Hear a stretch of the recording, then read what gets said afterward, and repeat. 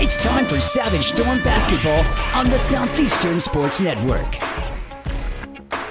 The Savage Storm are brought to you by Choctaw Casinos and Resorts, First United Bank, the Chutta Foundation, and the Choctaw Nation of Oklahoma. Savage Storm Athletics are sponsored by U.S. Cellular, Shelburne Heating and Air, Cherokee Communications, and El Caporal. The Savage Storm are also brought to you by Burridge Law, Westside Family Dentistry, Steubenville Chevrolet, and Shamrock Bank. Also sponsoring the Savage Storm, Choctaw Careers, Taco Casa, your local Texoma Chevy dealers, Excel Therapy, and the Wine Cellar.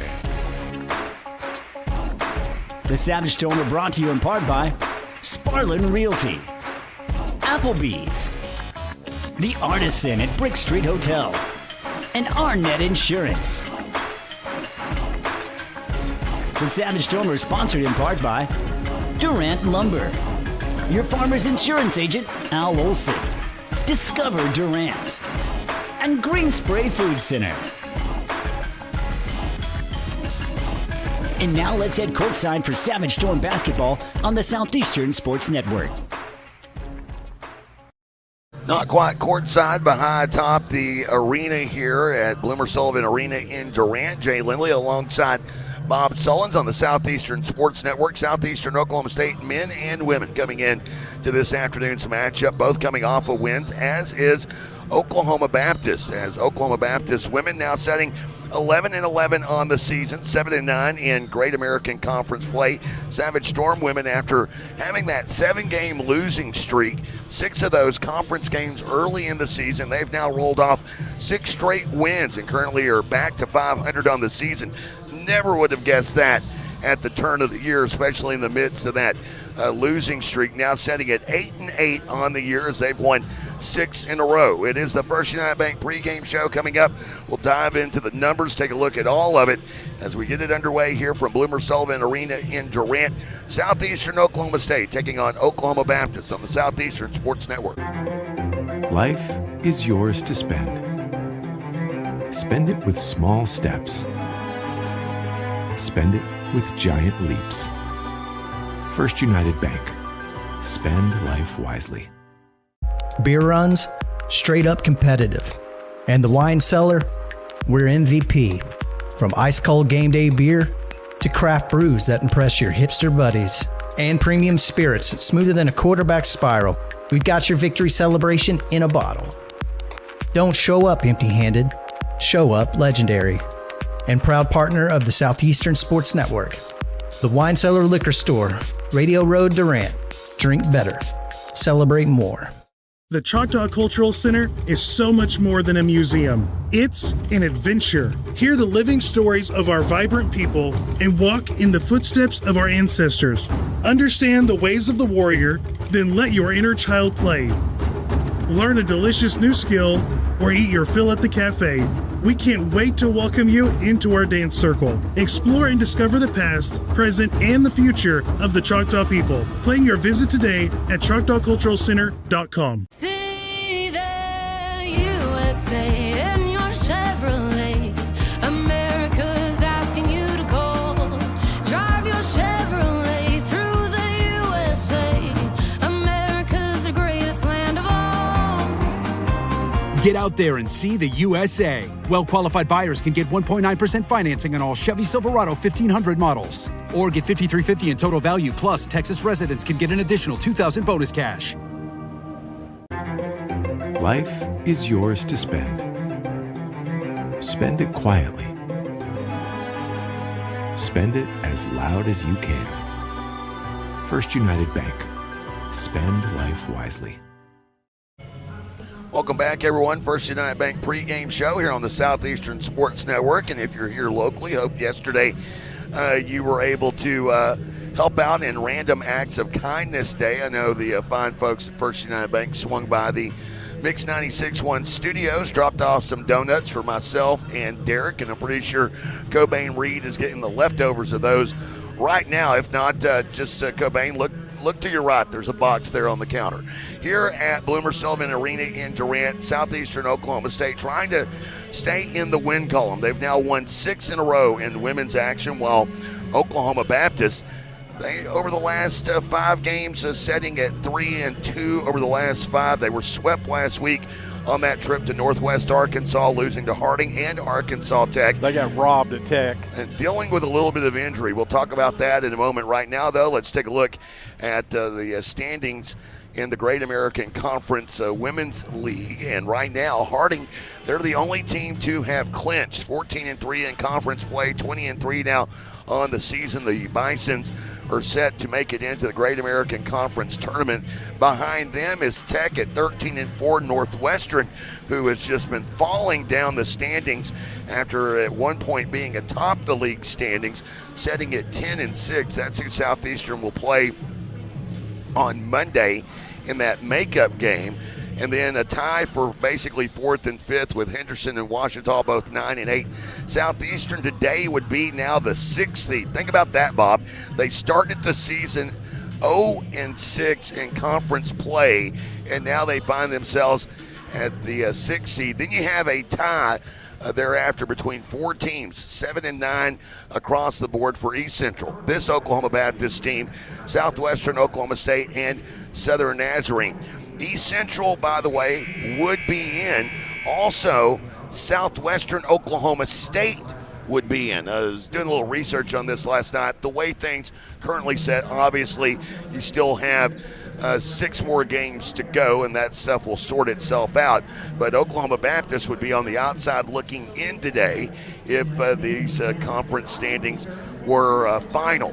So for Southeastern Oklahoma State, what do they have to do to keep things rolling along here? Well, let's get to the storm forecast brought to you by the Wine Cellar Liquor Store. And the one thing that they have to do is limit Jaden Getman. Getman, the 6'2 senior from Stratford, Oklahoma, 3-time all-conference performer. She became the 30th player in Oklahoma Baptist history to go for 1,000 points in her career. She has 1,586 career points, Bob, and for the season, she is the top scorer in the league at 20 points per game. She is in the top 8 across the board in offensive statistics, 8th in field goal percentage, 3rd in three-point shooting percentage, although she hasn't shot a lot, and she likely will not be shooting many more. We'll touch on that in a moment. She's the 3rd best free throw shooter in the league at 90%, 3rd in the league in rebounds at nearly 9 boards per game. She's got 10 double-doubles this season and is coming off of a double-double performance against Southern Nazarene. The reason I say you may not see Getman shoot a lot of threes, dealing with a broke wrist on her shooting arm. So she is going to be cast up, her right arm cast up, and has actually been shooting free throws left-handed in game. Wow. She is 9 of 10 from the line shooting with her offhand. Maybe she'll never go back. I mean, that's absolutely insane, and of course I can understand why playing through it. They suggested surgery. She went and got a second opinion. Doc said, yeah, you can play. If you play, though, and it gets worse, we're going to have to shut you down. Being her senior year, she's trying to fight through it. That reminds me of a famous story of Southeastern men's basketball. James Spivey, who was a 3-time All-American, played back in like the 50s. He supposedly had his arm broken, his shooting arm, right arm, and it played the rest of the season with his whole arm. He couldn't use he had a cast on his whole arm, and he still made All-American being a left-handed player. The technology has improved a little bit. A lot, yeah. But still yet, I mean, just think about that. You lose your shooting hand, your dominant hand. You've played with it your whole life.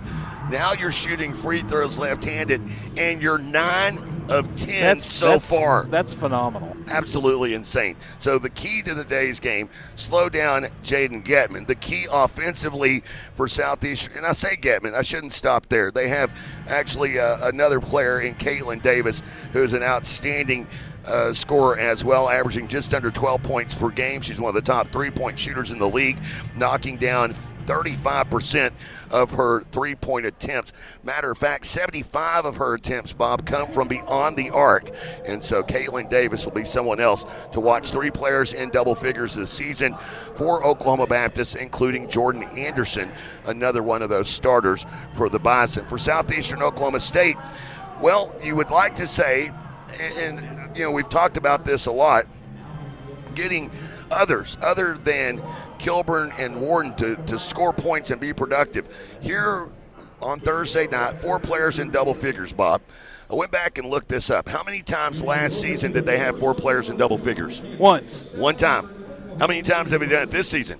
Once. 3 times. Oh, 3 times. So, again, we put all this on team ball. No, if you have 2 really good dominant players, which Southeastern, I would argue, does with Kilburn and Warden, yes, it may make life a little bit easier and maybe a little more visibly pleasing, but if you can get those 2 to really get rocking and going, then I think you have a chance anytime that you have Kilburn and Warden on the floor. Speaking of which, last time these 2 teams met, Kilburn and Warden, they put forth a great game. It was a 27-point, 10-rebound performance for Kinsley Warden, while it's Saturday, so it's her day. Tori Kilburn had 17 points and 9 boards in that game. Here's the problem. Those 2 players combined for 42 of their 42 of their 60 points in that game, 19 rebounds of their 40, and went 16 of 34 from the field. The rest of the team, 18 points,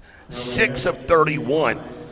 So you don't necessarily need them to shoot into double figures, but you do need them to get efficient points. We step aside for the playing of the national anthem. Back after this on the Southeastern Sports Network. Craving bold flavors and good vibes? Come on down to El Caporal Mexican Restaurant and Bar, your local fiesta headquarters. Sizzle your taste buds with Tex-Mex favorites, fresh seafood dishes, and don't forget their legendary top-shelf margaritas. Shaken, stirred, and always served with a smile. Whether it's date night, family night, or Margarita Monday, El Caporal is the place to be. El Caporal, where every night feels like a fiesta. Visit today. Taste the tradition, stay for the fun.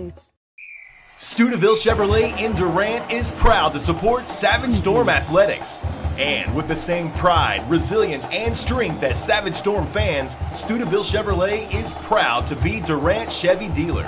When you need a new car, truck, or SUV, the Steubenville team is ready to find your perfect tailgate vehicle.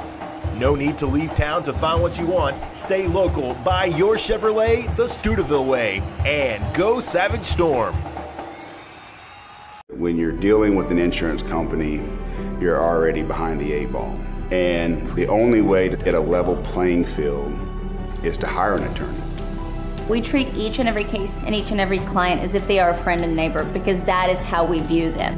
You'll get the best service. You're going to have the best people working on your case. That I can promise. Burridge Law Firm. Call 580-920-0700 or visit burridgelaw.com. At XL Therapy, our expertise extends beyond sports. We also offer dedicated rehabilitation for seniors, helping you maintain mobility and independence. Plus, we provide effective workers' comp rehabilitation to support a speedy return to work. With clinics in Ardmore and Durant, XL Therapy is the community's trusted choice for top-quality orthopedic and sports medicine care. Visit xltherapyok.com to learn more. XL Therapy, where we excel at helping you excel. Bank on your schedule with First United Bank's online and mobile banking services. Visit firstunitedbank.com. It is the First United Bank pregame show here on the Southeastern Sports Network. Jay Lindley alongside Bob Sullins, wrapping up the storm forecast brought to you by the Wine Cellar Liquor Store. We wrap it up with Bob's crazy stat of the game. So Southeastern has a 6-game winning streak, right? I went back and looked at their stats and that 6-game winning streak and then compared them where they would rank in the conference. Of course, the conference teams have played a lot more, but first in field goal percentage at 44%, team field goal percentage. First in free throw percentage at 81%. First in fewest turnovers at 10.6 a game. Defense, first in opponent's field goal percentage and first in opponent's three-point percentage. They would be leading the conference in all of those categories if they played like this every night out. I kind of narrowed it down to the last 5. They're plus 13 in turnovers over the last 5 wins. And you mentioned three-point shooting percentage. Opponents over the last 5 shooting just 23% from downtown against Southeastern. There's a look at the storm forecast brought to you by the Wine Cellar Liquor Store, Radio Road in Durant. Don't show up empty-handed like our friend Noah. Show up legendary. The Wine Cellar Liquor Store, Radio Road in Durant. Drink better, celebrate more, celebrate responsibly. We get set for a look at the starters here in a moment, brought to you by our friends at the Chutta Foundation. Right now, though, let's take a look at the 2 coaches. Coach Bo Overton, now in his 11th year, and I should specify this, his 11th year as a 4-year collegiate coach. By the way, this is his 6th year at Oklahoma Baptist. By the way, he graduated from high school the same year I did. We played Ada in Ada when he was the Oklahoma High School Player of the Year and then went on to OU. Did he school you? Now, I didn't play, but I did get in trouble and got kicked off the bench. I wonder why. There's times I want to kick you off the broadcast. We take a look at Coach Overton's all-time record. Of course, coached at Oklahoma City University before heading out to Oklahoma Baptist. It was actually at Murray State in Tishomingo prior to all of that. 223 career wins against 105 losses, 78-80. His record at Oklahoma Baptist. For Coach Darren Grover, his 24th year as a head coach, 385 wins against 288 losses. This is 21st season here in Durant with 308 wins, 270 losses, 203 conference victories for Coach Darren Grover as his ladies looking to make it 7 in a row. We'll get it more into this in the men's game because Oklahoma Baptist men on a historic win streak right now. But the longest win streak in the GAC Women's League this year, Bob, is 8. 8 wins is the longest streak so far by a team this year for any women's team in the GAC. By the way, you know where Bo Overton went to high school? Go ahead. Ada. Really? Did not know that. He was a Cougar. In fact, the game I'm talking about happened at the Kerr Activity Center, even though it was a long time ago. I was actually being told by Todd Miller he's a heck of a golfer as well, so we may have to meet up sometime in the off-season and swing away at some of the courses. I know they've got some great ones up in the Shawnee area. Maybe we can do a 2 for play at Fire Lake and come down here and play at Chickasaw Point. Getting set for the starters, brought to you by the Chutta Foundation. The Chutta Foundation, a nonprofit organization dedicated to helping tribal members achieve levels of higher education. They have an outstanding scholarship program. Visit CHAHTAFoundation.com for the application process going on now. Let's go down to Blake Allen, our honorary PA announcer for today. For the visiting Bison, starting at guard, freshman number 1, Jordan Anderson. Starting at guard, sophomore number 3, Caitlin Davis. Starting at guard, junior number 10, Parker Stevenson. Starting at guard, junior number 11, Brenna Butler. And starting at forward, senior number 33, Jaden Getman. The head coach of Oklahoma Baptist is Bo Overton.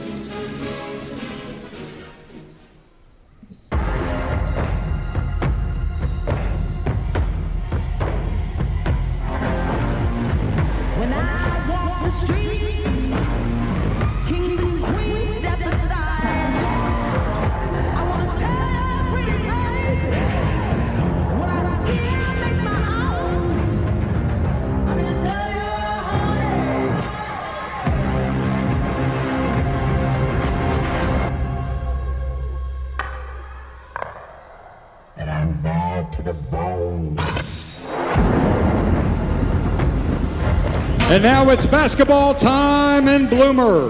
Let's meet today's starters for Southeastern. Starting at guard, a senior from McAllister, Oklahoma, number 3, Stevie Stinchcomb.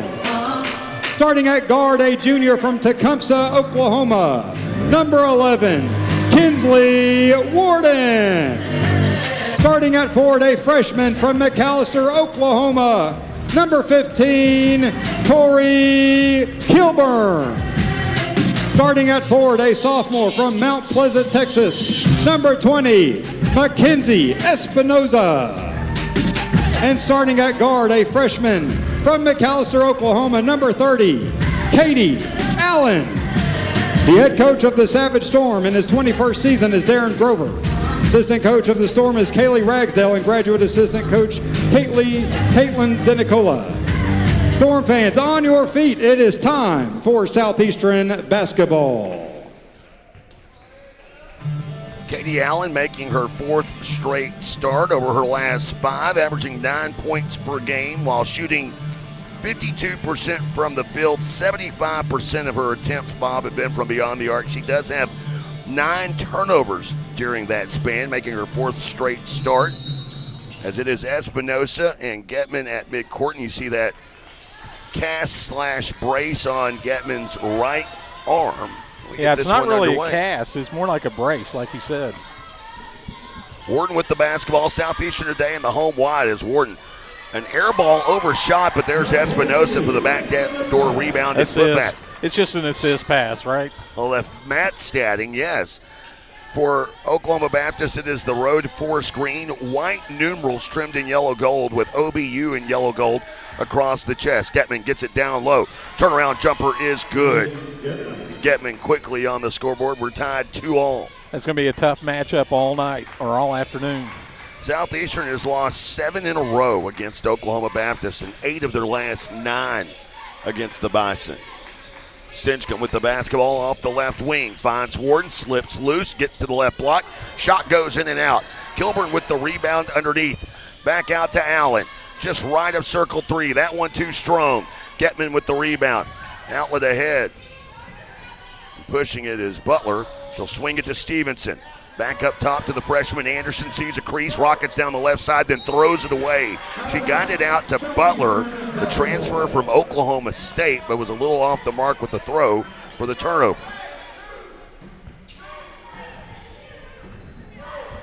Stinchcomb walking patiently up the floor. For those of you listening, Storm moving left to right here at Bloomer Sullivan Arena in Durant. Feeds the high post. Kilburn going to work.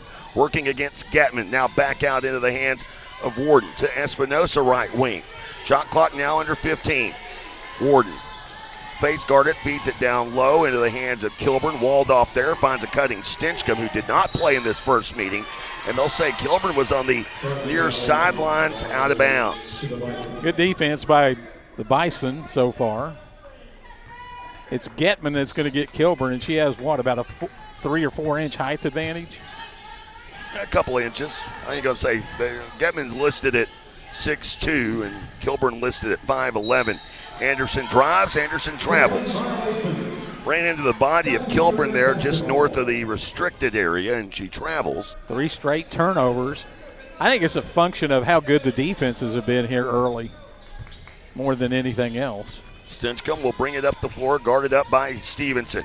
Bounces to the left as Kilburn forced off her spot by Getman. Now to Allen in the right corner. Back around, Warden to Stinchcomb. She'll attack from the left wing. Get to the left side of the lane to Kilburn. Extra pass finds Allen. Sidestepping to the left. Fires a 3 and drains it. So Allen hits her first 3 of the game, her second attempt. Jay, you get the feeling her teammates are starting to look for her? Yeah, just a little. Stevenson down the right side, and I saw it. Warden caught the face. Yeah, the official indicated that immediately.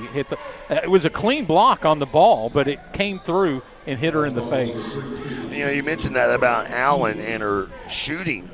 And if you look at her splits early in the season to where she's at now, she has really been shooting at a high clip. I mean, for the season, she's 18th in the league in three-point shooting at 33%. She's shooting 43% from downtown over her last 5, and Coach Grover had mentioned this in a post-game interview here just a few weeks back, that he kind of blamed it on himself for not strategically creating plays to kind of free up Allen. And ever since they've made that switch, Allen certainly has gotten more clean looks. I don't think it's a matter of teammates not looking for it. I just think they're early in the season maybe taking not as clean of looks as they would have liked. Well, the stoppage is because the shot clock never started, and they're trying to get it reset.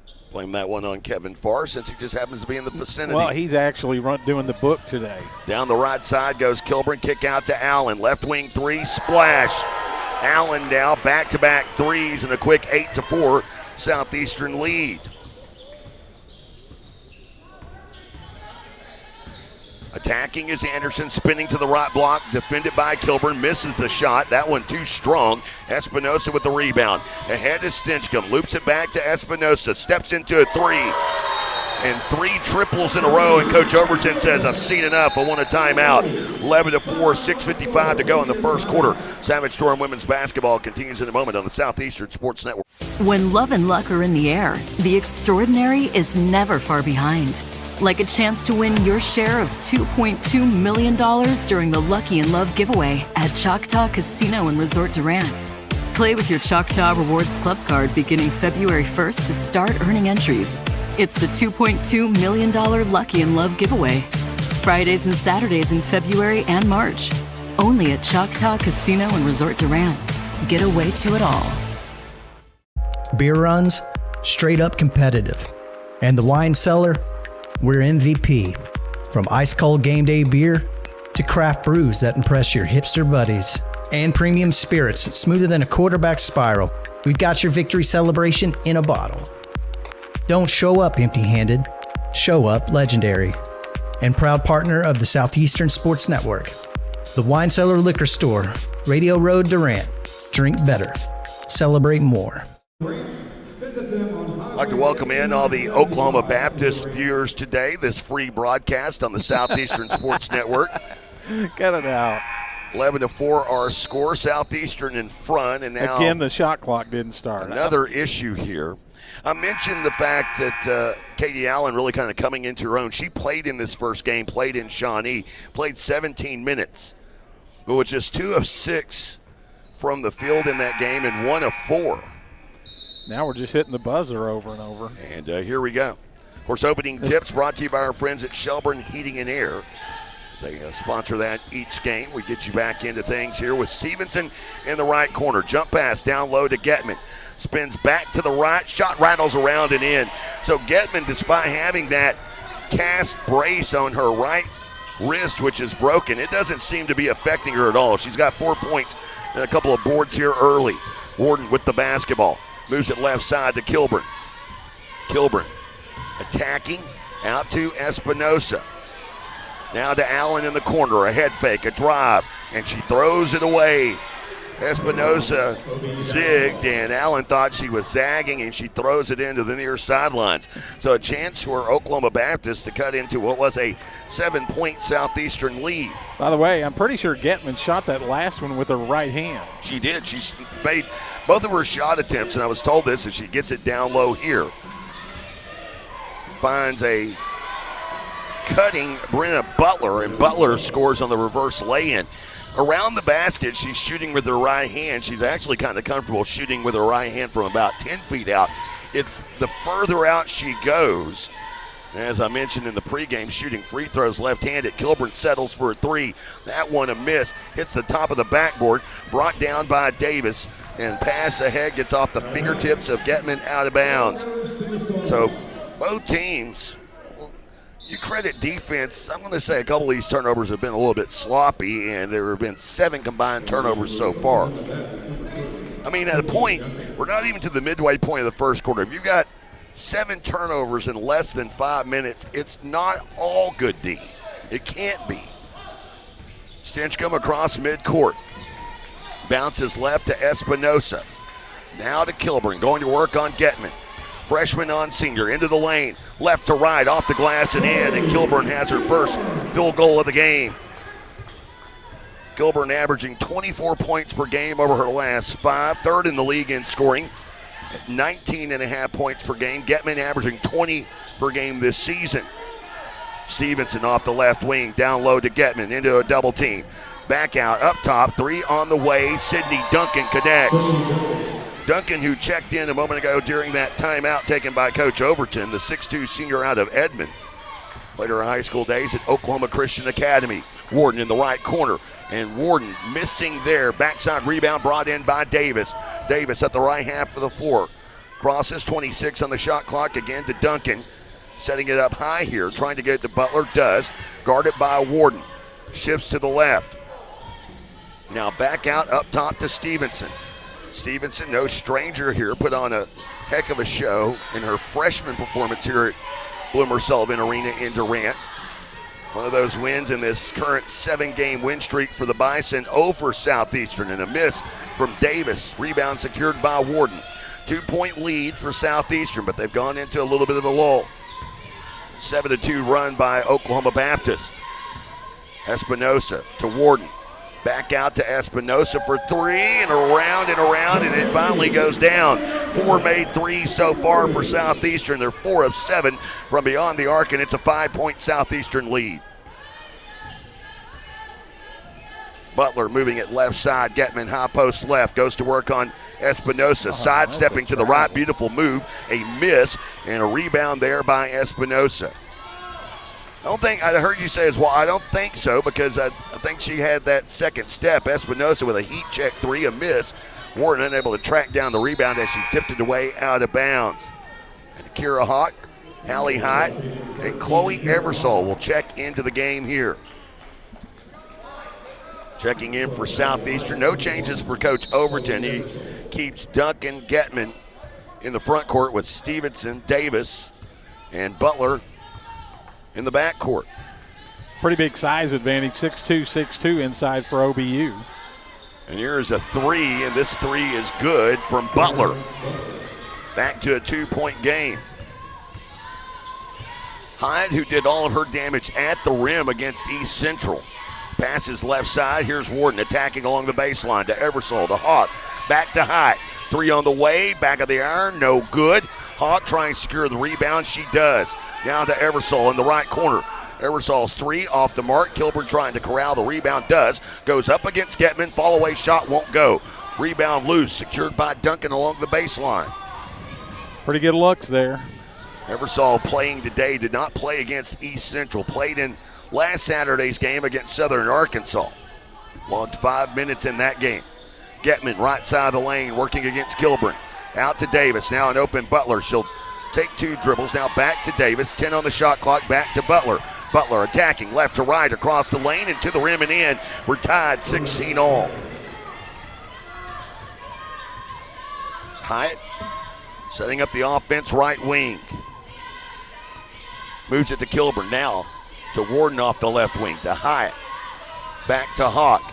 Bouncing down right side. Kilburn walled off by the second defender, Davis. Now Warden at the top of the key. Attacks downhill right side. Missing the lay-in. Davis comes up with a rebound. And a chance for Oklahoma Baptist to take the lead. Stevenson, left wing. 3 on the way. Online, and it's nothing but the bottom of the net for Stevenson. And all of a sudden, Oklahoma Baptist leading 19-16. 3 for 4 for the Bison from the beyond the arc. Currently in the middle of a 15-5 run and a travel here.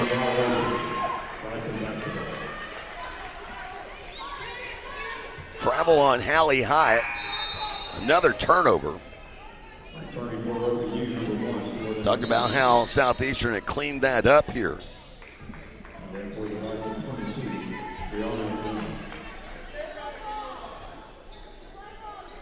Changes being made for Coach Overton. Brianna Jones will check in. Freshman out of Oklahoma City. Also back into the game, Jordan Anderson, the freshman starting guard. Stevenson with it here. Passes to the right corner. Back to Stevenson off the right wing. Dribbling with the right hand. Moving. Picked up by Hyatt. Now back and up top to Jones.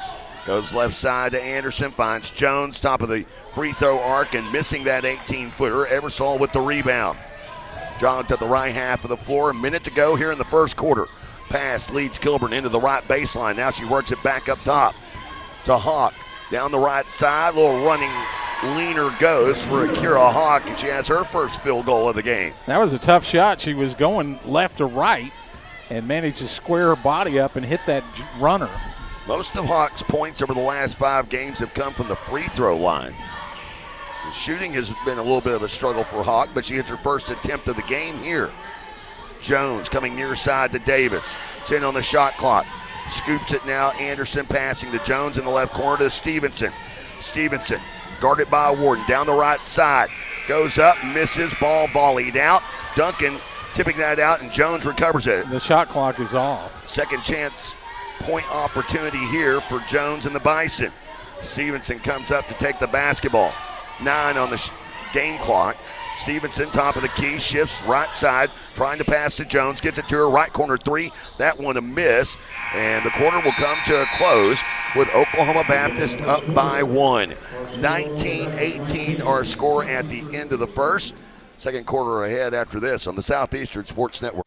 When love and luck are in the air, the extraordinary is never far behind. Like a chance to win your share of $2.2 million during the Lucky in Love giveaway at Choctaw Casino and Resort Durant. Play with your Choctaw Rewards Club card beginning February 1st to start earning entries. It's the $2.2 million Lucky in Love giveaway. Fridays and Saturdays in February and March. Only at Choctaw Casino and Resort Durant. Get away to it all. Beer runs, straight up competitive. And the wine cellar, we're MVP. From ice cold game day beer to craft brews that impress your hipster buddies. And premium spirits smoother than a quarterback spiral. We've got your victory celebration in a bottle. Don't show up empty-handed. Show up legendary. And proud partner of the Southeastern Sports Network. The Wine Cellar Liquor Store, Radio Road, Durant. Drink better. Celebrate more. Welcome back, everyone. Bloomer Sullivan Arena in Durant, where it's 19-18. Oklahoma Baptist in front. Quick look at the numbers brought to you by our friends at your local Texoma Chevy dealers. As leading scorer, Brenna Butler for Oklahoma Baptist has 7 points at the end of one, and Mackenzie Espinosa with 8. We got some new guys running the scoreboard over there, and they are having a hard time getting the clock stuff situated. This is our third stoppage because of that. Maybe you should give Farr credit because he is not running the scoreboard today. It is Butler, Anderson, Getman, who remains on the floor, Faith Wright, the Dale, Oklahoma native, in for her first action of the game, has it now off the left wing. A couple of dribbles now to Stevenson between the two circles. Drifting to the left, down the left side, guarded by Allen. Passes back up top to Butler. Butler spins in and travels. So another turnover there. That's the 4th of the game on Oklahoma Baptist. The Southeastern's lineup includes Stinchcomb, who will bring it up, has Katie Allen and Chloe Eversole in the backcourt, Hawk and Espinosa in the front court, while Warden and Kilburn each get a breather here. Allen with the basketball off the left wing to the free throw line. Pass, rocketed it to Eversole, had to corral it, lost her footing a bit. Now Stinchcomb will attack. Shot clock down to 6, working the right half of the floor. Now right side of the lane, double back move, forces one up to avoid the shot clock violation. Well, they call here a foul on Mackenzie Espinosa. What? Okay. I really didn't see anything there. I think I saw the ref said she hit her head again. So both fouls that have been called have been hitting somebody in the head. Butler to Stevenson down in the right corner. Here's Wright down the left side. Shot blocked by Kira Hawk, who one of the top shot blockers in the GAC, and Getman unable to get that shot to go from the right side. Now a scrum for it. Getman able to track it down as it came bouncing out. Wright fires one up right wing to avoid a shot clock violation. It hits iron, misses. Anderson, rebound, put back goes. You got to get that rebound. They had about 3 or 4 chances to grab the rebound in there, kept volleyballing it around. Jordan Anderson with her first points of the game, and it's a 3-point Oklahoma Baptist lead. Hawk off the left wing, bouncing down baseline left. Espinosa forces a pass to Eversole, can't contain it, gets away out of bounds along the baseline. And Eversole arguing, hey, I'm getting shoved here. And the official says, so what? Warden will check into the game, will replace Eversole. Well, part of the reason for extra turnovers, Jay, is they're just letting it go. There's only been 2 fouls called in the game, both on Southeastern. Both times they said they hit them in the head. Right with the basketball, right side down to Getman. Getman going right to left, and she scores from the left block. Oklahoma Baptist now with their largest lead of the game. They're up by 5, 23-18, and Southeastern so far scoreless here in this quarter. Hawk with the basketball, passing over the defense, finds Allen. Drives baseline, a lot of contact, no whistle, gets her own rebound. Didn't reset the shot clock, now they call a travel on Akira Hawk. What? She didn't do anything. May have had a little bit of a shuffle before she got started. That's the only thing I think that could have been the case. They are travel. That's the call du jour today, is traveling. How many have we had? Like 4 or 5? 1 on Southeastern and 2 for sure on I think Oklahoma Baptist, so that'd be 3. 2 on Southeastern. Here's a 3 on the way. This one off to the right. Warden with the rebound. Setting the lines for Oklahoma Baptist as Getman remains on the floor. She is let to leave. Stevenson and Butler out there as well. Caitlin Davis returning to the lineup, joining the rest, and Jordan Anderson. Kilburn, extra move, fall away jumper off to the left. Stevenson with the rebound. Storm have started this second quarter now. A hand check call on Katie Allen. That was a legit call. She was late picking up her girl and had to put the hands out there when she drove. So still no fouls have been called in this game on OBU. We played almost a quarter and a half. Getman with the basketball from the GAC logo, knocks down a 12-footer. Jaden Getman now sending 8 points, 3 boards, and 2 assists. Who needs a right wrist? 25-18 our score. Stinchcomb into the lane, out to Allen, left wing. Back around the arc, right side, Warden. To Stinchcomb. Stinchcomb down the right half of the lane. Kick out to Kilburn, back to Stinchcomb. Guarded by Stevenson from the right wing. Looking inside, had 2 players down in the post area. To Kilburn, springs out for a 3. Back of the iron, shot no good. Stevenson with the rebound. And Oklahoma Baptist getting close to pushing this lead to double digits. They bounce, they find Butler. Butler quickly inside to Anderson. She'll miss. Butler gets her own rebound. Passes up top. Stevenson steps into a top of the key 3. That one almost dead-balled its way through the hoop, and that a miss. Well, they give the ball to Southeastern, and Coach Grover is over there. What he's arguing about, and we've seen this happen over and over, on the rebounds, OBU is just crashing into people. I mean, just plowing into them in the back on rebounds. They haven't called 1 foul today on that. Well, and his argument being that, hey, it's being called the other way down there because it was on Espinosa just a couple of possessions ago. Kilburn down the right side, slots past Getman for the score, and that stops the bleeding momentarily. And what she did there is quick decision. She got the ball and went straight to the basket. Getman couldn't quite keep up with her. 25-20, Oklahoma Baptist in front. Getman with the pink shoes, top of the key, hands to Davis. Davis down the right side. Davis blocked from behind by Kilburn. He'll stick with Oklahoma Baptist, but only 14 on the shot clock. To be fair, they didn't call a foul on that either. Some games, that would have been a foul call. Sydney Duncan will check into the game. Getman will get her first breather of the afternoon. Inbound to Davis, now to Anderson. Just off the right elbow. Guarded by Warden. Shifts to the left into the body of Warden, and Warden called for a foul. So Anderson will go to the line shooting 2, a 68% free throw shooter this season. Second on the team in free throws attempted, comes into the day with 83 attempts so far. Warden heads to the bench after picking up her first personal foul. Stevenson will have a seat as well.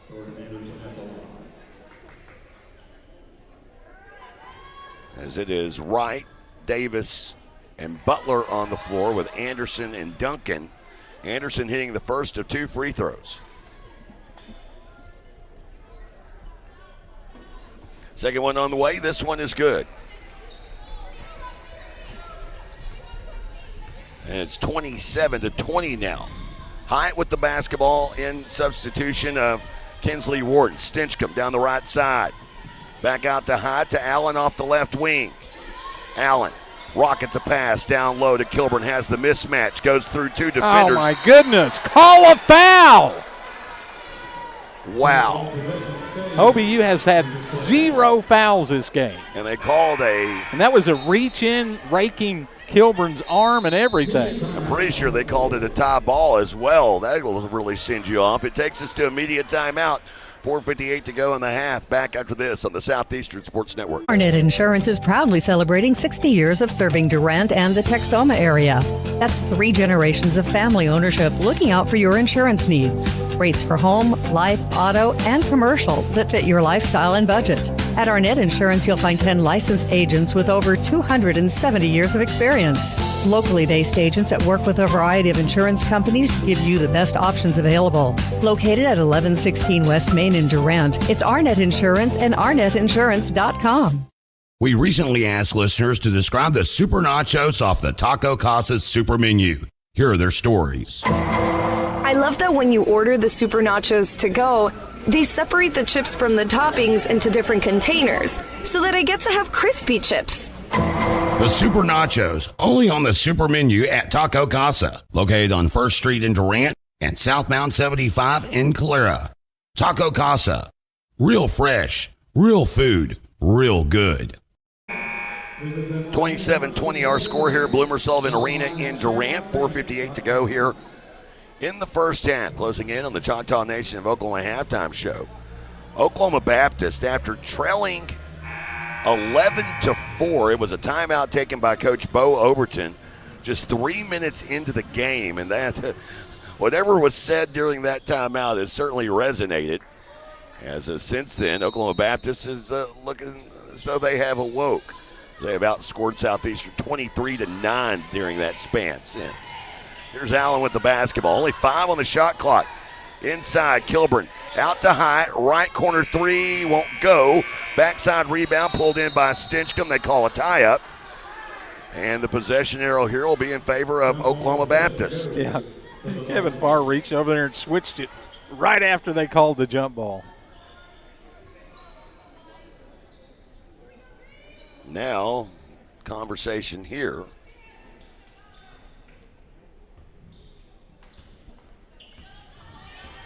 Don't know what that was quite about, but Butler will bring it across midcourt. She has Anderson, Davis setting down low with Duncan now looking to spring her free with a screen. Cross court to Faith Wright. Back up top to Butler. Butler in the heart of the lane finds Anderson baseline left. She'll bring it back out left wing, give to Butler. Butler back to Anderson. Anderson into the lane, into the body of Hyatt. Jump pass, finds Davis. 3 on the shot clock. Hesitates, now shoots and knocks it in. Allen went flying by her, and Davis just kind of repositioned herself, gets the shot to go, and Oklahoma Baptist has their largest lead of the day. Here's an ill-advised pass to Hawk that is stolen away. Anderson picking up the loose ball, and Kilburn with her second block shot of the afternoon as Faith Wright had it swatted into the baseline. Getman will check back in for Oklahoma Baptist, as will Parker Stevenson. Allie Hyatt heads to the bench, and Chloe Eversole checks in. Well, as physical as the officials are letting play be here, it's just really hard for Southeastern to get anything. Takes an inbound pass off the left wing, knocks it down. The lead has grown to 12, 32-20. It's one of these lulls that Southeastern has not had in a while, Bob. As far as scoring is concerned, Stinchcomb for 3. That one an awkward shot. That one a miss. Southeastern just one of their last 7 now. Have not scored in over 2 minutes. Errant pass. Eversole with the steal. It was intended for Duncan. Eversole on the run. Stevenson trying to defend, and Eversole finishes with a left-hand lay-in. 32-22 now. Oklahoma Baptist in front. Stevenson with it here, just left of circle. Down the left side. Will give to Davis. Back out to Stevenson, left wing. Squares, fires a 3. That one won't go. Duncan trying to tip it out. Does. Collision between Stinchcomb and Getman. Down on the floor. Another tie-up called. And that tie ball will favor Southeastern.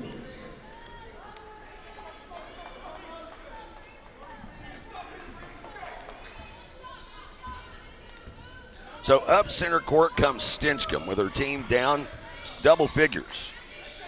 Katie Allen, and really Allen and Kilburn and Stinchcomb Only 3 starters on the floor. Here's Hawk finding Eversole.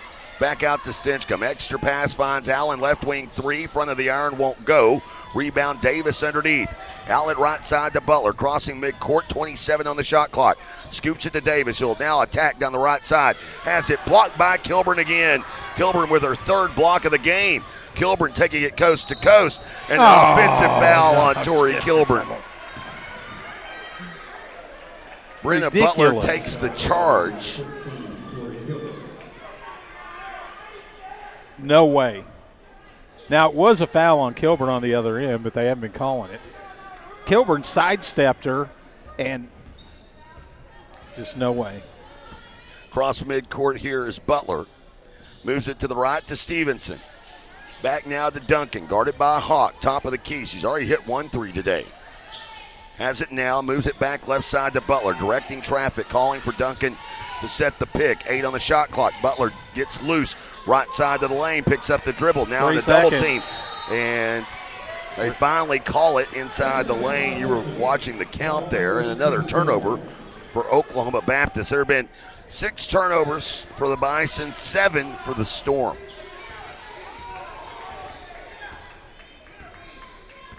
As Stinchcomb across midcourt to Eversole. Back to Allen, top of the key. Warden getting as many bench minutes as I've seen her get all season long. Stinchcomb out to Hawk.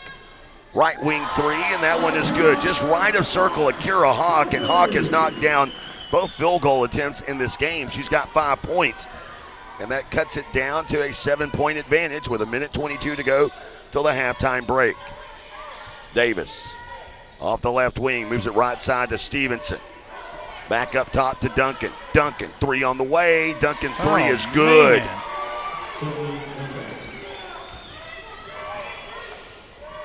Duncan now with 6 points, 6-footer, and both of her attempts, Bob, have been from beyond the arc. Stevenson almost had a steal and a pick 6, but instead went out of bounds along the sideline as Jordan Anderson checks back into the game, replacing Butler.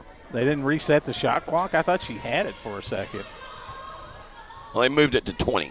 Here's Hawk, down low to Kilburn. And Kilburn fouled, and that's your first foul of the game against Oklahoma Baptist. 52 seconds to go in the first half. Foul is on Jaden Getman. Getman will send Kilburn to the line. Kilburn in this game has 4 points, 3 boards, 2 assists, 3 blocked shots. Hits the first of 2 free throws. She has been outstanding from the line, not only over the last 5, but this season, 82% for the year, and after that make 26 of her last 30 attempts, now 27 of her last 31. But still Storm trailing here by 8, 35-27. A 20-second differential between shot clock and game clock. Storm should get it back. Duncan to Getman. Will hand off Stevenson. Stevenson had it poked loose, regains control. Rockets a pass to Duncan, trying to save it. Does. Davis comes up with it. Shot clock to 8. Down to Getman. Working against Kilburn. Turnaround, follow away jumper, no good. Kilburn with the rebound. Pushing it ahead. Kilburn across midcourt. Passes to Stinchcomb. 18 seconds to go. Stinchcomb on the NCAA logo now sets it in motion. Moves it right to Eversole. Back to Stinchcomb to Hawk. High post right. Back to Allen. 7 seconds. Stinchcomb to Eversole, right wing, air it pass. Stinchcomb retrieves it, fires a 3, front of the iron, and that will end the first half. Oklahoma Baptist, after a slow start for the Bison, they trailed early 11-4, but a timeout certainly changed the tone of everything on the visiting team in green, and they take a halftime lead in at the break. 35-27, the Choctaw Nation of Oklahoma halftime show around the corner after this on the Southeastern Sports Network. If college is in your future, then scholarship applications should be too. Visit ChetaFoundation.com for dozens of scholarship opportunities. Whether you're a high school senior or pursuing a doctorate level degree, Choctaw Tribal members will find competitive scholarships for every level of education. Applications for the Cheta Foundation open on January 15th, but you can start planning now. For more information, visit the scholarship page at ChetaFoundation.com. That's CHAHTA Foundation.com. See the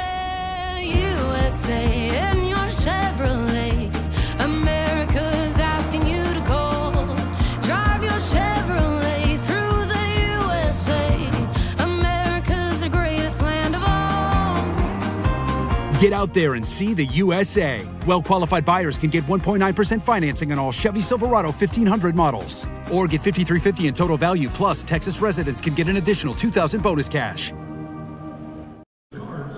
Welcome back, everyone. 35-27 our score. Oklahoma Baptist in front as we take you into the Choctaw Nation of Oklahoma halftime show. Turnovers galore in this game. The two teams have combined for 13 so far, but it's Oklahoma Baptist with an 8-point advantage. Coming up, Choctaw Nation of Oklahoma halftime show. We take a look around the Great American Conference scoreboard after this on the Southeastern Sports Network. My grandfather was making amateur films in, the 1960s, taking our oral storytelling traditions and sharing them in new ways with new media. There's always been Choctaws working in film. We're in Marvel movies. We're in documentaries. Choctaws in cinema, Choctaws in television. Anything is possible now. See and share our stories at togetherwe'remore.com. Life is yours to spend. Spend it apart. Spend it together. Spend a little now. Spend a lot later. Spend it fearlessly. Spend it faithfully. First United Bank. Spend life wisely. Tucker Wetmore, live. Saturday, February 28th, Choctaw Grand Theater. You look like I'm gonna wind up missing you. Billboard's 2025 Artist to Watch. Wind up missing. Tucker Wetmore, special guest, Dasha. On sale now at Ticketmaster.com. Choctaw Casino Resort, Durant. Tucker Wetmore, live. See the USA in your Chevrolet. America's asking you to call. Drive your Chevrolet through the USA. America's the greatest land of all. Get out there and see the USA. Well-qualified buyers can get 1.9% financing on all Chevy Silverado 1500 models. Or get $5,350 in total value, plus Texas residents can get an additional $2,000 bonus cash. Welcome back, everyone. It is the Choctaw Nation of Oklahoma halftime show where our score at the break, Oklahoma Baptist 35, Southeastern 27. Jaden Getman playing with that cast on her right broken wrist. 8 points, 3 boards, and 2 assists.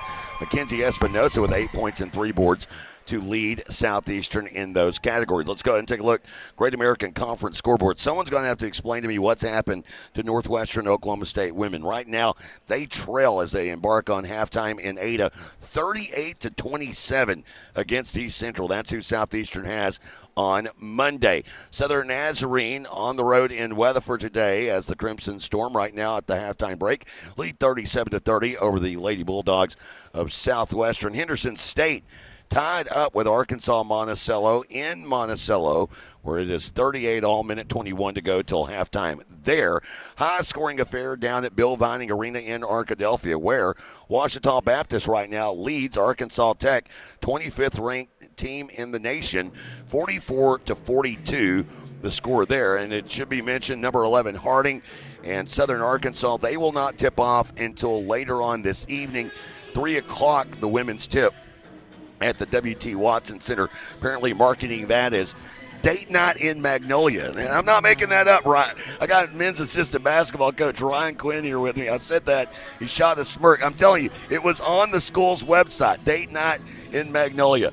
Taking a look at things around Division I college hoops, specifically it is over in Stillwater. TCU defeats Oklahoma State in overtime, 95-92. 5th-ranked Iowa State at home against 9th-ranked Kansas. And right now they're blowing the doors off the Jayhawks in Ames, 65-47 there. Other interesting games later on this evening. The real big interesting one out of the Big 12. Top-ranked Arizona, 23-1, coming off their first loss of the season. They host 16th-ranked Texas Tech.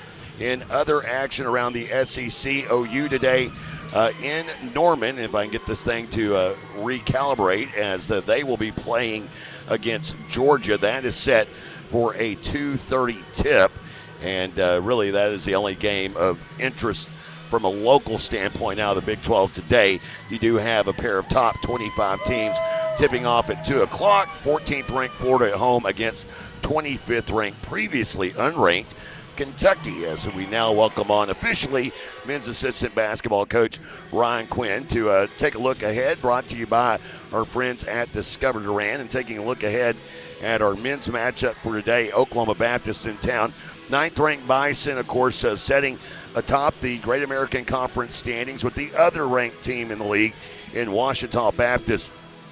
And when you look at this Bison squad now, 20-2 on the year, the guy that immediately jumps off the page, Terry Connor Jr., he's been in this league now for 3 years. Guy can just flat out score. I mean, what sort of a challenge is it? They're obviously, to be setting at 20-2, really good. So they've got other pieces other than just him. How difficult is it, though, whenever you have a piece like him that's one of the top scorers we've seen in this league? Well, you know, you want to try to just make him take tough shots. He can make difficult shots, so you just want to try to, you know, limit his really, really good looks and try to make everything a contested shot with him. You know, they do a very, very good job defensively, and they don't turn the ball over, and they really offensive rebound. And so, you know, while they're maybe not a great shooting team, you know, they find ways to get extra possessions. You know, the first time we played them, we had 16 turnovers, and they got a bunch of easy baskets in transition. And if you take those away, it's a 1 or 2 possession game. So, you know, we've been doing a better job of taking care of the ball, so that's obviously going to be important today. And, you know, when they do miss, you know, keeping them to one shot is going to be very important today. That kind of leads me to my next question. Even though he's only playing 19 minutes a game, they have somewhat of a unique player in Eric Madrid, a guy that's standing there 7'2". I'm not going to guess at his weight. He takes up a lot of space. How difficult is it eliminating those second shots when a guy like that is just buried under the basket for 20 minutes a game? Yeah, you know, he's a mountain. Yeah. I mean, he may have a career in the WWE after this. He's that big. You can't really do anything with him. You know, we've got to try to hit him early, you know, before he can get down underneath the basket, try to keep him from getting that deep position.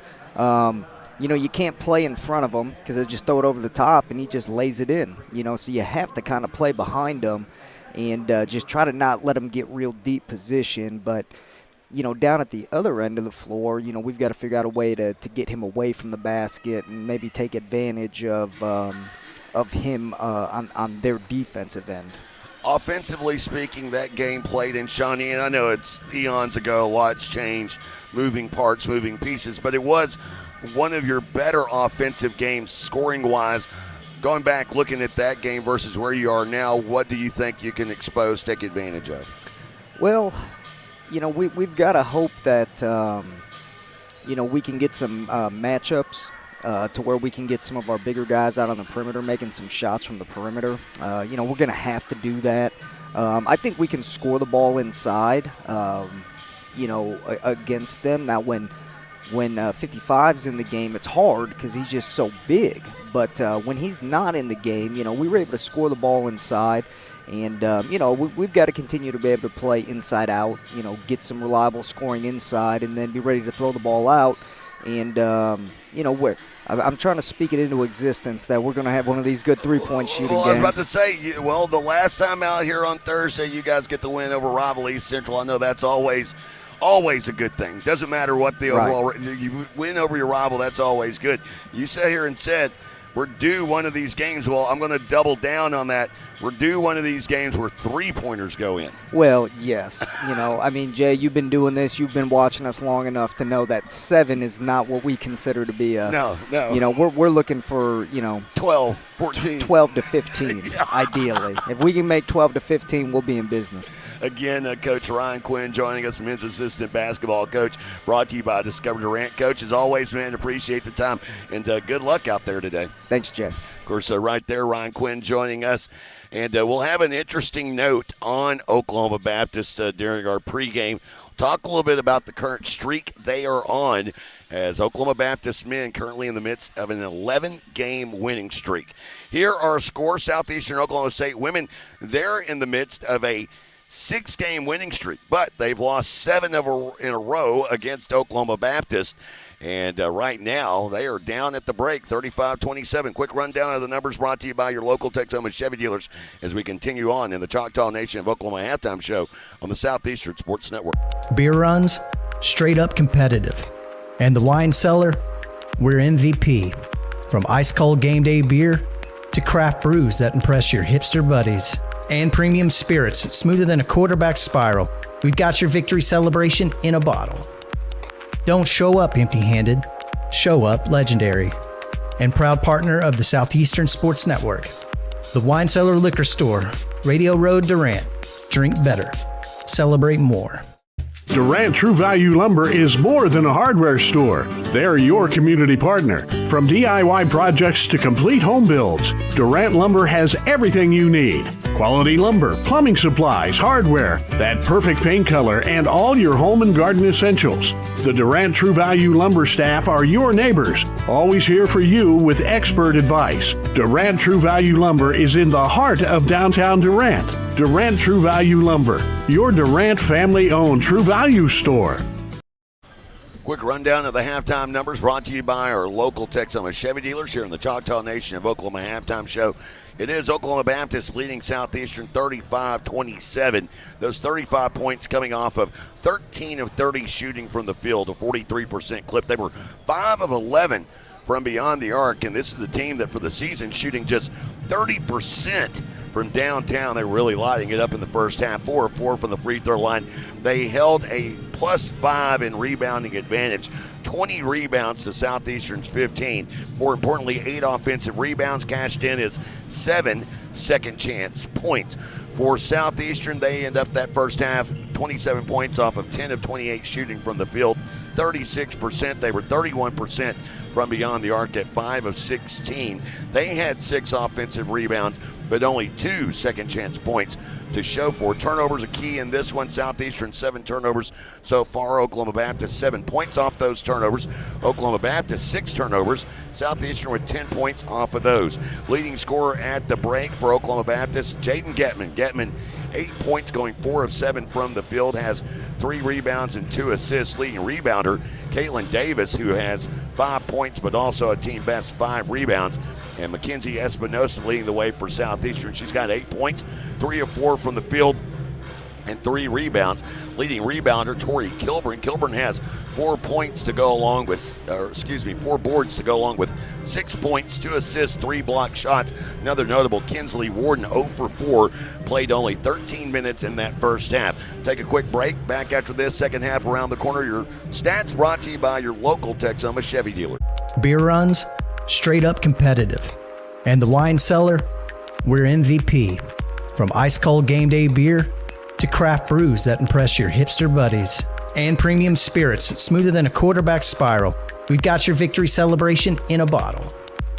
Don't show up empty-handed, show up legendary. And proud partner of the Southeastern Sports Network.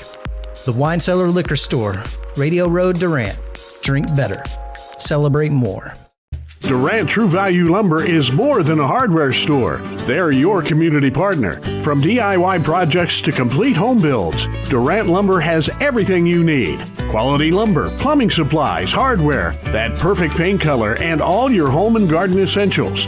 The Durant True Value Lumber staff are your neighbors, always here for you with expert advice. Durant True Value Lumber is in the heart of downtown Durant. Durant True Value Lumber, your Durant family-owned True Value store. Second half is upon us. Of course, a look at the numbers a moment ago brought to you by your local Texoma Chevy dealers. And Chevy is more than just a name you can trust. It's everything you want and more than you expect. All at a incredible value. Find affordability at your local Texoma Chevy dealer. Chevrolet, together, let's drive. Second half is here. It is Oklahoma Baptist with the ball to begin this second half as Coach Overton going with his original starting 5 as he has Butler, Getman, Stevenson, Anderson, and Davis on the floor. And it is Anderson out to Butler. Moves it to Davis, left side. Back to Anderson. Now between the two circles. Drifts to the right. And it traveled there. Just a little carrying motion by Anderson. The dribble got away from her. She started to pick it up to pass it, but there was a defender in her passing lane, so she tried to keep going. Espinosa with the basketball, bounces it right side to Allen, down to Warden, and Warden scoreless no more. Got to the rim and scored, had Butler draped on her backside, and it's a 6-point game. And that's a particular specific play called from the halftime locker room. Just to get her going. Her second leading scorer on the team, seventh in the league, averaging 15.5 points per game for the season. Stinchcomb, hand in the passing lane, comes up with a steal. She's been nifty at that this season since coming back from injury. Bouncing down right side, Kilburn spins into a double team to Espinosa up top. Extra pass finds Warden in the corner. And Warden, after starting the game 0 for 4, the first half scoreless, she comes out and goes 2 for 2 and has 5 points immediately. That's why it's a great call from the locker room to get her going. 35-31 our score. Getman goes up, awkward shot, misses iron, hit glass, but no iron. Rebound Espinosa to Stinchcomb. She'll push it up the floor. Stinchcomb up top to Kilburn, now to Allen, left wing. Slides past Davis, back to Kilburn. Top of the key, 3, in and out. Rebound by Getman. It was a good setup. She had a good look at it. What you want, the in and out look, as Stevenson dribbling with the right hand, kind of got away from her, does here, tracks it back down. Shot clock under 20. They move it to Anderson. A lot of slack given, and Anderson takes advantage with a left wing or right wing 3. Kilburn down the left side. Back out to Stinchcomb, up top to Allen. Sidestepping a leaping Getman, feeds it to Kilburn, and a tie up the call underneath. Possession arrow stays with Southeastern. They've been giving Anderson that shot, and she hasn't taken it. But she finally hit one. The only attempt at 14 coming into today was 3 of 14 from beyond the arc. Big reason probably why she hadn't been taking it. Stinchcomb will inbound over the head of the before-mentioned Anderson to Espinosa. Allen now right wing, bouncing down to Kilburn into a double team and takes a tumble down she got low. Hammered. Rebound ahead, Butler finding Anderson, knifing down the left side, and Anderson back-to-back baskets. And it's back now to a 9-point Oklahoma Baptist lead. They're just not going to call any fouls. Stinchcomb down low to Warden. Warden fall away jumper. That one won't go. Davis with the rebound. And Coach Grover begging for a foul. And now a travel called on Stevenson as Stinchcomb takes a tumble. They haven't called any offensive fouls except the one on Kilburn that wasn't really a foul. Grover is not afraid at all right now down along the baseline. Coach told him to go back to his seat, and he gave her the, I'm shaking in my boots routine over there. She continues to stalk the sidelines. Missed shot for Southeastern. Oklahoma Baptist has it. Davis driving. Kick out. Stevenson, clean look at the 3. Arc was a little bit off as Espinosa fouled trying to grab the rebound. Foul on Getman. It's her second. Really? There's only been 2 foul calls on OBU. Yeah, and they've been against their star player. Crazy. Stinchcomb across midcourt. In the midcourt circle, shifts to the left, finds Warden. Warden against Butler. Walled off along the baseline, now into the heart of the lane. Pull up from 14, knocks it down. So Warden has started this second half red hot. And Stevenson moving the basketball will hand here to Anderson. Back now to Stevenson, drifting to the left. Shot clock to 15 to Davis. Back to Butler between the two circles. Lobs in, high post right, Getman against Espinosa. Strong down the left side, and Getman gets to double figures. It's just a quick move. She got the first step on Espinosa and got to the basket. 10.5 boards here so far for Jaden Getman. Kilburn, left wing 3, that one just a bit short. Rebound here by Butler. Butler ahead, a 9-point lead. Pass to Davis. Davis down low to Getman. Getman against Espinosa, fouled, and Getman will go to the line shooting a free throw. Cannot let her catch it down that low. Kira Hawk gets set to check in. I mean, when I say that, I mean, you've got, as a defender, you've got to push her, physically push her off that low block spot. Getman has now gone for double figures in 20 of a possible 23 games this season. She misses that free throw there, again shooting left-handed. But an 11-point lead for Oklahoma Baptist, second largest lead of the game. They were up by 12 at one point in the second. Warden a three from the right corner. That one no good. Rebound by Getman. Almost lost the dribble. Now to Butler. Butler will give to Getman. Run into Akira Hawk and an offensive foul taken. And Getman picks up her third personal. Yeah, I think Akira Hawk sold that one pretty good. She anticipated. She got to the spot, but then she went flying backwards. Hyatt with the basketball.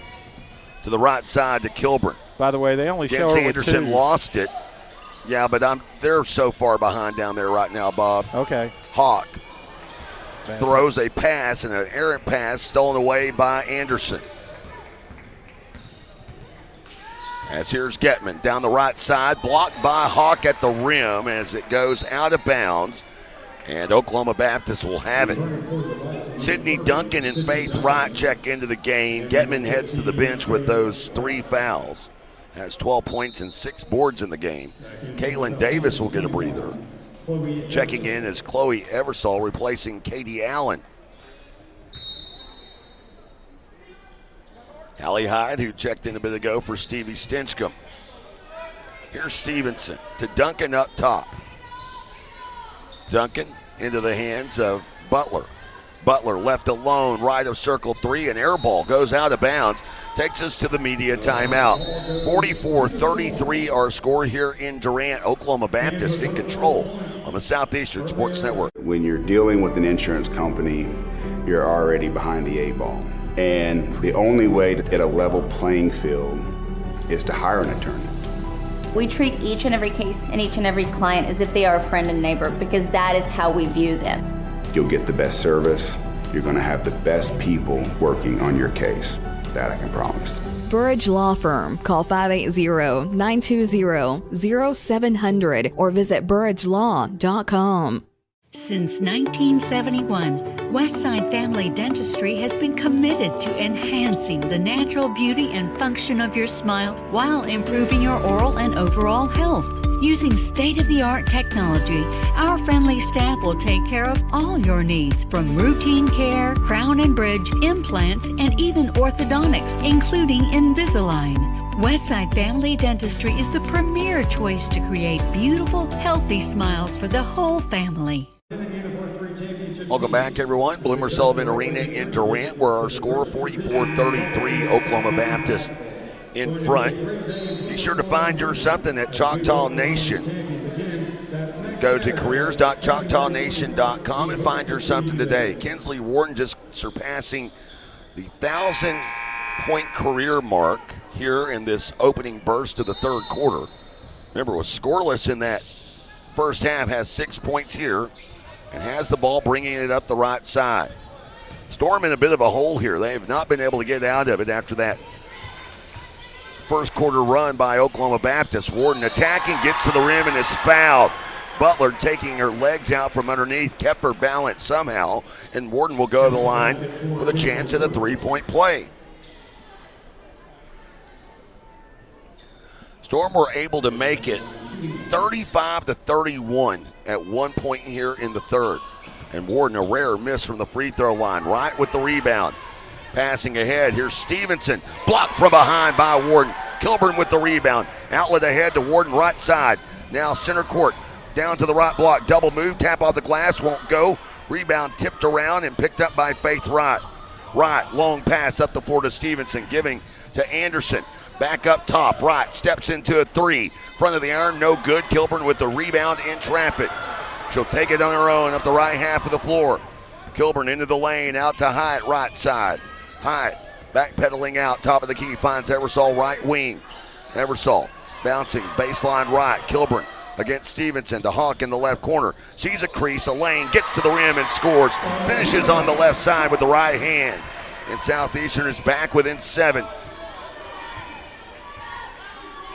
44-37, 3:48 to go. Butler directing traffic from the right wing down to the baseline. Now to Stevenson, right of circle. A dribble with the left hand, a give to Anderson. Back to Butler, right wing three. It's online and it's good. Every time Southeastern makes a little surge, Oklahoma Baptist knocks down a big three. They're 7 of 16 from 3 here today. Warden inside the left arc, settling for a 19-footer. That one no good. And it's Butler with the basketball. To Stevenson. Stevenson will find Anderson. Anderson down the left side. Bounces to Duncan. Looked as though she was on the baseline out of bounds. Ref didn't see it that way as Butler, a little contact from Hawk and a foul called into the free throw line. Will go Brenna Butler. Butler, an 85% three-point or free throw shooter on the season. Warden will take a breather here. The foul on Akira Hawk. Katie Allen checks back into the game. And she misses the first of 2 free throws. Rare miss for Butler, 29 of 34 until that miss. Second one is good. Returning for the Vice, number 3, Caitlin Davis. Oklahoma Baptist has had a couple of games this season where they have shot over 50% from beyond the arc. Well, let me take that back. They have not. Their highest was 43% against Northeastern in non-conference play, 41% against Tech in conference play. Here's a pass low to Kilburn, can't handle it, and Duncan comes away with the steal. It's an 11-point lead. Anderson right to left to the glass, cannot get the lay-in to go. Kilburn with the rebound, pushes ahead, finds Eversole to Allen, left wing three. This one off to the right, hits the front of the iron. Davis with the rebound. Davis pressing ahead, finds Stevenson in transition to Duncan, top of the key. Now back to Stevenson. To the free throw line, will hand to Anderson and travels. That is the 11th turnover of the game for Oklahoma Baptist. Southeastern hasn't fared much better. 9 turnovers in their own right. Storm have lost 7 in a row against Oklahoma Baptist and 8 of their last 9, and they are struggling here today. Eversole with the miss. Hawk, rebound, put back, won't go. Kilburn with a third chance at it, and this time she is fouled. So Kilburn goes to the line shooting 2. Believe the foul is on, going to be on Faith Wright. Thought it was going to be on Davis, but they call it on Wright. They're missing too many easy shots right around the basket. So Kilburn to the line, shooting 2. This will be the 4th and 5th free throws attempted today by Southeastern. And that's really the difference in the game. Southeastern 5 of 20 from beyond the arc. Oklahoma Baptist 7 of 16. The game were to end right now, it would be their best three-point shooting performance of the season. With the basketball at Stevenson. Storm down by 9, out to Stevenson. Left wing 3, that one flat. Rebound by Allen in traffic, and Allen ahead to Hyatt. Hyatt finding Eversole up the right side. Now to Hyatt between the 2 circles, to Allen, to Hawk in the left corner. Inside to Kilburn, the only starter on the floor. Kilburn through contact, fouled, and will go back to the line shooting 2. Foul is on Duncan. Or no, they say it's on Caitlin Davis. So apparently Davis got her across the front of the body. And Kilburn goes to the line. Kilburn, relatively quiet game, 2 of 10 so far in this game for Kilburn. She's got 8 points now, 9 with that free throw make to go along with 8 rebounds. What is this, her 3rd and 4th free throw? Probably should be her 9th and 6th. Should be her 10th, 11th, and 12th free throws. And this one a miss. Rebound by Anderson.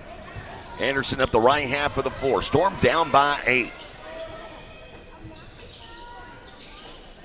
Stevenson off the right wing. Steps inside the arc, now to Davis. Davis back left side to Stevenson. Stevenson scoops it out to Anderson. Anderson on the drive to Duncan in the corner. Shot clock to 5. Poked loose by Hawk. Kilburn able to come up with it. Kind of lost the dribble, passes ahead to Eversole. To Allen, down low to Kilburn. Kilburn against Duncan and scores. So it's a 6-point game again. Storm looking a step slow tonight. It has been some emotional week this week here for the team, and then having rival night on Thursday. See if they can find the energy here. Here's another turnover as Kilburn secures the steal. Hyde ahead, finding Allen left wing, a head fake and a drive pass right. And this time as a foul is called late, as to the free throw line goes Katie Allen. Bob Sullins, folks, was about to lose his mind if there was not a whistle there. She went two hands and went down on top of her, but Allen with a good shoulder fake to get the defender out of position and blew past her. Allen hit 2 of her first three-point attempts of the game. That came in the opening moments before that timeout by Coach Bo Overton, about 2.5 minutes into this one. She's been quiet since then. That's her first point since then. And she hits both free throws here, and this is as close as Southeastern has been since they made it 35-31 to start the third quarter. Yeah, and Jaden Getman is back in the game. We're sporting 3 fouls.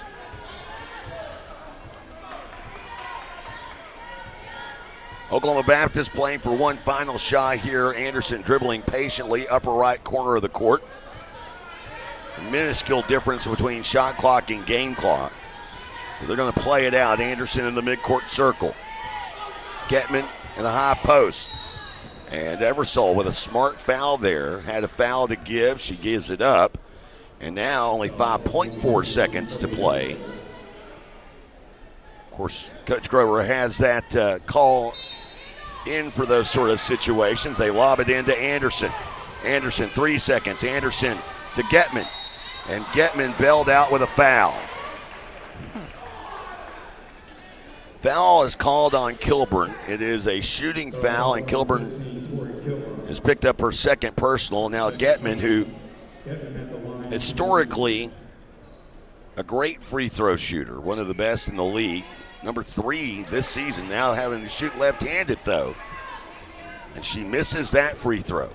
90% on the season, but having to shoot left-handed and misses that one. And time will expire here on the third. 4-point Oklahoma Baptist lead as we head to the fourth. This is Southeastern Oklahoma State women's basketball on the Southeastern Sports Network. When love and luck are in the air, the extraordinary is never far behind. Like a chance to win your share of $2.2 million during the Lucky in Love giveaway at Choctaw Casino and Resort Durant. Play with your Choctaw Rewards Club card beginning February 1st to start earning entries. It's the $2.2 million Lucky in Love giveaway. Fridays and Saturdays in February and March. Only at Choctaw Casino and Resort Durant. Get away to it all. Shelburne Heating and Air is the choice for all your residential and commercial needs. Service and installation on brands you know and trust. Carrier, Trane, Luxair, Mitsubishi, and American Standard. Shelburne Heating and Air specializes in optimizing the performance of your heating and cooling system. Here to help you improve your indoor comfort. Shelburne Heating and Air, your locally owned heating and air experts. For contact info, visit shelburneheatair.com. Ready to start this fourth quarter. Don't forget, Choctaw Casino Resort Durant, proud partner of the Southeastern Sports Network. And don't forget your chance to win at the Choctaw Grand Cafe, located near the Grand Casino, the original casino at Choctaw Casino Resorts Durant. Wednesdays between 11 and 5. Show up, order, eat, and roll doubles to win up to $50 in food credit. Be sure to visit the Grand Cafe inside Choctaw Casino Resort Durant to find out more. It's Getman, Stevenson, Butler, Anderson, and Davis. So the original starting 5 out to begin the fourth for Coach Overton and Oklahoma Baptist. For Southeastern, Allen, Kilburn, Hyatt, and Warden on the floor. With Hawk and Hyatt both off of the bench here. Driving into the lane, Butler. She misses point-blank range. Kilburn with another rebound. She's got 9 boards in the game. Another will give her her 5th career double-double. Down low, going to work. Warden spinning back to the right. And a whistle there. Warden will go to the line, shooting 2. I love how the officials called the second half completely differently than the first half. At the line, shooting 2. At the free throw line is Warden. Warden's free throw, this one is good. Caught the front of the iron and rolled forward. Warden now with 9 points, all of them here in the second half. It's been a volume effort for Kinsley. She gets that one to go. 4 of 12 from the field. And now 2 of 3 from the free throw line.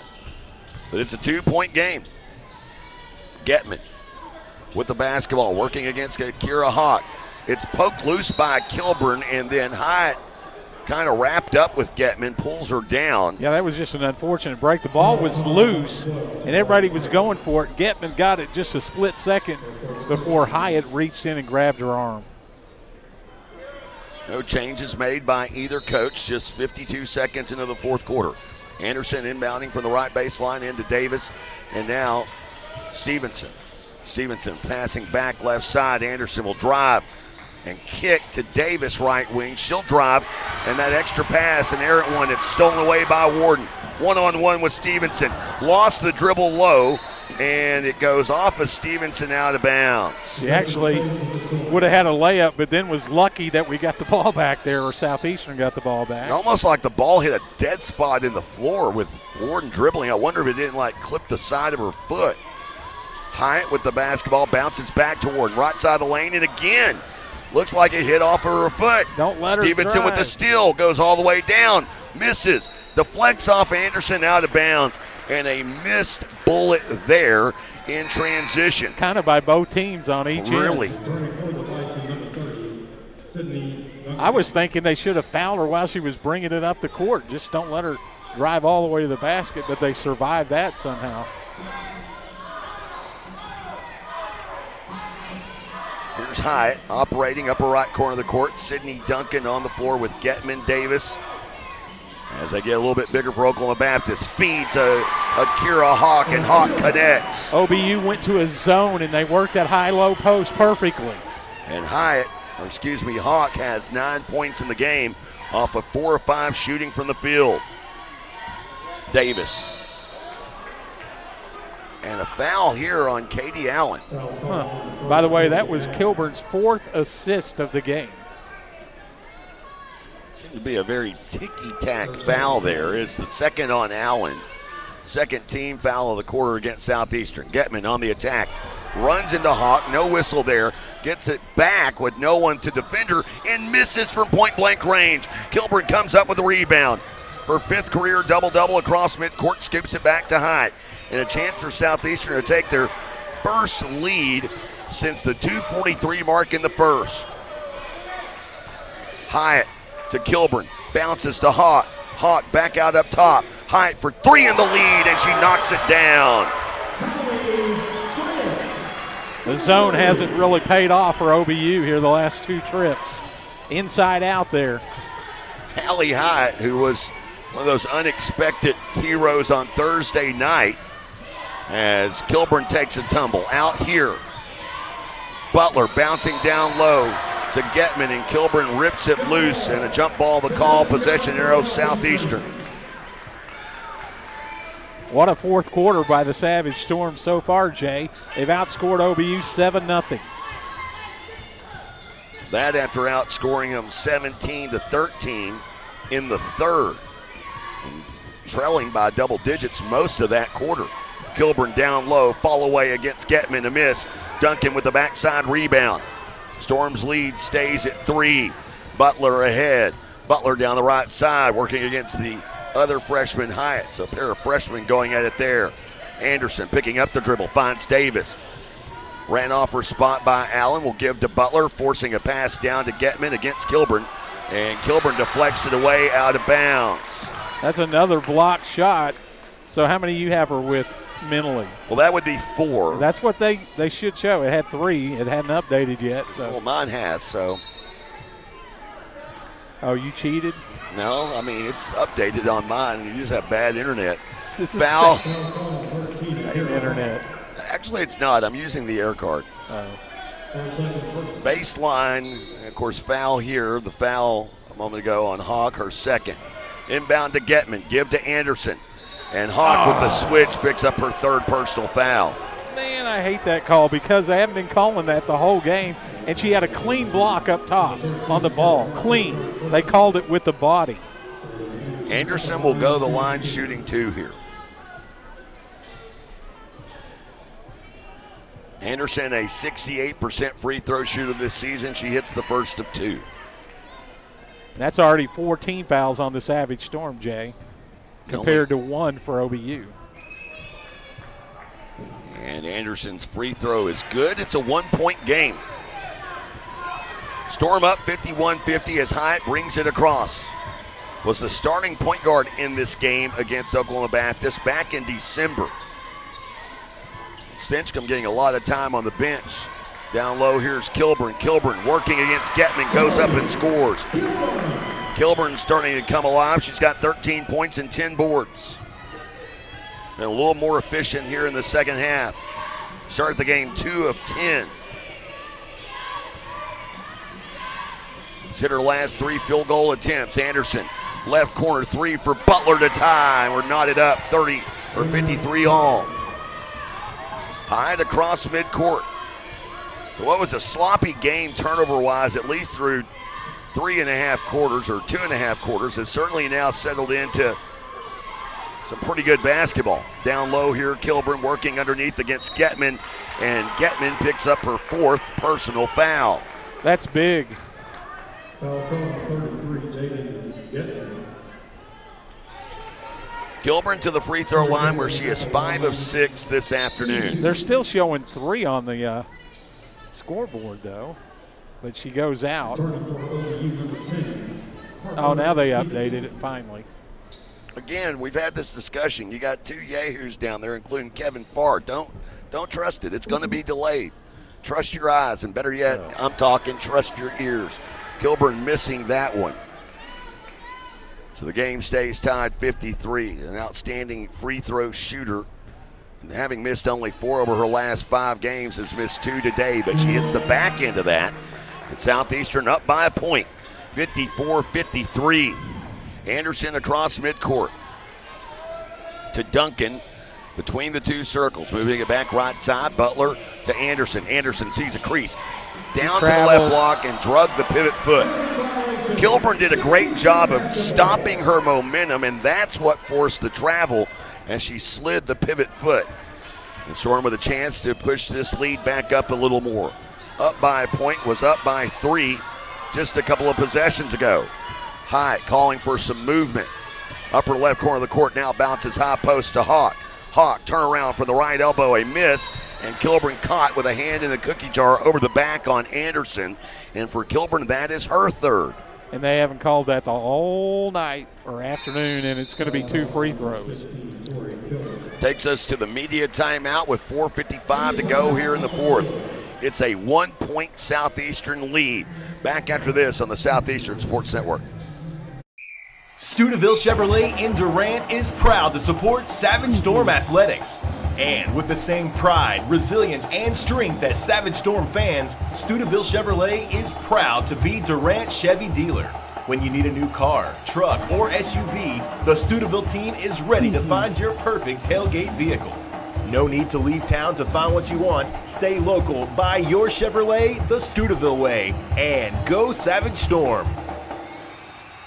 At XL Therapy, our expertise extends beyond sports. We also offer dedicated rehabilitation for seniors, helping you maintain mobility and independence. Plus, we provide effective workers' comp rehabilitation to support a speedy return to work. With clinics in Ardmore and Durant, XL Therapy is the community's trusted choice for top-quality orthopedic and sports medicine care. Visit xltherapyok.com to learn more. XL Therapy, where we excel at helping you excel. Welcome back, everyone. 54-53. Southeastern Oklahoma State in front. 4:55 to go in the 4th. Coming out of the media timeout, free throws to be shot by Jordan Anderson, who was at the line on the last possession for Oklahoma Baptist. She is 4 of 4 today from the free throw line. She is one of 3 players in double figures for the Bison this afternoon. She'll step to the line here with a chance to give her team the lead back. They lost that lead earlier this quarter, and she is now tied at 54 all. Which, don't forget, coming up in the post game, Hard Hat Awards brought to you by our friends at Durant Lumber. Anderson's free throw, finally a miss. I talked about how she was a 67% free throw shooter. She was perfect until that miss this afternoon, and we're tied 54 all. Hyatt, Kilburn, Hawk, Warden, and Allen on the floor. Bouncing down right side, Kilburn. Through contact, no foul underneath. Oh my. Davis brings it ahead to Stevenson in the left corner. Stevenson back now. Back out to Stevenson, right wing. Stevenson into the lane, right to left, over the top of Kilburn. She misses. That's gotta be. Anderson comes in, and a tie ball the call. Ridiculous. Anderson just went all over the arm of Kilburn. Easy foul call. Getman will replace Duncan in the lineup. So Getman back out there, setting with 4 personal fouls. Anderson into Davis, now to Stevenson. Stevenson down low to Getman. Espinosa, by the way, checking in for Coach Darren Grover as well. She has got 8 points. All those came in the first half. Scoop to Anderson. She just loses the basketball, and it would have been better had Southeastern not got it. Why did they reset the shot clock? Why did they reset the shot clock? They should not have reset the shot clock. It was never picked up by Southeastern. That should be a turnover, and the possession arrow should stay with Southeastern. The shot clock would have gone off easily. In fact, I kept waiting for it to hear the bing. It should have been a shot clock violation. Should have been, but I don't think it's going to be. Show Coach Grover. And Coach Grover making the same argument that you're making from up here. And the only way that should have happened if there was solid possession by Southeastern, but there wasn't. Ball was still loose, being volleyed around. So here's Hyatt with the basketball. Tie ball game. And, back to the zone. A cross-court pass stolen away by Getman. Ill-advised. Getman to Davis. Davis now back up top into the hands of Butler. Butler inside the right wing. Passes into the corner to Duncan. Duncan looking to lob it down low. Instead goes to Anderson up top. Warden giving some space. Back out now to Duncan for 3, and an air ball. They'll let it go out of bounds. And this game will remain tied 54 all.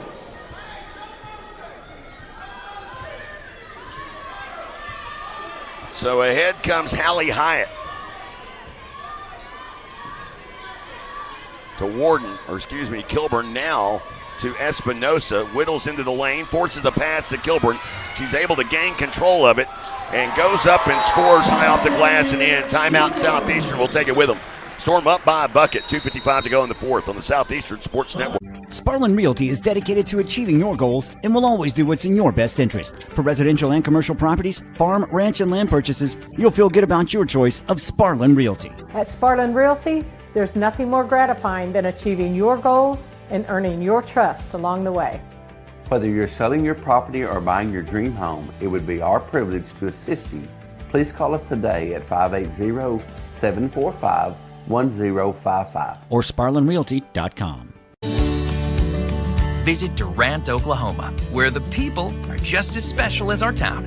From our bustling main street full of boutiques, stores, and recreational shops everyone can enjoy, to our wide variety of family-friendly and fine dining options. You can enjoy cultural experiences at the newly opened Choctaw Cultural Center, or tons of water recreation activities on Lake Texoma. Durant is a weekend of fun waiting to happen. Plan your next adventure at discoverdurant.com. 56-54 our score here at Bloomer Sullivan Arena in Durant. Jay Lindley alongside Bob Sullins. Each team with 3 timeouts remaining in what is a tight game. Southeastern, no fouls to give. Oklahoma Baptist in the bonus the rest of the way. Bison, on the other hand, they have 2 fouls to give here on this stretch run. And it'll be Oklahoma Baptist with the ball down by 2 with 2:55 to go in the fourth. It is Anderson, Butler, Duncan, Getman, and Davis for Coach Overton. For Southeastern, Hallie Hyatt, Kinsley Wharton, Mackenzie Espinosa, Katie Allen, and Tori Kilburn. As here's Butler working down right side of the lane out to Davis. Now back to Duncan. Duncan down the right side. Back out to the left. Driving is Anderson. And a foul is called on Kinsley Wharton. Oh, my goodness. So the foul on Wharton. I thought they were going to call traveling again. Anderson travels half the time. So Stinchcomb will check into the game, as will Akira Hawk. The foul on Wharton, her second. Anderson, who hit that shot with a chance to give her team the lead. And she misses. So after starting the game perfect, 5 of 5 from the line, Anderson has missed back-to-back free throws, and the game stays tied. Stinchcomb up top to Wharton, back to Stinchcomb, right wing. Stinchcomb throws it away out of bounds. Allen was cutting along the baseline. I think Stinchcomb thought she was about to spring back out into the corner. Stinchcomb playing only 21 minutes in this game. Chance here for Oklahoma Baptist to take the lead. We slide under 2 to go in the fourth. Getman, 1 dribble, a give to Davis, picked up by Allen. Back out to Anderson. Anderson moving it back to Davis. Lob down low, left side. Getman against Kilburn, goes up. Shot is flat. Rebound is loose. Kilburn fights for it. And the bailout call of the day for this officiating crew has been tie ball. Yeah, and that should be Southeastern's ball because the other one was a shot clock violation. Getman will inbound here, baseline left. And they'll lob it into Anderson. Anderson will hand to Getman. Getman into the body of Kilburn, and Getman's evening is done. She is just fouled out on a player control foul as Kilburn takes the charge. Well, that is Getman's last. Getman thinks she's got 4, but no, she's got 5. By the way, Jay, I'll just say this. I haven't been very happy with the officiating, but you could have some complaints if you're OBU too. You could. Yeah. Both sides could have some complaints. I don't think either team is necessarily pleased. I know earlier in this game, Coach Overton was given the what for of his opinion. So the game remains tied, and Oklahoma Baptist, without Jaden Getman, the 3-time all-conference performer. Kilburn, baseline left, bouncing out to Wharton. Wharton, 1 dribble. Now we'll find Allen to Hawk, calling for the ball off the right wing. They're trying to get it inside to Kilburn. They finally do. Kilburn down the right side. Through contact, high off the glass and in. No whistle, but Kilburn finishes. And now setting with 18 points on the afternoon. Minute 4 to go. Anderson to Parker Stevenson. Stevenson back to Anderson, right side. Wharton picking her up. Back out now to Stevenson. Stevenson on Kilburn. Goes in, and the shot off to the right. Kilburn with the rebound. Big rebound and a big miss by Stevenson. She got the shot she wanted. She was just beyond the restricted line, and that shot just simply didn't go in. Here's Stinchcomb with the basketball. Stinchcomb back to Wharton. Now 10 on the shot clock to Stinchcomb. Down low into the hands of Kilburn to Hawk. Hawk goes up. Shot doesn't go in. Shot clock is off. 20 seconds to go. Davis, one of the best three-point shooters in the league, has it now. And a timeout taken by Coach Overton with 16 and a half to go. We step aside. Savage Storm basketball continues in a moment on the Southeastern Sports Network.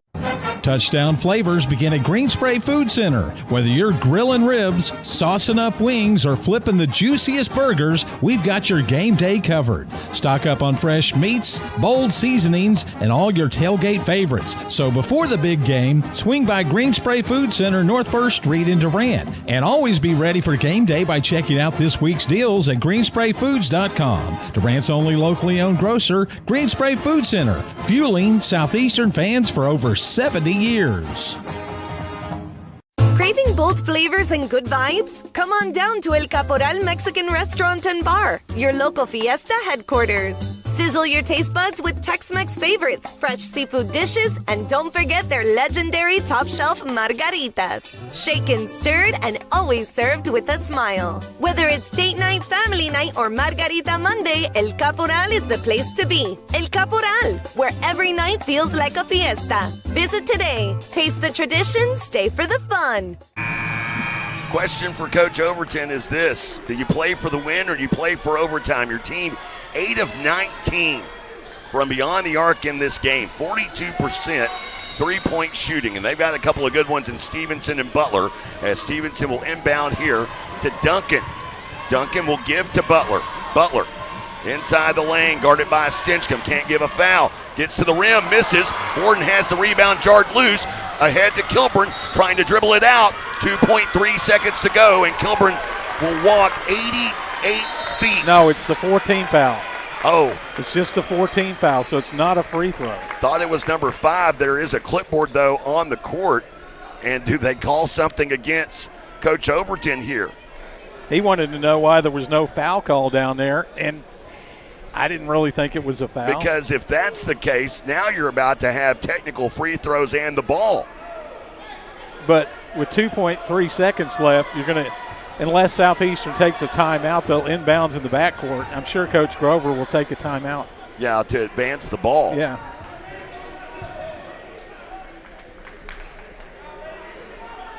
I think Coach Grover's going, what happened if I did that? But what are they talking about here? A technical foul. That's what I was telling you. The clipboard came out onto the floor,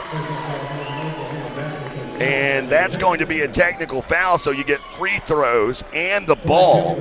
So you can, right now, if you're Torrey Kilburn, you can essentially end this game. Eerily quiet here at Bloomer Sullivan Arena in Durant. It's too quiet. And Kilburn knocks down the first of 2 technical free throws. And OBU has had some tough, close games on the road, their last 2 road games. Of course, last week going to overtime, a game that appeared there was a cinch. Kilburn knocks down both free throws. It is a 4-point game, 2.3 to go. It automatically advances the basketball here. Now Kilburn is saying I should get 2 free throws because that's the 15 foul, but the technical happened afterwards. I've never seen that happen. I don't know what the rule is on that. I really don't know either. I'm glad you said that. But the 14 foul happened before the technical. Yes. Okay, I wouldn't think that it's... Well, that's what – and Torrey Kilburn was right on that. She was telling the officials, hey, that's 5 fouls now. Don't I get 2 free throws? Do I get 2 free throws? Apparently not, because and the only thing I can think is the technical came dead ball after the 4th-team foul. I'm still not sure that makes sense, but I'm going to make it make sense in my head. 60-56 with 2.3 to play. Well, what a comeback by the Savage Storm, too. They've been down double figures here in the second half. They've outscored OBU 31-21 here in the second half. And Southeastern finishing this off will make it a 7-game win streak and would now move to plus 500 on the season. After that Tech game, I'm not counting anything till it's over. True. OBU, the defense by Southeastern, Jay, 2 for 11 from the field here in the 4th quarter for the Bison. They just got to get it in to somebody, anybody. Into Akira Hawk. They will not foul, and that'll do it. Southeastern Oklahoma State wins 60-56. Well, how do you get back to 500 after a 7-game losing streak early in the season? Find a way to win 7 in a row, and they do here today as they split the season with Oklahoma Baptist And now it's on to Alva on Monday. Coming up, it's the Choctaw Casino Resort postgame show. We get it underway after this on the Southeastern Sports Network. Dylan Gossett, the Westward Tour, a night with the singer-songwriter.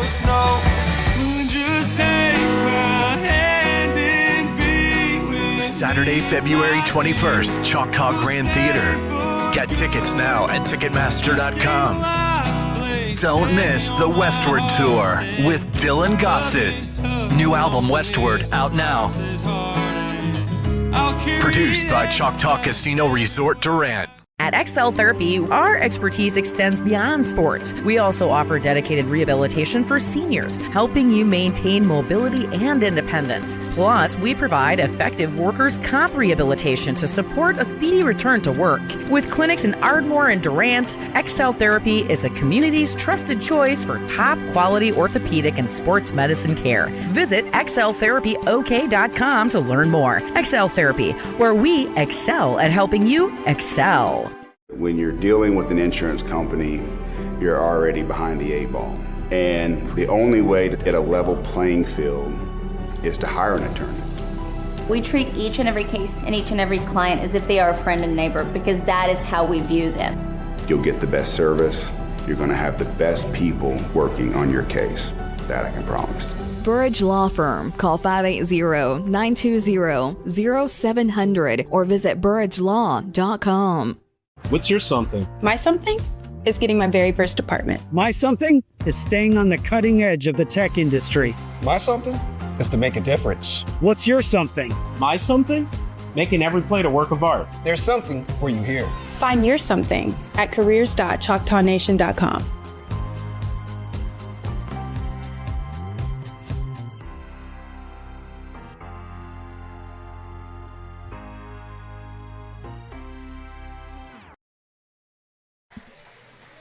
Hyatt to Kilburn, bounces to Hawk. Hawk back out up top. Hyatt for three in the lead, and she knocks it down. Hallie Hyatt with that three. That finally gave Southeastern the lead just a couple of minutes into the fourth quarter. It was a lead that they would never relinquish as Oklahoma Baptist lost that lead. It was 49-48 with 8:24 to go in the fourth quarter, and Southeastern would hold on. They would outscore Oklahoma Baptist 16-8 in the fourth, and would outscore them 33 to 21 in the second half as they win this one 60-56. As we dive in to the Choctaw Casino Resort postgame show, be sure to get out to Choctaw Casino Resort Durant. It is the Lucky and Love giveaway going on this and next month. Drawings Fridays and Saturdays at Choctaw Casino Resort Durant. Your chance to win your share of some big-time cash. Find out more by visiting the Rewards Club at Choctaw Casino Resort Durant. Let's go ahead and dive into numbers, or scores, I should say, across the Great American Conference Women's League. As earlier today, they're still playing in Ada. Things have narrowed up just a little bit. Right now, East Central still in front of Northwestern Oklahoma State, 59-51, the score there at the Kerr Activity Center. Southern Nazarene, they're in control. It appears as though they're going to pick up a win over Southwestern Oklahoma State. Crimson Storm leading the Lady Bulldogs 72-58 there at the Pioneer Cellular Event Center, where Southeastern will wrap up their regular season on February 28th. Fourth quarter out in Monticello. Henderson, the team that Bob anointed conference champion back in the first week of the conference season, they're struggling with the one conference win, Cotton Blossoms. It's 77-74. Reddy's up with 1:16 to go in the fourth. By the way, just for the record, I did not do that. Yeah, he did. Y'all don't know the phone calls we have. 25th ranked Arkansas Tech. They lead Washington, a high-scoring affair out at Bill Vining Arena in Arkadelphia. It is the Golden Suns 81, the Tigers 73. And then again later on today at 3 o'clock tip-off in Magnolia, as it is being marketed as date night at the Watson Center. 11th ranked Harding comes to town to take on Southern Arkansas. Action earlier today, Bob Sullen's Oklahoma State Cowboys lose in overtime to the TCU Horned Frogs as they lose at Gallagher-Iba Arena in Stillwater, 95-92 in OT. Fifth-ranked Iowa State blows the doors off at ninth-ranked Kansas. Somehow, Kansas remains in the top 10 despite the fact they pick up their sixth loss of the season today. Boy, some people love them some Bill Self, but he gets blown out today, 74-56. And that is pretty much all the action in the Big 12. There's some other matchups going on, nothing really of note other than the one later on today at 5:30. Top-ranked Arizona at home against 16th-ranked Texas Tech. On to the SEC, where things are just getting underway in Norman as the Sooners host Georgia today, and they are underway. Florida, 14th-ranked Gators at home against 25th-ranked Kentucky. We'll have scores on that one during the men's game. It's kind of a weird sports landscape right now, Jay, because no NBA because of the All-Star break, no NHL because they're all in the Winter Olympics. So no professional games going on. Just college. We'll step aside. Back after this, our post-game conversation with Coach Darren Grover coming up on the Southeastern Sports Network. Stuyvesant Chevrolet in Durant is proud to support Savage Storm Athletics. And with the same pride, resilience, and strength as Savage Storm fans, Stuyvesant Chevrolet is proud to be Durant Chevy dealer. When you need a new car, truck, or SUV, the Stuyvesant team is ready to find your perfect tailgate vehicle. No need to leave town to find what you want. Stay local, buy your Chevrolet the Stuyvesant way, and go Savage Storm. Since 1971, Westside Family Dentistry has been committed to enhancing the natural beauty and function of your smile while improving your oral and overall health. Using state-of-the-art technology, our friendly staff will take care of all your needs, from routine care, crown and bridge, implants, and even orthodontics, including Invisalign. Westside Family Dentistry is the premier choice to create beautiful, healthy smiles for the whole family. Shamrock Bank is an employee-owned company based in southeastern Oklahoma. We are a proud sponsor of Savage Storm Athletics. Many of our employee owners are alumni of Southeastern and know firsthand the opportunities higher education can bring. Our success is tied to the success of the communities we serve. Come see the difference employee ownership makes. At Shamrock Bank, you are more than a customer, we are more than a bank. Shamrock Bank, member FDIC.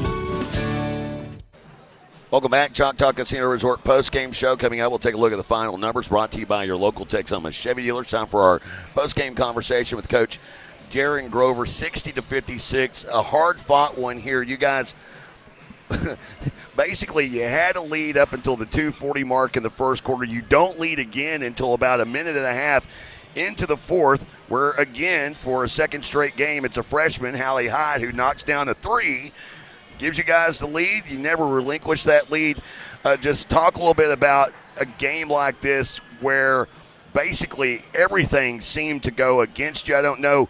I know it's been a long week. It didn't seem like the legs were there in this one. Just to fight through it and get a win in this environment. I thought we lacked intensity, and I thought that we were just a step behind. Defensively in the first half, it was not good. It was a performance from 2 months ago. I thought just be behind the whole time. They were hot. All of that was working against us. But you know, the time that you said that with Hallie hit that three, there was a big chunk of time in there where there were four freshmen and a sophomore out there. I mean, and for those freshmen and sophomores to step up, they're the ones that brought us back. And then we had we subbed in and end up finishing the job. But, Kira Hawk is one. Now she's not a freshman. She's a sophomore. But I thought she was huge today. I mean, I thought her defensive presence was really, really good. And I thought that she rebounded, but that she also scored. And we needed every single drop of it on a day that we didn't have it going offensively. And then the first half, we didn't have it going defensively. But I thought we sharpened way up in the second half. Yeah, especially in the fourth quarter. You held OBU to 2 for 11. And you had 7 blocks. They weren't really calling a lot inside. No. Number one is quick on quick now, and we started Tori on her simply because number one doesn't shoot the three very well, even though she hit one today. But we just felt like that she could just stay between her and the basket. Don't bail her out with a foul. Well, late in the second half, we were just telling our kids every time she drives, just stay out. We don't want any help because she was kicking to shooters for a while there, and then Kinsley was defending her and doing a great job defending her one-on-one. You always talk about defense. It was defense in the end. It was the second half. It was defense. Getman's a handful, and I know she's got a hurt wrist, and so that's difficult for her to play with. But she's such a good player. She understands where to put her body, and even defensively, she's just instinctual defensively. I was going to ask you about this, and not to get too deep in the weeds here, but seemed like the rotation, you mentioned the fact you got 4 freshmen out there for a chunk of time in the second half. Rotation seemed a little bit different than normal. Warden didn't play a ton in the first half. Stinchcomb didn't play a ton in the game, really. I think ended up like 21 minutes.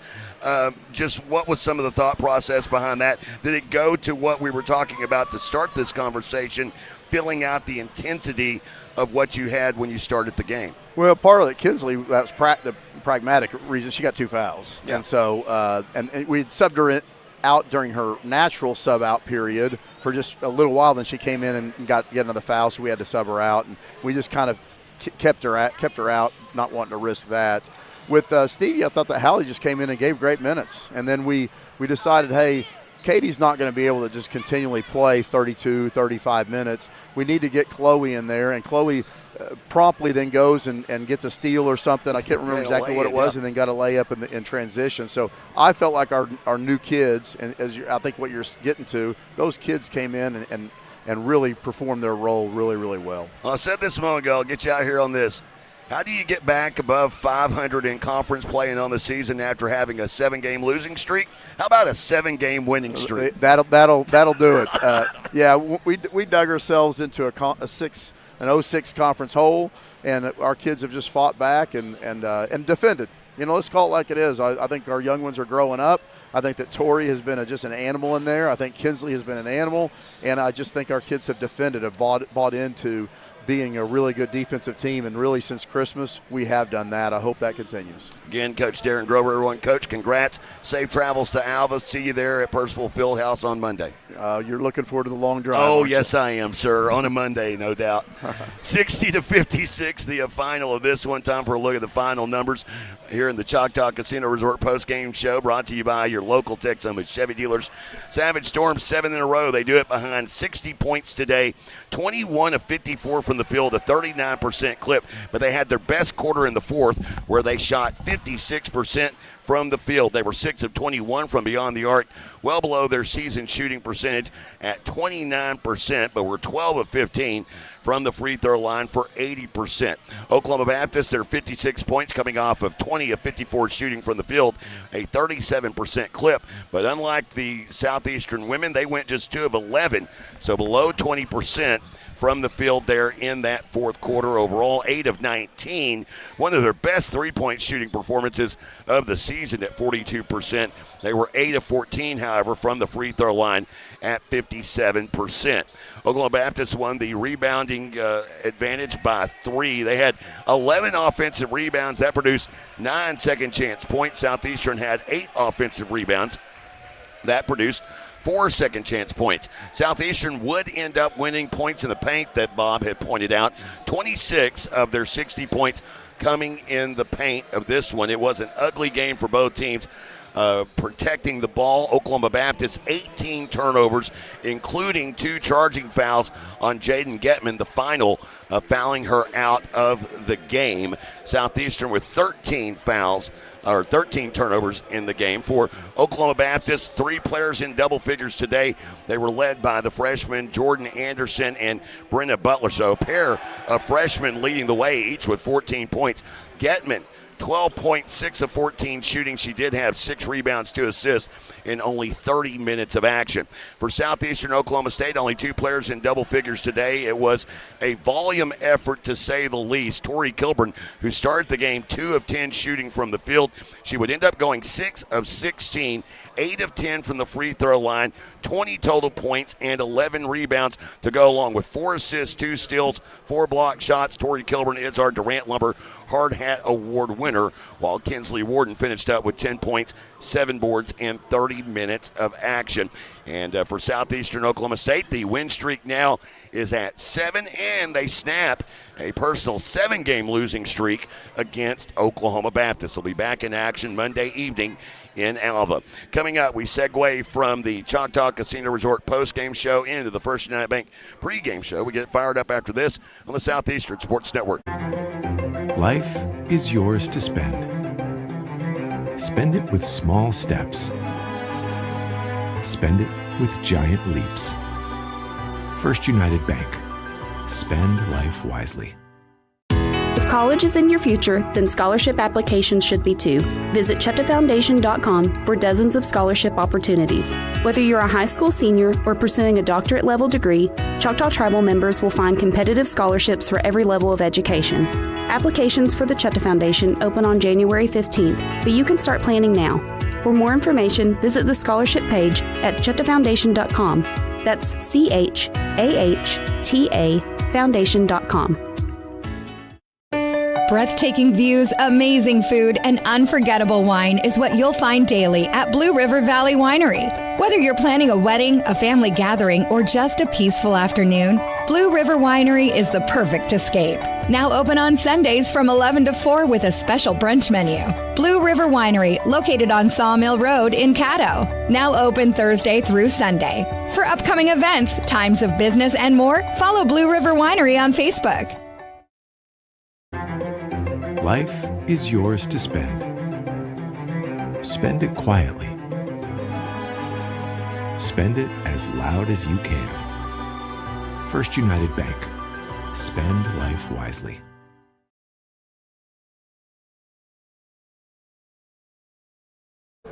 Welcome back, everyone. Choctaw Casino Resort post-game show. Sorry for the delay with no audio. Bob Sullins apparently texting his love life. No. I don't know what he's doing over there. I was texting them down on the floor because they got 5 timeouts up on the scoreboard, and you only get 4 in calling. Let's move into the First United Bank. Sure. Let's move back to the First United Bank pregame show. Men's edition here on the Southeastern Sports Network.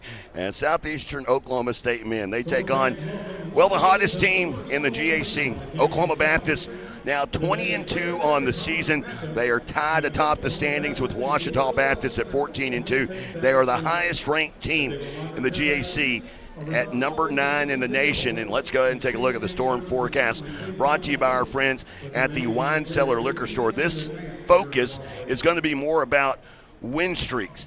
Any idea, Bob, on the men's league, what's the longest win streak that has ever occurred since the creation of the GAC? 17. Close. 18, but that was an Southern overall. Nazarene? If you're looking at conference wins only, Southern Naz in the 17-18 season won 16 straight conference games. They would go on. They would win the Great American Conference Tournament. They would lose in the opening round of the NCAA tournament. Their loss, that 16-game win streak, was snapped by Northwestern Oklahoma State. To date, there have only been 4, well, actually 5, counting Oklahoma Baptist, 5 double-digit conference win streaks in GAC history. 16 was Southern Naz. Southern Naz also had a 15-game win streak in the 22-23 season. That year they won 2 NCAA tournament games. Southeastern Oklahoma State had an 11-game win streak in the 23-24 season. That win streak ended by Oklahoma Baptist in Shawnee, 87-84. Today, an opportunity for Southeastern to return that favor, while Arkansas Tech also had a 10-game win streak in the 23-24 season. If you're looking at both leagues, I've got one for you that will never be reset. Southwestern Oklahoma State women. In the 17-18 season, they went 22-0 in conference play. Matter of fact, if you're looking at the whole thing, they lost their first game of the season. They lost their last game of the season in double overtime. In the championship game. In the championship game against Lubbock Christian, 95-85. Southwestern Oklahoma State women that year under Coach Kelsey Musick won 35 straight games. Wow. Went 35-2, but came up short as runner-up. Player to watch for Oklahoma Baptist, look no further than Terry Connor Jr. He is just outstanding, a scoring machine. Second in the league in scoring, just under 21 points per game, as he shoots 46% from the field. Of his career 65 games, Bob, he's gone for double figures in 55 of 65 games, including 28 games in which he has had 20 or more points. He had a career high earlier this season against Arkansas Tech. For Southeastern Oklahoma State, look out for Ethan Wilkerson. Wilkerson had a solid game on the road there in Shawnee, as Wilkerson 16th in the league in scoring. He's averaging 12.5 points per game. He's 10th in the league in rebounds at 5.7 boards per game. Wilkerson, over his last 5, shooting 48% from the field. And I bring up Saxon McWilliam. He has taken over the point guard role. He has started the last 5, and during those 5, 8.5 points, 3.5 boards, and just over 2 assists per game while shooting 52% from the field. There's a look at the storm forecast brought to you by the Wine Cellar Liquor Store, Radio Road in Durant. We take a look at the starters and more after this as we wrap up the First United Bank pregame show on the Southeastern Sports Network. Craving bold flavors and good vibes? Come on down to El Caporal Mexican Restaurant and Bar, your local fiesta headquarters. Sizzle your taste buds with Tex-Mex favorites, fresh seafood dishes, and don't forget their legendary top-shelf margaritas. Shaken, stirred, and always served with a smile. Whether it's date night, family night, or Margarita Monday, El Caporal is the place to be. El Caporal, where every night feels like a fiesta. Visit today. Taste the tradition, stay for the fun. Cherokee Communications believes good things come in threes, like 3-pointers, epic movie trilogies, and great home service. That's why Cherokee offers HD TV, high-speed internet, and home phone. And right now, you can get any service or all 3 for one low cost. Get HD TV, internet, and home phone from Cherokee Communications and score 3 for the home team. Visit CherokeeCom.com today. We recently asked listeners to describe the super nachos off the Taco Casa's super menu. Here are their stories. I love that when you order the super nachos to go, they separate the chips from the toppings into different containers so that I get to have crispy chips. The super nachos, only on the super menu at Taco Casa, located on 1st Street in Durant and southbound 75 in Calera. Taco Casa, real fresh, real food, real good. Wrapping up the First United Bank pregame show and our storm forecast segment with Bob's crazy stat of the game. What do you have? It's one quick thing here. OBU is first in the conference in scoring at 79.5 points per game. Southeastern is last in defense, allowing their opponents to score 79.5 points per game. It's identical. How many points is OBU going to score, Jay?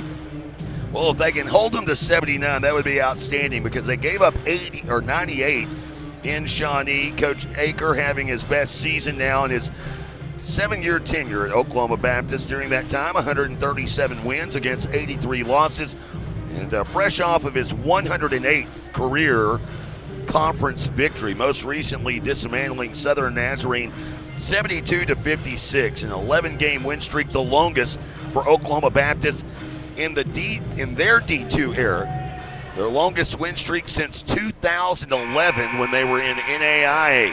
We step aside for the starters, brought to you by the Chutta Foundation, as we turn it over to public address announcer Blake Allen for the starters. Between the Bison and your Savage Storm.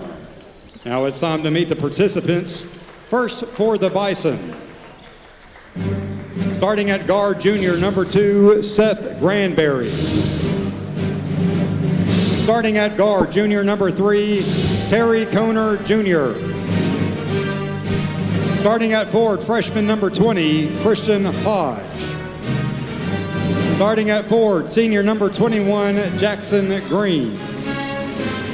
And starting at forward, a senior number 23, Jose Waring. The head coach of Oklahoma Baptist is Jason Eaker.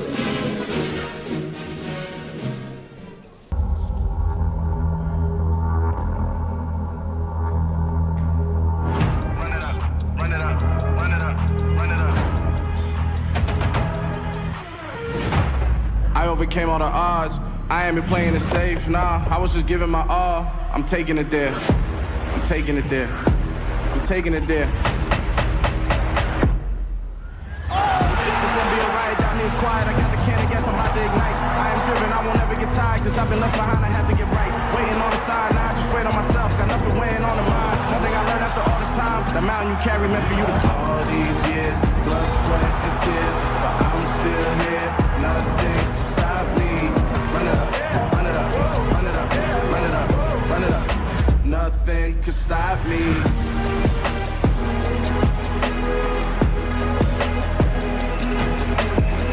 Storm fans, it's basketball time in Bloomer. It's time to meet today's starters for Southeastern. Starting at guard, a junior from Watonga, Oklahoma, number 3, DeAndre Dunn.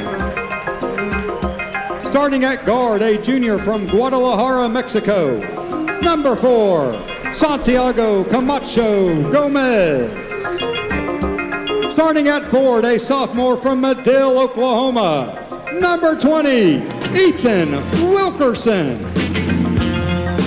Starting at guard, a freshman from Sydney, Australia, number 22, Saxon McWilliam. And starting at forward, a senior from Rockwall, Texas, number 35, Chandler Dickinson. The head coach of the Savage Storm in his 15th season is Kelly Green. Assistant coach of the Storm in his 9th season is Ryan Quinn, and graduate assistant coach Luke Matson. Storm fans, on your feet. It's time for Southeastern basketball. Southeastern Oklahoma State taking on Oklahoma Baptist. This, as far as the GAC concerned, the 24th meeting between the two. Southeastern with a 14-9 advantage, 8-2 here at home, but have lost 4 in a row. They are also, only time they met in the Great American Conference Tournament, Southeastern winning that game as well. It's Wilkerson at midcourt against Jackson Green. And the opening tip won by Southeastern. A change in the lineup for Coach Kelly Green. DeAndre Dunn getting the start here today. First time Dunn has gotten the starting nod here in a couple of weeks, as it is McWilliam with the basketball. As with it here off the right wing, Camacho Gomez. First offensive possession of the game.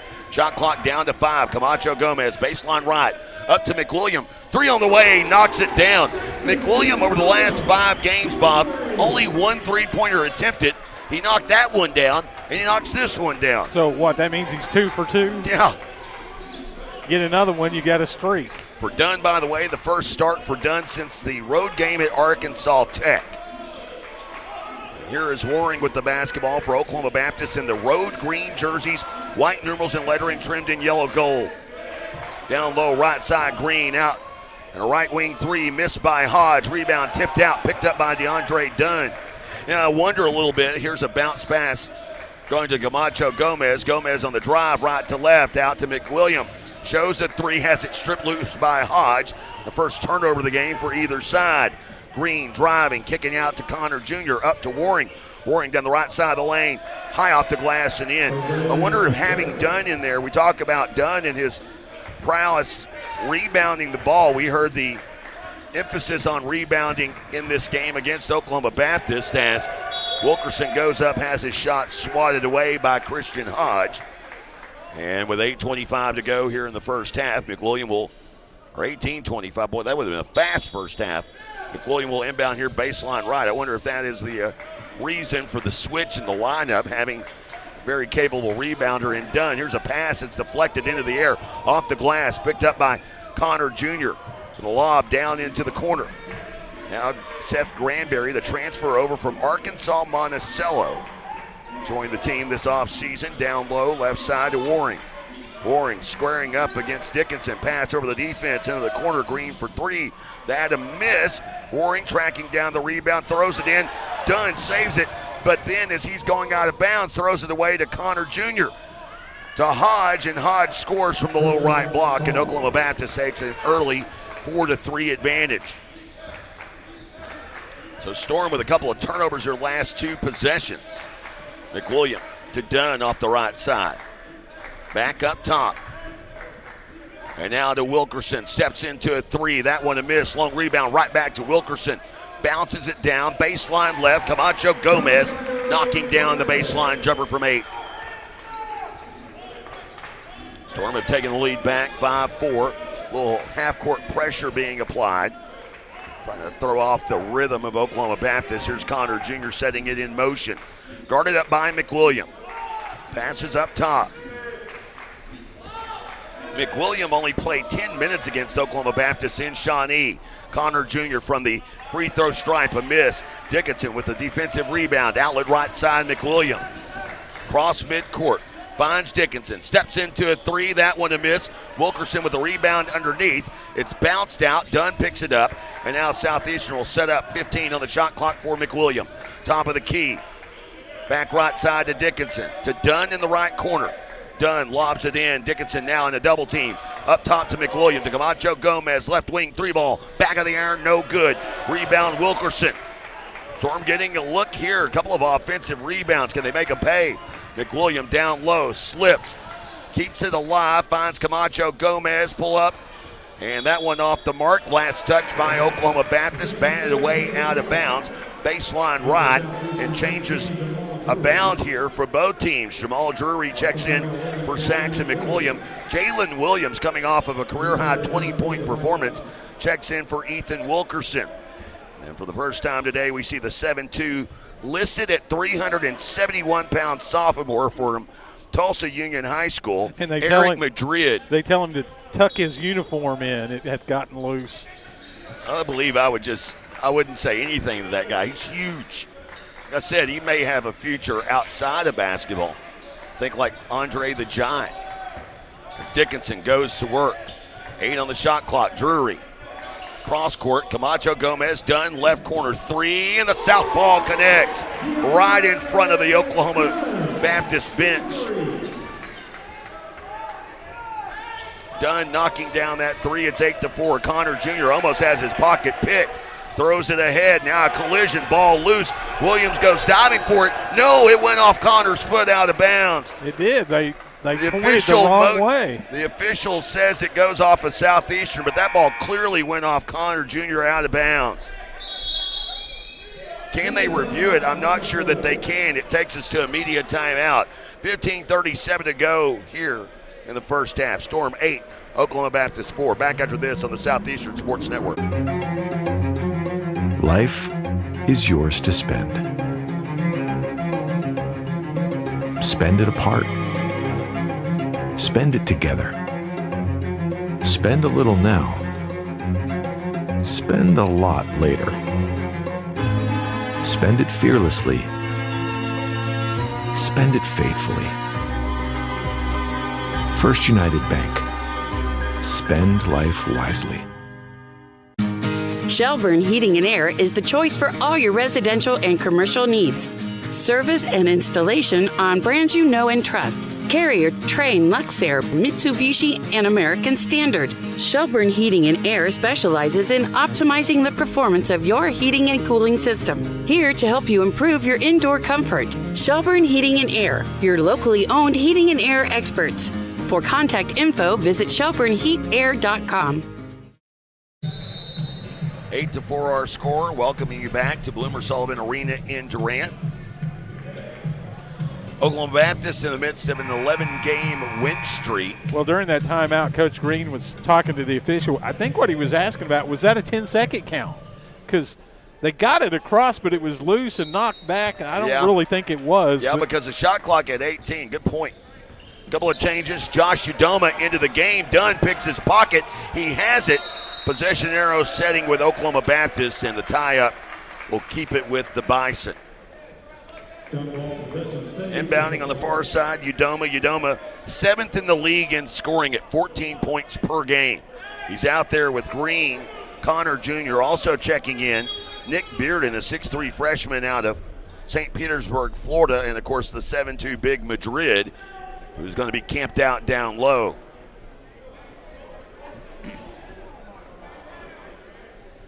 Now,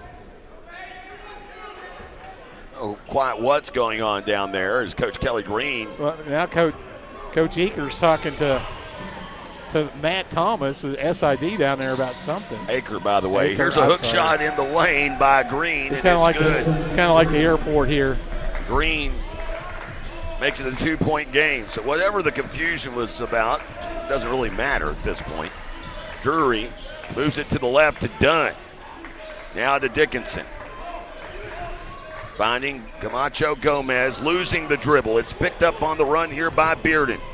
Bearden into the body of Dunn, misses the shot. The putback, I think, went off of a Southeastern player, a timeout taken, but they'll credit the basket to Josh Udoma. The timeout taken here by Southeastern. Didn't like what they saw there, Coach Kelly Green. Yeah. And while Coach Green tries to find something, we'll tell you how to find something. If you're looking for a new career, find your something at careers.choctawnation.com. 8-all our score here in Durant, and it has been physical affairs so far, Bob, as no fouls called here through the first 5.5 minutes. I think Coach Green knows that you just can't let OBU get on this big run, too. You've got to take care of the basketball. Southeastern's had the ball 2 or 3 different times. Some of them, they have 3 turnovers listed, but there were several chances for Southeastern to come up with loose balls. They could never really corral it. You go back to that first game that was in Shawnee. It was a run that started for Oklahoma Baptist at the 16-minute mark. That game, people forget, that game was a 2-point ball game at the 16-minute mark in the second half, and then Oklahoma Baptist put together an extremely strong run. Dickinson to the rim on Madrid, and he scores. Did a good job of holding the ball way out to the outside to get away from the shot blocker. Connor Jr. down the center of the lane, and a foul call there. It's one thing Connor Jr. is exceptional at. He has the most free throws attempted in the GAC this season. 179 attempts coming into the day. He is ahead of Northwestern's Max Alexander, who Southeastern will see on Monday, with 176 attempts. There are only 5 guys in the entire GAC, Bob, with over 100 attempts, and those two lead by 50 or more attempts over everyone else. He's a 73% free throw shooter.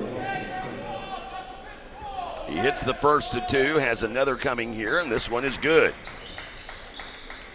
Second leading scorer in the GAC, only behind Max Alexander. They inbounded all the way to midcourt to Jalen Williams. Williams to Dickinson. Dickinson back out to Drury. Toledo into the game during that little timeout as Drury has Camacho Gomez. And now here's Williams down low. Dickinson tried to pass. It's batted and into the hands of Connor Jr. Foot race his own. Gets into the right corner, being chased by Toledo. Austin Connor, his brother, out there with him now. We'll set the lineups for Oklahoma Baptist. Bearden down low, driving is Waring out to Bearden for 3. That one a clank. Rebound is loose.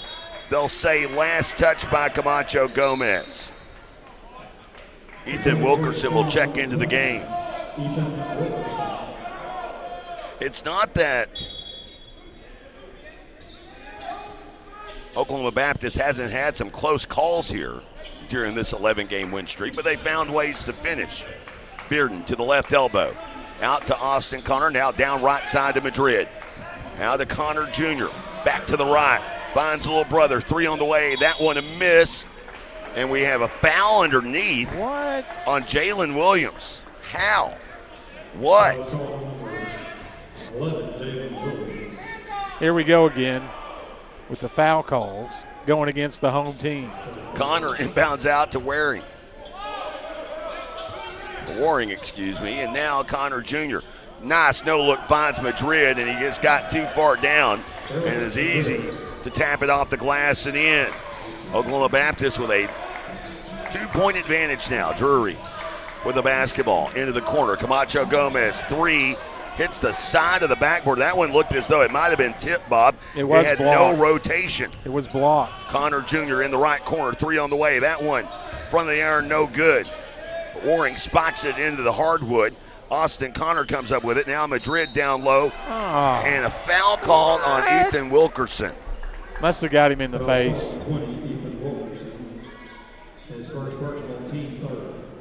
So to the free throw line goes Eric Madrid. Yeah, his glasses got knocked off. So I think it was a clean block, but Wilkerson came down and which is not that hard to do. 43% free throw shooter on the season. And interestingly enough, has only 40 attempts this year, playing only 19 minutes per contest, and he misses this one. By the way, I had to raise the camera at for the free throw line to get him in the frame. Ethan Scott checking into the game, of course, transferring to Southeastern from Oklahoma Baptist. Had one of his best games this season on the road there. He had a litany of threes in that game that was played in Shawnee. Most of them came in the first half, as he would finish the game with 15 points. Madrid misses both, but an offensive rebound for Hodge in Oklahoma Baptist. Hodge gets it back, just left of circle. They try to lob it down to Waring, pass too high. Dickinson with the steal, ahead to Scott. Scott off the right wing. Now to Dickinson, baseline right, dribbling with the left hand. Has a bit of a size advantage, spins back to the right, taps it off the glass to the end. By the way, OBU has 7 rebounds, Jay. 6 are offensive rebounds. And that's something that I'm sure is going to draw the ire of Coach Kelly Green. Austin Connor feeding it down to Madrid. He airballs this one. It's loose. Toledo comes up with a rebound. And Toledo up the right half of the floor, sporting an ankle brace on that left ankle, gives to McWilliam. It's Toledo, McWilliam, Scott, Wilkerson, and Dickinson on the floor. So 3 starters and 2 backups out there right now. Pass down to Scott along the right corner to Dickinson. Spins, gets loose into the lane, finds a cutting Wilkerson, and he arced it over the top of the 7-2 big to use the glass and give his team a 2-point lead. Subs awaiting Coach Aker now, who is sitting down on the far side of the bench. Rarely do you see Coach Aker having a seat. As Bearden with it here, moves to Hodge. Hodge at the free throw line, shot clock to 10. Gave it to Austin Connor, now to Hodge, and Hodge forcing it into Madrid. And Augusto Toledo comes away with a steal. Toledo with it here off the right wing, pass high, filled it by Wilkerson, being absolutely mugged along the baseline, and that'll take us to immediate timeout.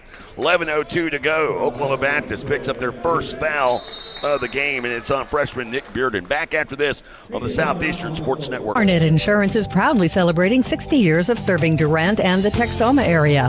That's 3 generations of family ownership looking out for your insurance needs. Rates for home, life, auto, and commercial that fit your lifestyle and budget. At Arnett Insurance, you'll find 10 licensed agents with over 270 years of experience. Locally based agents that work with a variety of insurance companies give you the best options available. Located at 1116 West Main in Durant, it's Arnett Insurance and ArnettInsurance.com. Stuyvesant Chevrolet in Durant is proud to support Savage Storm Athletics. And with the same pride, resilience, and strength as Savage Storm fans, Stuyvesant Chevrolet is proud to be Durant Chevy dealer. When you need a new car, truck, or SUV, the Stuyvesant team is ready to find your perfect tailgate vehicle. No need to leave town to find what you want. Stay local, buy your Chevrolet the Stuyvesant way, and go Savage Storm. 14-12 our score. Southeastern with the ball and the lead as we welcome you back to Bloomer Sullivan Arena in Durant. Don't forget about the China Foundation, a nonprofit organization dedicated to helping tribal members achieve levels of higher education. They have an outstanding scholarship program. The application process for that ongoing now through mid-March. Visit CHAHTAFoundation.com. Inbounding baseline right, Saxon McWilliam. And the Aussie inbounds it all the way out near midcourt to Ethan Scott. Dickinson with the basketball. It's McWilliam Toledo, Wilkerson, Dickinson, and Scott, so no changes. Toledo, NBA range bomb. That one a miss. Rebound, volleyed around. Who was it last touched by? Yet to make a call, and they'll say Oklahoma Baptist. I think it was Ethan Scott who got his hand on it last. For Oklahoma Baptist, Terry Connor Jr., who'll bring it up the floor, has Jose Waring on the floor with him, along with Seth Granberry, Christian Hodge, and Jackson Green. Waring down low. Tried to force it into Connor Jr., had it punched out into the Southeastern bench. Southeastern will have to defend here, and inbounds. They'll come right in front of their bench with Waring doing the inbound duties. Inbounds to Connor Jr. Moves it back to Granberry, and now back to Jr. Talk about a veteran group. You and I were talking about this off air. Waring leaning in, gets the front of the iron, and then the roll off the glass and in. We're tied 14. Granberry comes over from Arkansas Monticello as Coach Tapp's first or second scoring option. At Oklahoma Baptist, he's now like the fourth or fifth scoring option. 3 on the way, this one a miss. And the rebound tipped all the way out. Ethan Scott. Struggles continue here over his last 5, just 3 of 18 from beyond the arc, and a foul here underneath on Southeastern. This foul against Ethan Scott. His first, but it's going to be the 4th team foul against Southeastern at the line is Granberry, and he'll connect with the first of 2. Granberry this season only averaging 7 points a game. He is a 79% free throw shooter on the season, low sample, 11 of 14 coming into today, but he has given his team a 1-point lead. Misses this one. Great block out by Dickinson. Hodge was nowhere near that basketball. It dropped and hit the hardwood off of the miss. So Oklahoma Baptist up by a point. McWilliam with the basketball, moves to the right. Our 3rd lead change of the game after that made free throw. Scott down in the corner. Shot clock to 10 as he'll find McWilliam. To Dunn, right corner. 3 from the southpaw. That one a miss. Backside rebound, Connor Jr. Hemmed up, now speeds away up the right side. Long pass up the floor, finds Hodge. Attacking along the right baseline, up top to Waring. Extra pass, finds Granberry, left corner 3. That won't go. Offensive rebound underneath by Jackson Green, and the basket is good. Coach Kelly Green arguing that he got that rebound by shoving in the back, but the official not listening. And Coach Kelly Green still barking instruction as McWilliam bounces high post right to Wilkerson. Wilkerson in the lane to Dunn. Down the right side, back out to Wilkerson. To Dickinson. Dickinson sees a crease, goes down the left side, and has his shot blocked. Only 4 seconds on the shot clock here. Change coming with Santiago Camacho Gomez checking in. He'll replace DeAndre Dunn with 8:45 to go in the first half. McWilliam lobbing to Wilkerson, unable to finish. They got the play they wanted. Wilkerson, though, unable to finish, was kind of falling away as Hodge secures the rebound, and Connor Jr. brings it up center court. Drifting to the right. Down low, left side to Green, now back to Waring. Shot clock to 14. They work it into Hodge. Into the body of Dickinson, a miss. Waring comes flying through, deflects it out of bounds into the cheer squad, and Southeastern will have it. Length of the floor to go.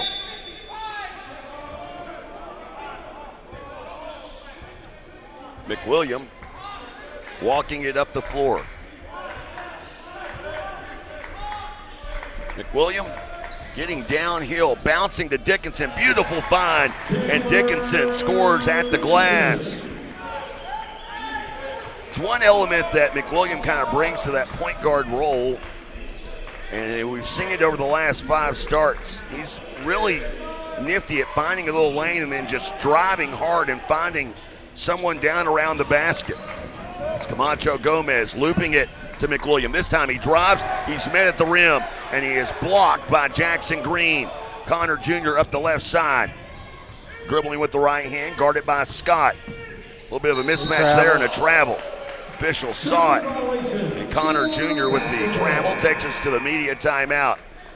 Storm down by a point. Substitutions coming after this. 7:33 to go in the first half on the Southeastern Sports Network.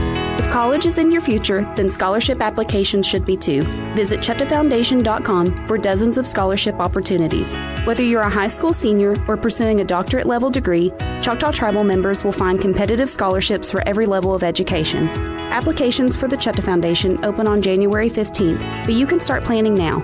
For more information, visit the scholarship page at ChetaFoundation.com. That's CHAHTA Foundation.com. See the USA in your Chevrolet. America's asking you to call. Drive your Chevrolet through the USA. America's the greatest land of all. Get out there and see the USA. Well-qualified buyers can get 1.9% financing on all Chevy Silverado 1500 models. Or get $5,350 in total value, plus Texas residents can get an additional $2,000 bonus cash. 17-16, Oklahoma Baptist in front. Bob Sullins and Noah not enjoying our karaoke edition of Bon Jovi's Blaze of Glory here. Southeastern Oklahoma State down by a point. We talked about this a moment ago. This is a game, even though the game was played in Shawnee and ended up being a double-digit victory for Oklahoma Baptist. That game was very tight game, basically through a half and a quarter. It was the back half of the second half that Oklahoma Baptist pulled away and still gave up 82 points in that game. McWilliam with it here.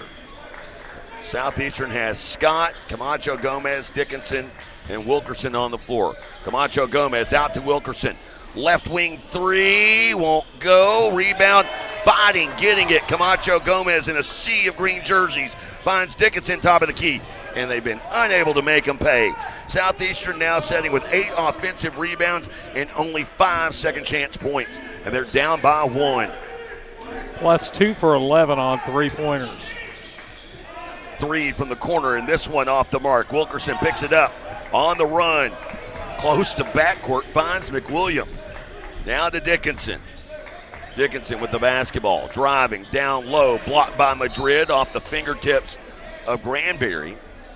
Set the lineups here as Coach Aker making a change. You know, Dickinson is a big guy, and I just saw him next to Madrid. He looked like a miniature version of himself. Into the game comes Nick Bearden. He joins Waring as well as Green, Connor Jr., and Madrid. As Camacho Gomez, right wing three. That one caroms off to the left. Connor Jr. with the rebound. Connor Jr. now with 2 rebounds in the game. Has the ball here. The NCAA logo operating the left half of the floor here in front of us in the road green jerseys. Throws it right side to Bearden. Down to Waring, almost let him out of bounds. Now to Madrid.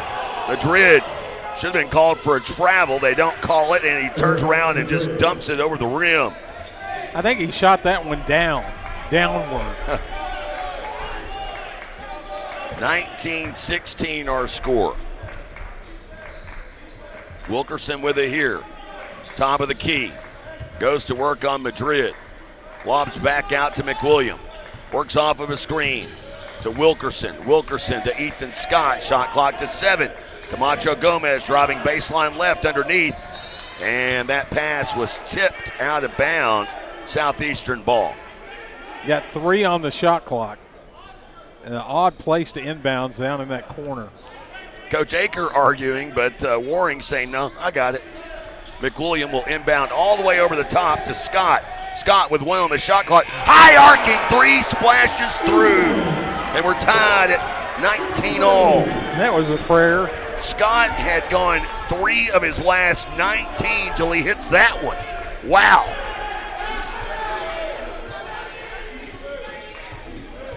As with the basketball, it's Green to Connor Jr. Working right elbow, nice shot attempt, and he knocks it down over 2 defenders. That was a tough shot. Terry Connor Jr. I told you the guy can score. That's his first made field goal of the game. Well, that's what Coach Quinn said at halftime of the women's game, Jay. And we have a foul here, a moving screen on Saxon McWilliam. Foul called 22.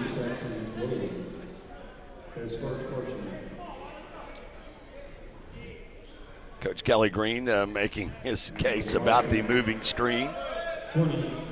There may be something said about Madrid walking on the previous possession down there. Or 2 possessions ago, I should say. Connor Jr. across midcourt. And Oklahoma Baptist up by 2. Connor Jr. on the NCAA logo.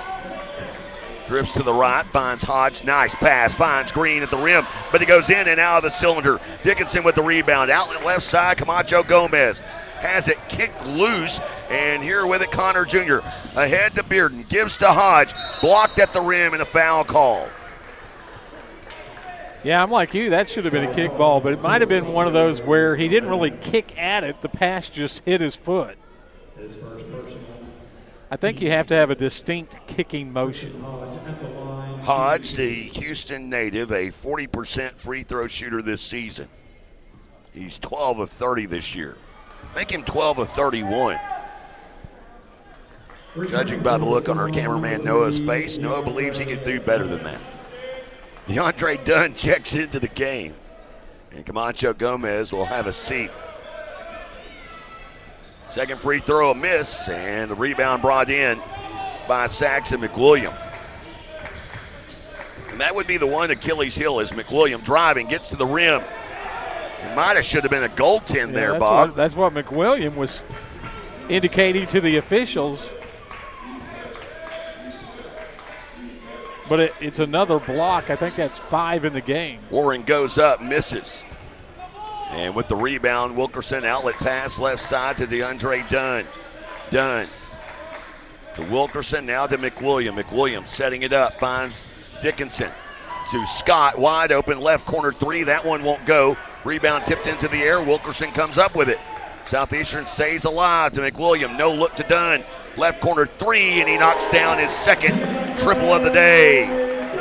Southeastern taking a 1-point advantage. DeAndre Dunn.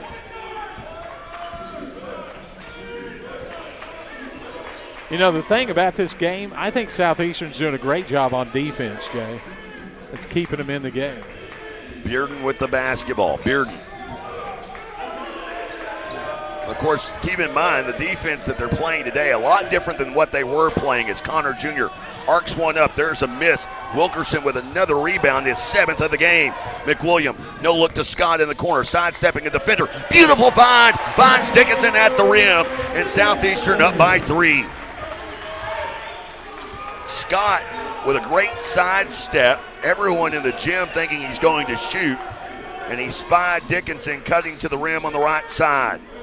Bearden to Connor Jr. Receives a body bump from McWilliam, then arcs one up just beyond the right elbow. Another miss. And Ethan Wilkerson having a Rodman-like first half rebounding performance. He's got 8 boards already, but only 2 points. McWilliam hemmed up. And now they'll throw ahead, no whistle there as Hodge has his shot swatted out of bounds. Well, they didn't call it on one end, they didn't call it on the other end. 24-21, 2:13 to go in the first half. We hit our final media timeout. Savage Shore men's basketball continues in a moment on the Southeastern Sports Network. Shamrock Bank proudly partners with Southeastern Oklahoma State University in promoting academic programs that lead to growth and career opportunities. Many of Shamrock Bank's employee owners are Southeastern alumni. Our roots and our future are in Southern Oklahoma. At Shamrock Bank, you're more than a customer, we're more than a bank. Shamrock Bank, member FDIC. Cherokee Communications believes good things come in threes, like 3-pointers, epic movie trilogies, and great home service. That's why Cherokee offers HD TV, high-speed internet, and home phone. And right now, you can get any service or all 3 for one low cost. Get HD TV, internet, and home phone from Cherokee Communications and score 3 for the home team. Visit CherokeeCom.com today. Shamrock Bank proudly partners with Southeastern Oklahoma State University to promote Savage Storm athletics. Collegiate athletes gain valuable experiences that translate to the workforce after graduation. Many of our employee owners have strong ties to Southeastern. At Shamrock Bank, you're more than a customer, we're more than a bank. Shamrock Bank, member FDIC. 24-21 our score, Bloomer Sullivan Arena in Durant. Closing in on the Choctaw Nation of Oklahoma halftime show. Low-scoring affair here so far in Durant, considering that the two teams went for a 98-82 final back on December the 13th. It was the next to last game before the holiday break for both squads.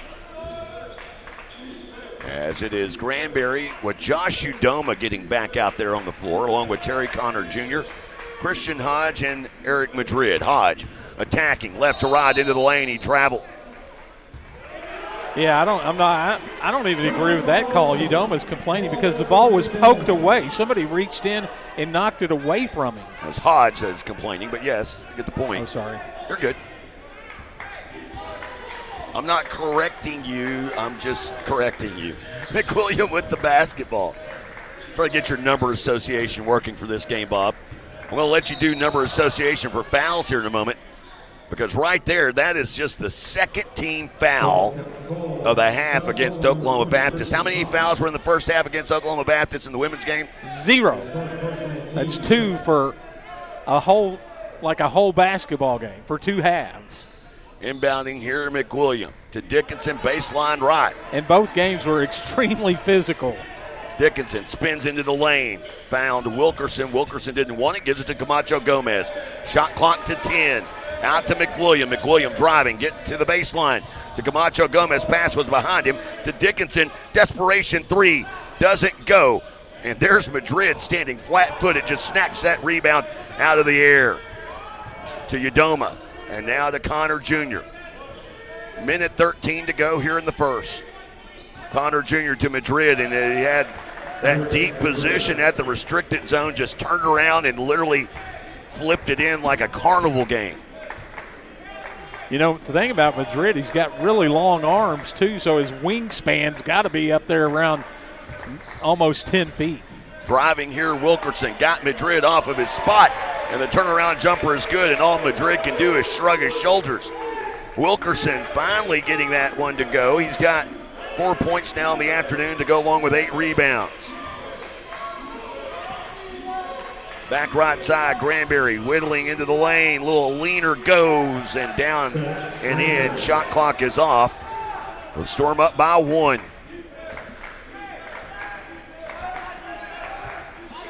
McWilliam in the midcourt circle. Patiently dribbling this clock out. Looking for one final shot. Granbury giving a ton of space. They have a 4-low set. Now everything springs into action. McWilliam taking a body bump, gets to the baseline. Floater won't go. Rebound there by Hodge, and the half comes to a close. 26-25, Southeastern in front.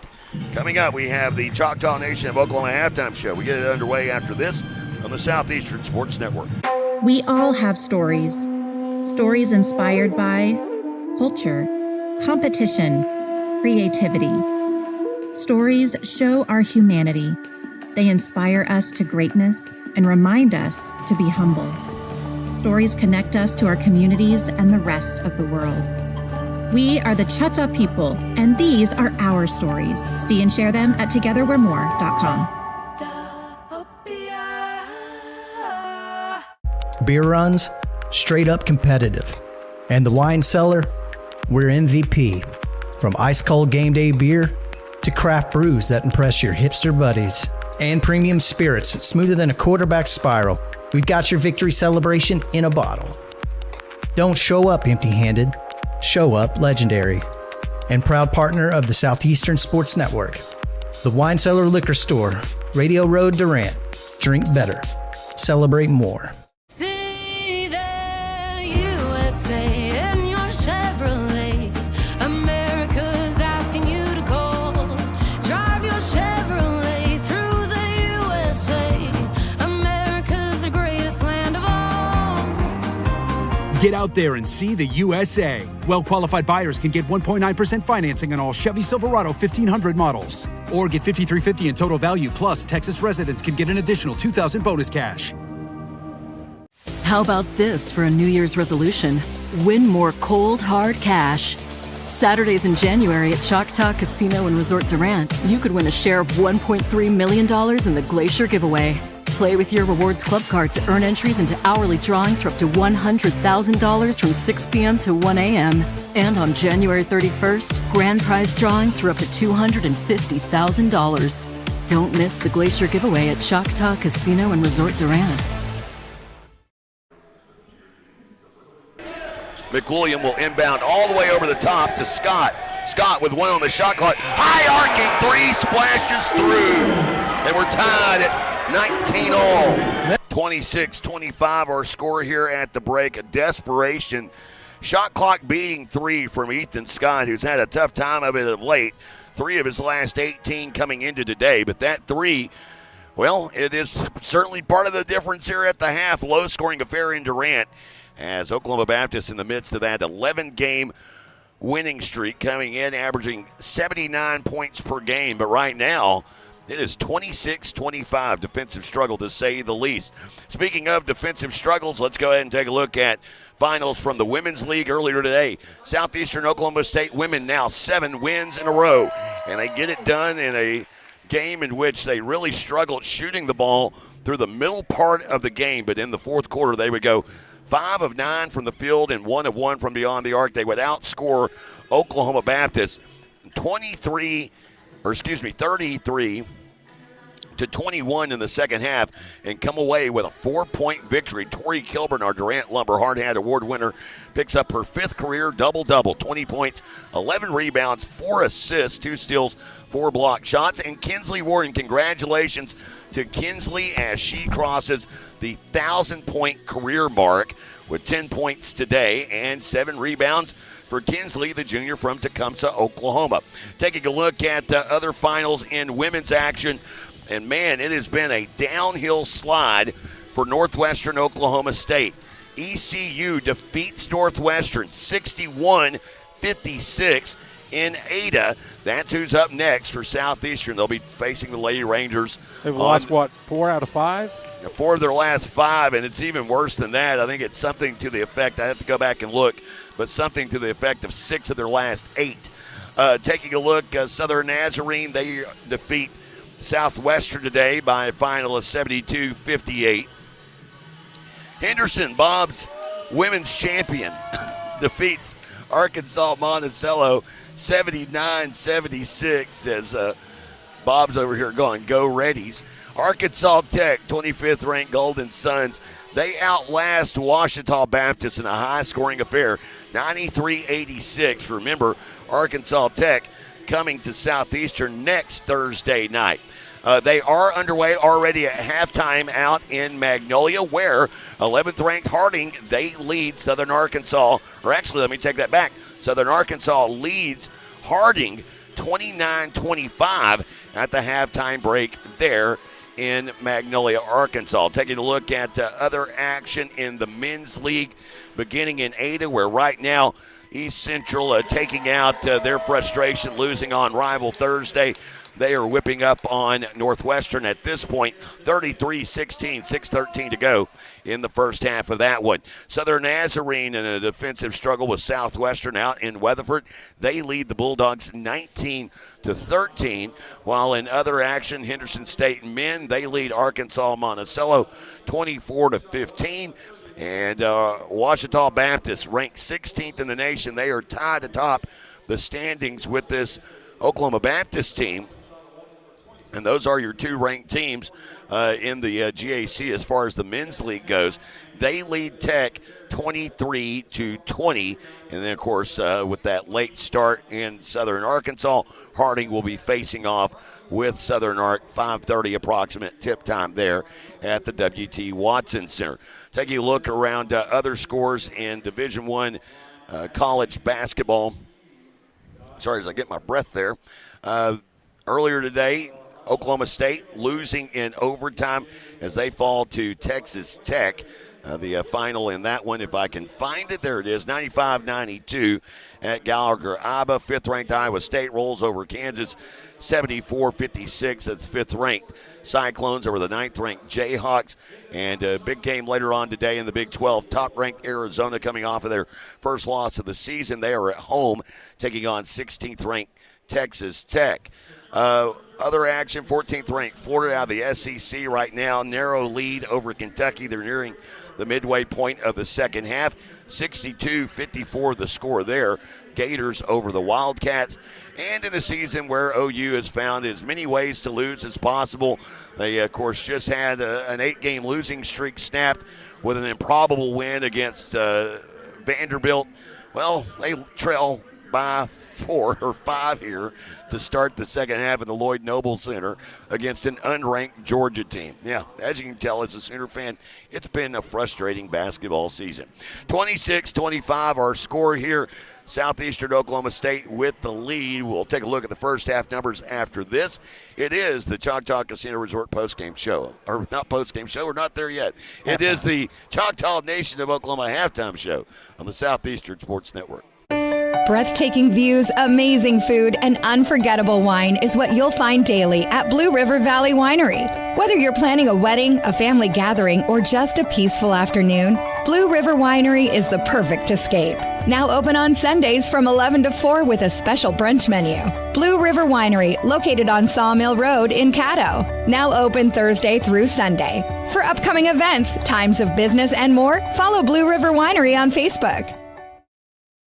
Dive into the new Ultimate Trio at your neighborhood Applebee's of Durant, where every combo is a winning play. Pick, mix, and score for just $14.99. Who will you draft? Will it be chicken quesadillas with chipotle lime salsa, or boneless wings with house-made ranch or blue cheese? With 10 apps and 10 dips to combine, any combination could be the winning play. The Ultimate Trio, only at your neighborhood Applebee's of Durant, 1001 Westside Drive, open till midnight Sunday through Thursday, and open till 1 a.m. Fridays and Saturdays. Welcome back, everyone. 26-25, our score here at the break. Southeastern Oklahoma State up by a point. And a defense, I mean, you look at it, neither team shooting great, but not what I would consider shooting bad overall, although three-pointers are not falling really for either team, as it's just a low-scoring affair, kind of a slug match. No one in double figures at the halftime break for either side. Southeastern's 26 points in the first half, coming off of 11 of 31 shooting from the field, a 36% clip. Savage Storm are 4 of 16 from beyond the arc, as they shot 25% from downtown. Oklahoma Baptist would have the lead. I'll tell you why in a moment. They're 25 points, coming off of 11 of 27 shooting from the field at 41%. They are 0 for 8 from beyond the arc, and they're not a great three-point shooting team for the season anyway, about 30.5%. The Achilles heel, though, for this team, Bob, I would say free throw shooting. And that has certainly reared up here in this game. They are 3 of 8 from the free throw line in this game at 38%. And they have the advantage of 8 free throws attempted. How many free throws attempted by Southeastern, Bob? Let me think. Does it start with a 0? 0 indeed. It might be zeros to bet on the roulette wheel at Choctaw Casino Resort. Double 0. Double 0. As there is a look at those team numbers. Southeastern somehow came away with a 1 rebound advantage, 20-19 on the glass, including 9 offensive rebounds, but only 8 second chance points. Oklahoma Baptist, 8 offensive rebounds. They too had 8 second chance points. Oklahoma Baptist, they've been dominant in the paint, 20-12 in that aspect. Turnovers, a relatively clean game thus far. Oklahoma Baptist with only 5 turnovers. Southeastern has only turned that into 2 points. Southeastern's 7 turnovers, though, have been turned into 8 points for the Bison. Leading the way right now for Oklahoma Baptist, Eric Madrid. Madrid played half of the first half, logging 10 minutes. He had 6 points, going 3 of 4 from the field. The 7'2" big out of Tulsa Union. Notables here, Terry Connor Jr., second leading scorer in the GAC at nearly 21 points per game. He's got 4 points at the break, 1 of 5 from the field, 2 of 2 from the free throw stripe, as he has also recorded a team best 2 assists and 2 steals. Leading rebounder at the break for Oklahoma Baptist, Christian Hodge. Hodge with 2 points off of 1 of 5 shooting. He has collected 4 rebounds and has 2 blocked shots. For Southeastern Oklahoma State, Chandler Dickinson has led the way scoring-wise He's got 8 points, 4 of 9 from the field, and a pretty full stat line. While he is 0 for 3 from downtown, he's got 3 boards, an assist, a steal, and a block in 19 minutes of action. Ethan Wilkerson has paced the glass. He's got 8 rebounds. He leads everybody in boards in this game. Wilkerson, who had the big game in Shawnee, he had 21 points in that game. He's been held in check so far, 4 points off of 2 of 6 shooting from the field, including 0 for 2 from beyond the arc. And DeAndre Dunn, who got the start today, Dunn, 6 points in this one, 2 of 3 from beyond the arc. There's a look at the first half numbers brought to you by our friends at your local Texoma Chevy dealers. If you're looking for affordability, well, Chevy is more than just a name you can trust. It's everything you want and more than you expect. All at an incredible value. Find affordability today at your local Texoma Chevy dealers. Chevrolet, together let's drive. We get set for the start of the second half. After this, we wrap up the Choctaw Nation of Oklahoma halftime show on the Southeastern Sports Network. 45% of people put off buying life insurance, according to industry research. Insuring yourself and your family can help you be more prepared in the event of an illness or a tragic accident.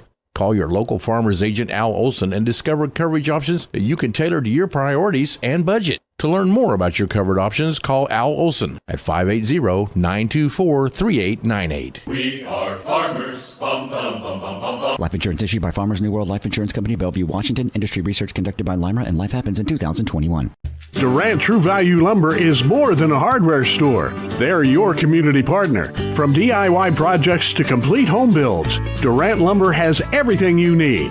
Quality lumber, plumbing supplies, hardware, that perfect paint color, and all your home and garden essentials. The Durant True Value Lumber staff are your neighbors, always here for you with expert advice. Durant True Value Lumber is in the heart of downtown Durant. Durant True Value Lumber, your Durant family-owned True Value store. 26-25. Southeastern Oklahoma State leading Oklahoma Baptist. Jay Lindley alongside Bob Sullins. We have Noah, our cameraman.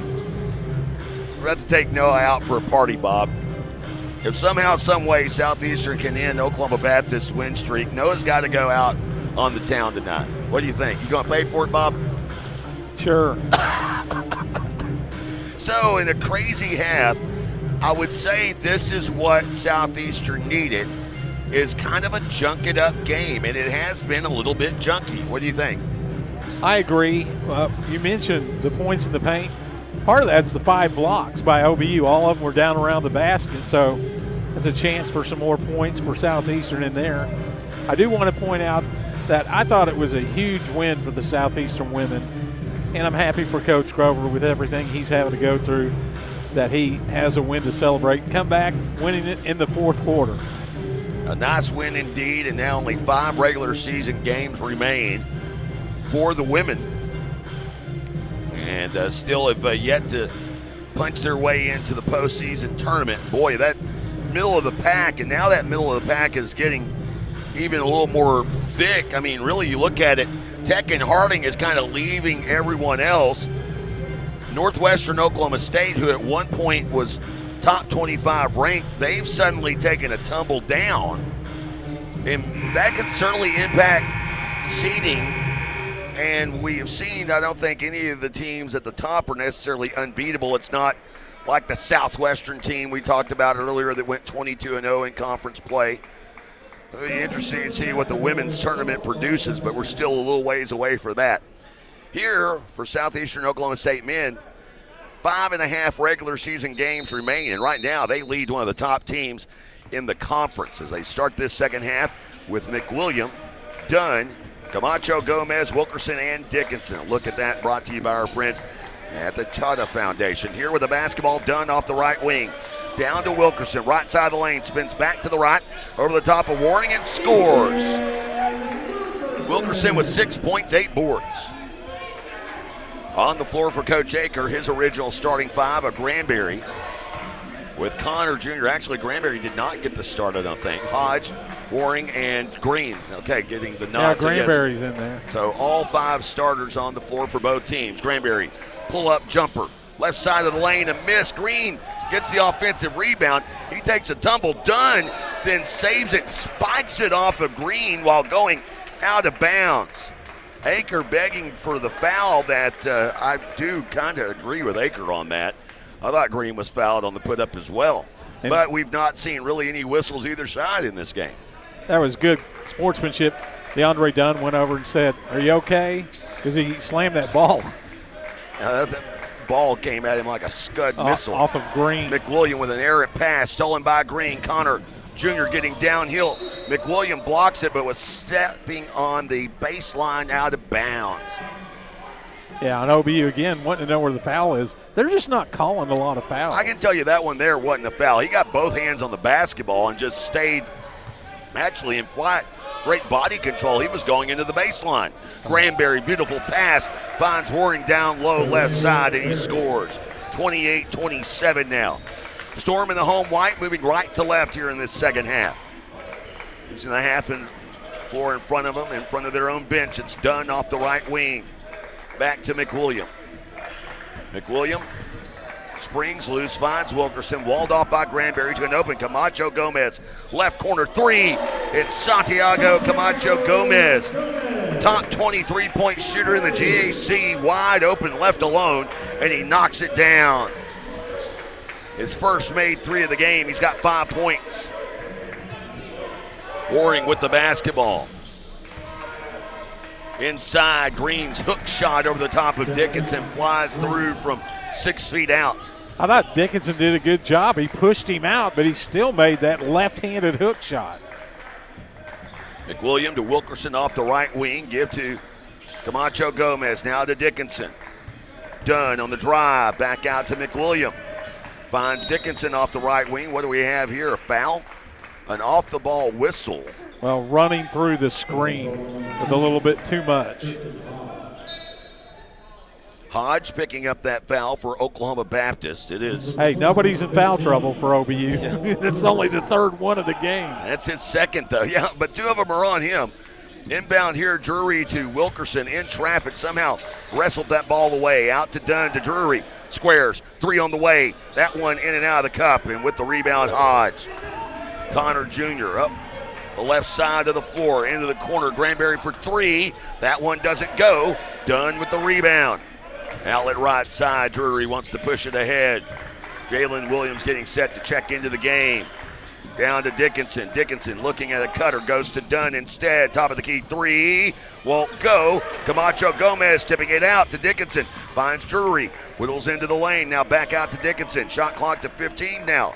Dunn to Dickinson. At the glass, he scores, and an and one opportunity for Chandler Dickinson. I have no idea how he got that ball up and off the glass because there were 4 arms between him and the basket. A change here, Riley McGirt, senior out of Little Rock, Arkansas, getting his first action of the afternoon for Coach Aker. Also, Eric Madrid getting into the game after Southeastern taking advantage of the paint here to start this second half. And Dickinson's free throw catches the front of the iron, rolls over and in. 34-29. McGork ahead. Found Granberry, now to Connor Jr. Back right side, Granberry. They'll feed Connor Jr. High post left, out to Granberry, right of circle 3, in and out. Madrid goes clearly over the back of Dickinson and tips that ball to Hodge for an easy put in. Well, they get an offensive rebound. Madrid should get all the credit for that one. His long arms, he just reached. I guarantee there's about a 12-inch difference between him and Dickinson if you count the wingspan. Drury finding Williams. A little head fade, gets down, no foul underneath. And a rebound secured, Connor Jr. ahead. Kelly Green still arguing his case. As McGirt finds Connor Jr. to Granberry, back to Connor Jr. off the left wing. Now knifing into the lane. Throws one up, that one a miss. Rebound volleys around off of the leg of Hodge, out of bounds, and at 16 minutes, that'll take us to immediate timeout. Storm 34, Oklahoma Baptist 31. Savage Storm men's basketball continues after this on the Southeastern Sports Network. Stuyvesant Chevrolet in Durant is proud to support Savage Storm Athletics. And with the same pride, resilience, and strength as Savage Storm fans, Steubenville Chevrolet is proud to be Durant Chevy dealer. When you need a new car, truck, or SUV, the Steubenville team is ready to find your perfect tailgate vehicle. No need to leave town to find what you want. Stay local, buy your Chevrolet the Steubenville way, and go Savage Storm. Craving bold flavors and good vibes? Come on down to El Caporal Mexican Restaurant and Bar, your local fiesta headquarters. Sizzle your taste buds with Tex-Mex favorites, fresh seafood dishes, and don't forget their legendary top-shelf margaritas. Shaken, stirred, and always served with a smile. Whether it's date night, family night, or Margarita Monday, El Caporal is the place to be. El Caporal, where every night feels like a fiesta. Visit today. Taste the tradition, stay for the fun. Welcome back, Bloomer Sullivan Arena in Durant. Thanks for viewing this free broadcast, courtesy of the Southeastern Sports Network. Jay Lindley alongside Bob Sullins. If you've been watching this game, you've not been seeing a great three-point shooting display. The two teams have combined to go 5 of 39 from beyond the arc. By the way, I just looked this up. You were talking about this earlier. Where do you think Southeastern women are right now, updated standings? They should be saying around 5th. They're in sole possession of 5th place. Good call. Yeah, I know. Ouachita got beat. Should never would bet me. Here with the basketball is Williams. He's got Dunn, Drury, Dickinson, and Camacho Gomez. To Drury. Finds Dickinson, mishandles the pass, and the steal from Madrid. Connor Jr. ahead. Moves it right side. McGurk looking down low. Stead goes left side, finds Green, and a little floater from the GAC logo makes it a 1-point game. He was wide open inside the free throw line because everybody's concentrating on Madrid down there. Dunn to Camacho Gomez, shoots over Madrid, misses the shot. Connor Jr. with the rebound, sprinting ahead. Weaving down, and he shoved off on Dickinson, and Dickinson gets the foul. Now the official pointed out of bounds. Did they count the basket? They did count the basket, and Oklahoma Baptist is taking the lead. They're going to make it a 60-second timeout, so we'll step aside. Free throws to come for Terry Connor Jr. after this on the Southeastern Sports Network. Dylan Gossett, the Westward Tour, a night with the singer-songwriter.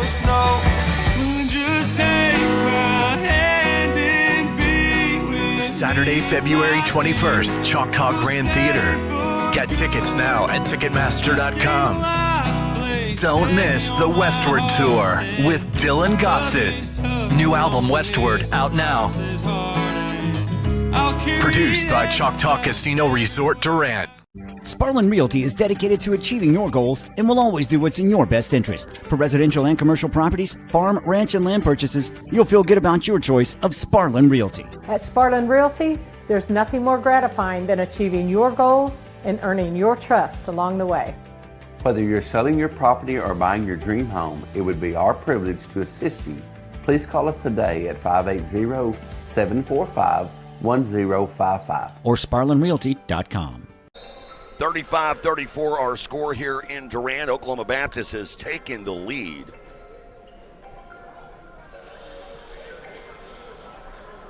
As their game has been relatively tight. So far there have been 5 ties, 7 lead changes. Largest lead, 5 points for Southeastern. Largest lead, 3 points for Oklahoma Baptist. And Connor Jr. trying to make it a 2-point advantage here. And he connects. Connor Jr. slow scoring game for the outstanding junior from Birmingham, Alabama. He's got 7 points. Camacho Gomez with the basketball. Williams to Dunn in the corner, mishandled the pass. That's happened a couple of times here the last few possessions for Southeastern. Shot clock into the single digits. Drury finds Dickinson out to Camacho Gomez. Right wing 3, and Santiago knocks it down. He's got 8 in the game, and it's 2 of 6 from beyond the arc. And Southeastern snatches the lead back. Long pass up the floor finds Granberry. Granberry now to McGurk. 3 on the way, that one short. Drury tracking down the rebound. Drury ahead to Dickinson. Goes to work down to the baseline. Finds Williams. Open, Dunn, right corner three, high arcing shot, in and out. Williams fights for the rebound and is collided with from behind by Green.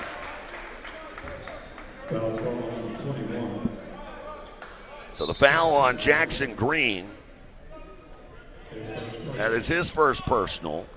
Now, I was laughing because Dickinson got past his man, and then he saw Madrid between him and the basket, and he just stopped. Mass changes here with Austin Connor checking in. Also into the game, Jose Waring, as well as Christian Hodge. Here's Dunn to Dickinson. Finds Camacho Gomez, rejected by Green. Dunn trying to spike it off of Green's foot. He does. 6 on the shot clock. Now the shot was blocked, so only 6 seconds remain here. Drury will inbound here. Into Camacho Gomez off the right wing. Being pushed by Hodge, no foul. Now he gets loose, throws one up, misses, tips the rebound back to Dickinson. Dunn, right of circle three. That one won't go. Southeastern had 4 chances there, Bob, and they come away with nothing. That's huge. Connor with the basketball, working off of a pick set by Green. Finds older brother Connor Jr. off the right wing. Loops underneath. Camacho Gomez, Euro steps to the rim and in. So Connor Jr., after the slow start in this game, has 9 points. Mentioned in the pregame, 55 of 65 career games, he's gone for double figures. Cross-court pass to Dunn, to Camacho Gomez, right corner three, and Santiago filling it, he's got 11. Needed some of those to fall, didn't have many fall in the first half, only 5. As with the basketball, Terry Connor Jr., guarded by Dunn. To Green in the corner for 3. That one a miss. A rebound hauled in by Drury. Drury ahead at the right side finds Camacho Gomez to Dickinson. It's poked loose by Hodge. And Southeastern will have it, 23 on the shot clock. Ethan Wilkerson getting set to check back in. He'll replace Jalen Williams, Coach Kelly Green.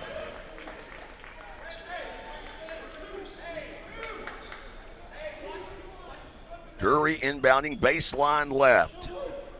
Donning the white home jersey with Savage Storm in royal blue across the chest. Inbounds to Wilkerson. Out now to Camacho Gomez. Guarded here by Hodge, finds Wilkerson. Wilkerson into the lane, left side, back out to Dickinson. Dunn loops underneath, out to Drury. Shot clock into the single digits. Finds Dickinson to the rim and in. He held on to it just long enough to avoid the block attempt by Green, and he scores 42-38. Austin Connor with the basketball. And Dunn slaps the attempted pass out of bounds into the OBU bench.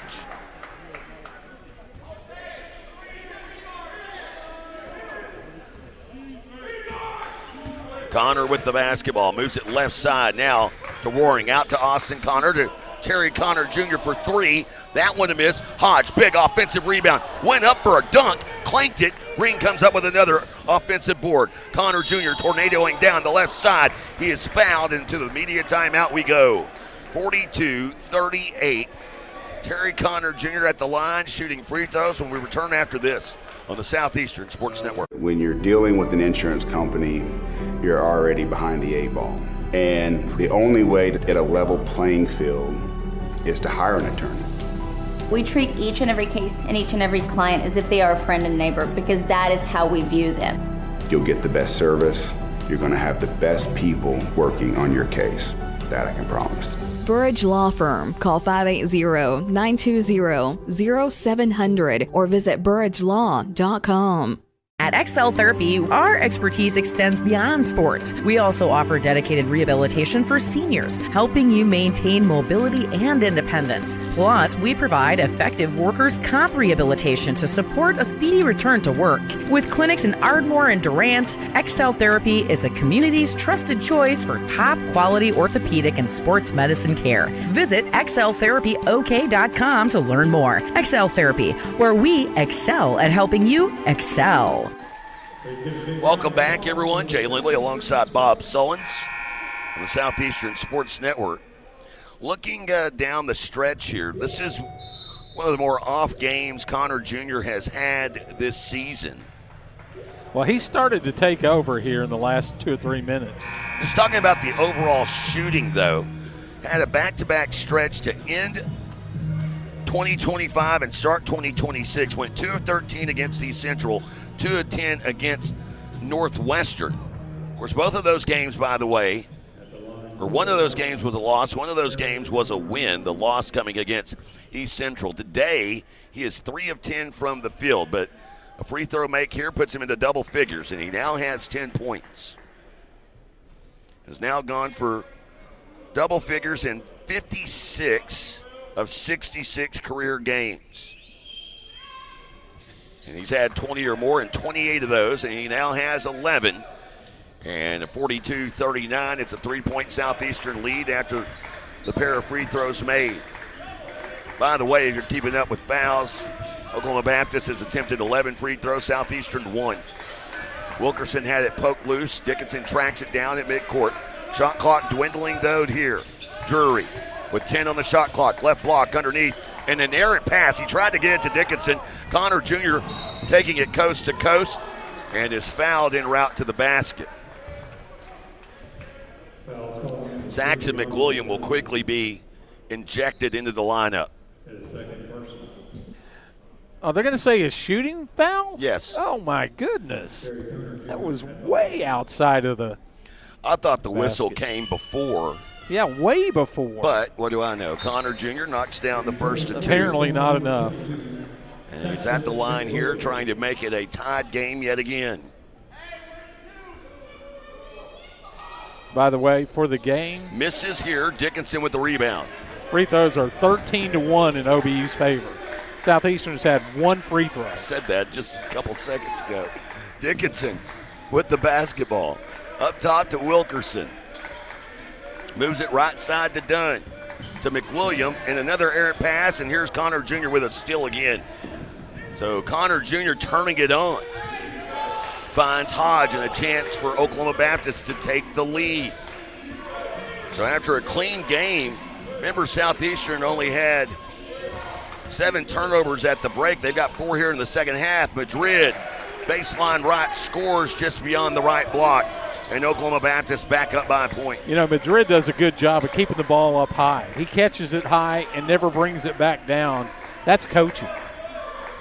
McWilliam with the basketball. Finds Dunn right side. Southeastern in a bit of a lull. They've not scored in 2 minutes.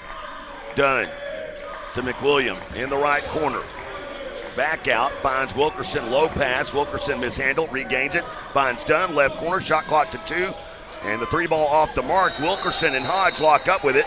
And the possession arrow in favor of Oklahoma Baptist. I'm telling you what, Ethan Wilkerson has played hard tonight, or this afternoon. He's a little shaken up after he's that. He's coming up a little bit lame there. And here's Connor Jr. trying to add to his team 1-point lead. He has Waring, Madrid, Hodge, and Green on the floor. Here's Green off the left wing. To Hodge, back up top to Green. Now to Waring around left side. Connor Jr. for 3. Back of the iron, no good. But Green gets another offensive rebound. That's 13 offensive rebounds in the game for Oklahoma Baptist, and a timeout taken by Coach Aker with 9:36 to go here in the second half. A 30-second timeout. Take this opportunity to remind you about all the events going on at Choctaw Casino Resort Durant. Some big-time acts coming up this month and moving forward, as at the end of the month, Tucker Wetmore coming to the Grand Theater. You have Dwight Yoakam, Christina Aguilera, Clint Black, if that's your cup of tea. It's all coming up at the Grand Theater inside Choctaw Casino Resort Durant. Really not a better venue to watch a live show, and tickets are available at ChoctawCasinos.com/events. I don't know if it's my cup of tea, but it would kill some time. What? Killing time. Oh, God. Okay, I caught it. Come on now. I'm not a big Clint Black fan. I know people that are, but country's just not my cup of tea. Last two concerts I've seen out there are Ice Cube and Cage the Elephant, if you needed to know. Waring out left side into the hands of Connor Jr. He'll attack left to right into the lane, and he gets it to roll over the rim and in. His team up by 3, 45-42. Drury up the right side of the floor. Back into the game for McWilliam has Wilkerson, Camacho, Gomez, Dunn, and Dickinson on the floor. Storm have been in a lull here, to say the least. They've not scored in 3 minutes. Dickinson to Camacho Gomez. This time he'll knife, he'll drive out to Drury. Extra pass finds Dickinson. Shot clock to 4. Dunn has to do something. Foot on the line, 2, knocks it down. Second shot today made by Southeastern with the shot clock dwindling. And it's back to a 1-point game. Connor Jr. with the basketball. They lob high to Waring, down to Hodge, right side. Back out to Connor Jr. into the corner. 3 on the way, and Green connects. That's the first made 3 of the game for Oklahoma Baptist. They were 0 for 14 prior to that make, and that's a big one. Pushes the lead to 4. It's their largest lead of the afternoon. Drury down low to Dickinson. Finds Wilkerson at the GAC logo. It's a miss, and Madrid able to get the rebound off of the tip by Hodge. Southeastern with 2 timeouts remaining. Oklahoma Baptist with 2 timeouts remaining. And the next stoppage will take us to the media timeout. Connor Jr., right wing. Toledo getting set to check in. For Southeastern, it's Green down right side to Waring. Passes over to the defense, finds Connor Jr. 3 on the way. And back-to-back threes by Oklahoma Baptist has pushed this lead out. And now, what do we have here? I thought we were going to have a timeout. We do. Well, it is the media timeout. I'm not sure why the official blew the whistle, though. 51-44, 7-point Oklahoma Baptist lead, their largest advantage of the day. Back after this on the Southeastern Sports Network. Life is yours to spend. Spend it apart. Spend it together. Spend a little now.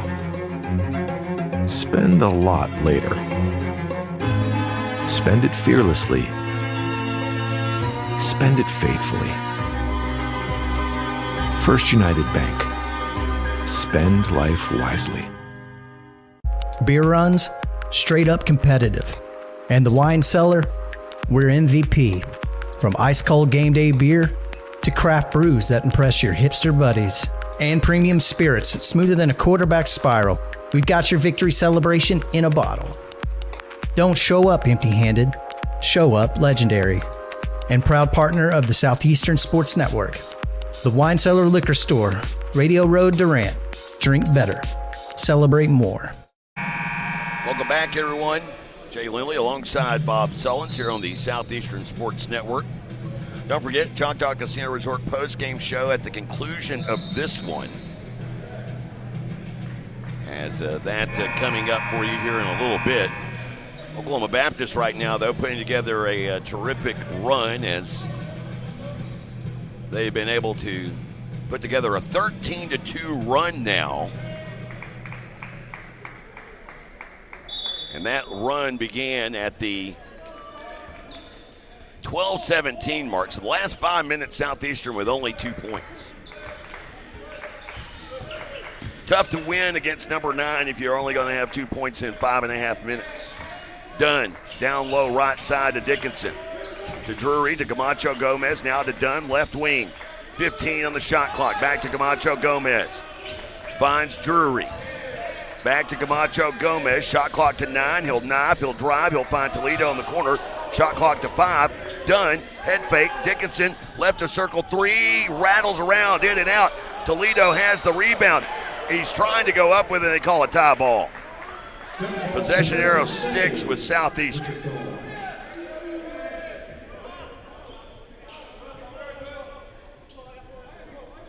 Drury will inbound here, baseline right. This has been a frustrating game. Southeastern's had some looks. The three-point shooting just hasn't been going for the Storm here today. Had a couple of glimpses with Dunn and Camacho Gomez. Otherwise, Dickinson's three-point shooting's been off for a week now. Here's Toledo with a bomb that pins itself between the iron and the glass. And so now the jump ball arrow goes to OBU. Good news is he'll flip back. That's always the good news. Southeastern needs a defensive stop here. Connor Jr. across midcourt. It's been a big run for Oklahoma Baptist. A 13-2 run over the last 5.5. Hodges' shot is missed. Waring with an offensive rebound. Out to Connor Jr. 3 on the way. That one won't go. Bodies on the floor. Another offensive rebound to Green, right of circle. He'll miss the 3. Dunn unable to get the rebound, and Connor comes through and puts it back in. Christian Hodge did enough to dislodge that ball from the grasp of DeAndre Dunn. The Storm are down by 9. 17 offensive rebounds for OBU. Southeastern has 14, but not enough. Camacho Gomez with the basketball out to Dickinson. Now Dunn finds Drury left side to Toledo. Over the top of the 7-2 big Madrid, and he knocks it down. And a big 3 made there, cuts it back to a 6-point game. Toledo with that shot. First make of the game. Connor Jr. will bring it up. Ethan Scott getting set to check back in. Green with it off the left side, now back to Connor Jr. Connor Jr. with the basketball. Pull up, fires down low, finds Waring, and he scores at the rim. And if you're Oklahoma Baptist and you've seen the futility of the Southeastern offense here in the latter part of this second half, you can't afford to milk the clock a little bit. I mean, you've been dominating the offensive glass here. Here's Toledo in the corner, a head fake. Step back 3, and Toledo heating up. Hodge just went flying by him. And it's a 5-point game as Toledo's hit back-to-back threes. Connor Jr. with the basketball in the midcourt circle. Guarded by Dunn. Finds Green, right wing on the Choctaw Casino Resort logo. Now back to Waring, left side to Connor Jr. Jab step, finds Green into the post. Waring, right side of the lane, misses. Hodge flying through. Madrid gets it out to Green. Right wing 3, and it goes. Oklahoma Baptist started this game 0 for 14 from beyond the arc. They're 3 of their last 4 now. Toledo on the drive to Drury, to Dunn, up top to Dickinson. To Camacho Gomez, he'll drive baseline left to Dickinson. Cut off by Hodge.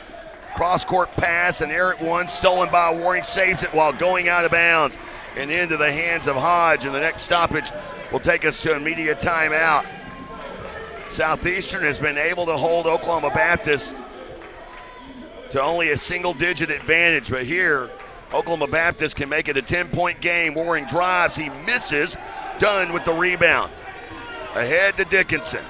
To Camacho Gomez, a head fake and a drive, driving to the rim and pinned at the rim. I thought that was a goaltend as well. Takes us to our last media timeout. Clock running out on Southeastern's upset bid. 3:24 to go here in the second half. 58-50, Oklahoma Baptist in front on the Southeastern Sports Network. Since 1971, Westside Family Dentistry has been committed to enhancing the natural beauty and function of your smile while improving your oral and overall health. Using state-of-the-art technology, our friendly staff will take care of all your needs, from routine care, crown and bridge, implants, and even orthodontics, including Invisalign. Westside Family Dentistry is the premier choice to create beautiful, healthy smiles for the whole family. We recently asked listeners to describe the super nachos off the Taco Casa's super menu. Here are their stories. I love that when you order the super nachos to go, they separate the chips from the toppings into different containers so that I get to have crispy chips. The super nachos, only on the super menu at Taco Casa, located on 1st Street in Durant and southbound 75 in Calera. Taco Casa, real fresh, real food, real good. Welcome back, everyone. 58-50 our score, 3:24 to go in the second half. Oklahoma Baptist, their largest advantage of the game was 9 points. That was just a little over 3 minutes ago at the 6:17 mark. Game has featured 5 ties and 11 lead changes. Savage Storm men have lost 4 in a row to Oklahoma Baptist, but only 2 games here at home. Just between us, if you want to take another break, I got one queued up if we have one here. I would suspect a timeout somewhere down the line. Both teams each with 2 timeouts apiece. Drury to inbound. Has Scott. Toledo. Toledo takes the corner pass, and Toledo drains a 3. So Toledo has hit 3 threes here in the last couple of minutes. He's got 9 points in the game now. All of his attempts from beyond the arc.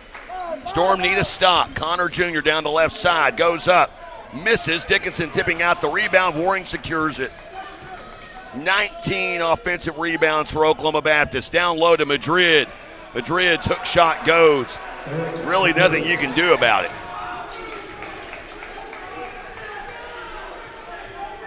Well, inbound to Drury. Storm down by 7 now. You have Camacho Gomez on the floor, who has hit 3 threes in the game. Ethan Scott, who had that shot clock beating 3 earlier. Here's Dickinson. Right corner 3, splashes it in. Storm having to hit 3s to stay alive, and they are. They're down by 4. Well, if they can gain a point every trip down. Take it. I don't know if there's enough time left. They're going to have to get a stop here and grab a rebound. That's the big thing, rebound. As Oklahoma Baptist, 19 of their 36 boards have been on the offensive glass. Waring lobbing to Madrid. Madrid goes up, air balls, rebound though Green, and then a foul on the putback. Another offensive rebound. That's 21 for the game. No, they're on track now. That's just number 20. Oh, okay. They've sped up as the day has gone on. They've gotten a little more efficient. At the free throw line, Green, and he misses. Josh Udoma getting into the game, and this has been a low-minute game for Udoma. I'm a bit surprised. Udoma's played only 4 minutes this entire game. He's a guy that averages 30 minutes per contest. Green hammers that free throw in, and it's now a 5-point game. Well, the strategy on offense is just everybody out and shoot a 3. That's what Southeastern's doing on offense. 61-56, under 2 to go here. Drury moves to the right. Chased by Udoma. Finds Scott, now back to Drury. Between the 2 circles to Toledo. Now Drury drives to Camacho Gomez. Pass over the defense, finds Scott on the right wing. Shot clock to 6. Drury working, finds Camacho Gomez. Step back, finds Dickinson, gets the shot off, and it's an air ball. Doesn't touch the iron, so a shot clock violation on Southeastern. That may have done it, folks. It's a 5-point game with 1:23 to go. But barring some sort of defensive stop, and really, the thing that's probably going to be the most frustrating aspect about this for Southeastern, it's not that Oklahoma Baptist has shot great. They haven't shot bad, but they haven't shot great. 42%, from the field. It's the 20 offensive rebounds that have produced 24 second chance points. That is what's going to really eat at Southeastern if this game holds where it's at now. Connor Jr. takes a foul from Drury. Drury saying, dude, he elbowed me in the face. Number 15. Yeah, the other thing is the lack of free throw attempts. 1 for the game.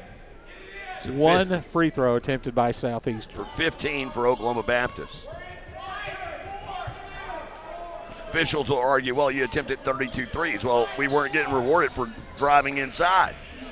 There's your counter argument. Connor Jr. with the basketball. Moves it left side to Waring. Waring left to right in the lane. Out to Green in the corner. Green driving an air ball. Rebound, Wilkerson. Only down by 5. Drury across midcourt. Drury finds Wilkerson. Guarded by Hodge. Back to Drury. No time to waste here. Drury to Williams. Williams down low to Wilkerson. Wilkerson goes up. 2-point basket is good. Timeout taking. Coach Kelly Green. We take a quick one with him. 3-point game. Back after this on the South. Here. Okay, it's 30 seconds. 61-58. Oklahoma Baptist in front. Southeastern has 1 foul to give before sending Oklahoma Baptist to the bonus. And according to the board, they have 2 timeouts left. I don't know if that's updated. That is not updated because they both had 2 timeouts a minute ago. So they got 1 left. OBU has 2 left. And now they have it right. Possession arrow is in Southeastern's favor. Connor Jr., after having a slow start to the game, he had just 4 total points in the first half. He's got 19 now, 15 second chance points for the outstanding junior to go along with 5 boards, 4 assists, 4 steals. For Southeastern, Chandler Dickinson, who had a slow start to this game as well. Dickinson had 8 points at the half. He's got 16 here. The other thing is you can foul. They're 8 of 15 from the line in this game. You have to foul the right person. Yeah, you wouldn't want to foul number 3, who has it now. And he sprints ahead of everyone. And then takes a body bump by Williams. Southeastern had that foul to give. So they get it across midcourt. Foul's called on number 11, Jalen Williams. And Williams picking up the foul. His second personal team. Waring will inbound here in front of his own bench. Trying to get it into Connor Jr. Does. You don't want to foul him.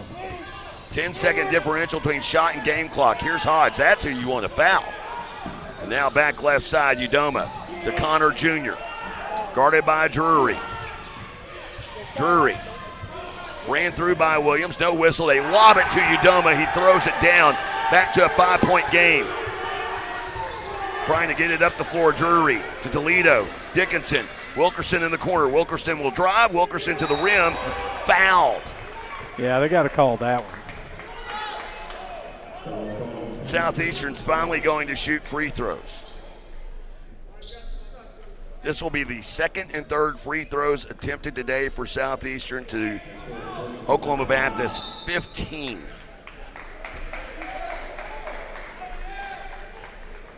And I believe we're going to have a timeout. A timeout, 60-second timeout. Let's go ahead and take it with them. Back after this on the Southeastern Sports Network. Shamrock Bank proudly partners with Southeastern Oklahoma State University to promote Savage Storm athletics. Collegiate athletes gain valuable experiences that translate to the workforce after graduation. Many of our employee owners have strong ties to Southeastern. At Shamrock Bank, you are more than a customer, we're more than a bank. Shamrock Bank, member FDIC.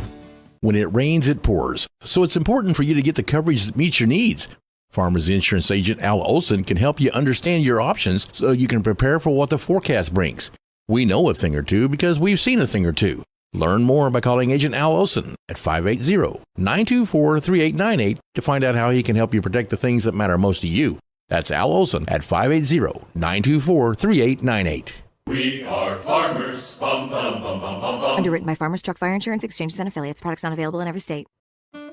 Shamrock Bank proudly partners with Southeastern Oklahoma State University in promoting academic programs that lead to growth and career opportunities. Many of Shamrock Bank's employee owners are Southeastern alumni. Our roots and our future are in Southern Oklahoma. At Shamrock Bank, you're more than a customer, we're more than a bank. Shamrock Bank, member FDIC. 63-58 our score. Ethan Wilkerson to the line. Shooting 2, down by 5. I think the goal here for Wilkerson, hit both, go for the steal on the inbound and foul if you have to. The 63 points scored by Oklahoma Baptist today, Bob, a season low. And Wilkerson misses the first of 2, and that is going to make any sort of comeback effort extremely difficult. Second one on the way. This one is good. 4-point game. And now Camacho, Gomez, and Dunn will check into the game here. Returning for Southeastern, number 3, DeAndre Dunn. Waring looking to inbound it, gets it into Green, who's fouled immediately by Williams. The good news there is only 1.4 seconds elapsed. The bad news, Storm down by 4. His third person. He'll send Green to the line. He is 1 of 2 today from the free throw stripe. He is 24th in the GAC in free throw shooting percentage at 74%. So he's one of the guys, obviously, you didn't want to foul. But they made a concerted effort to get it into him.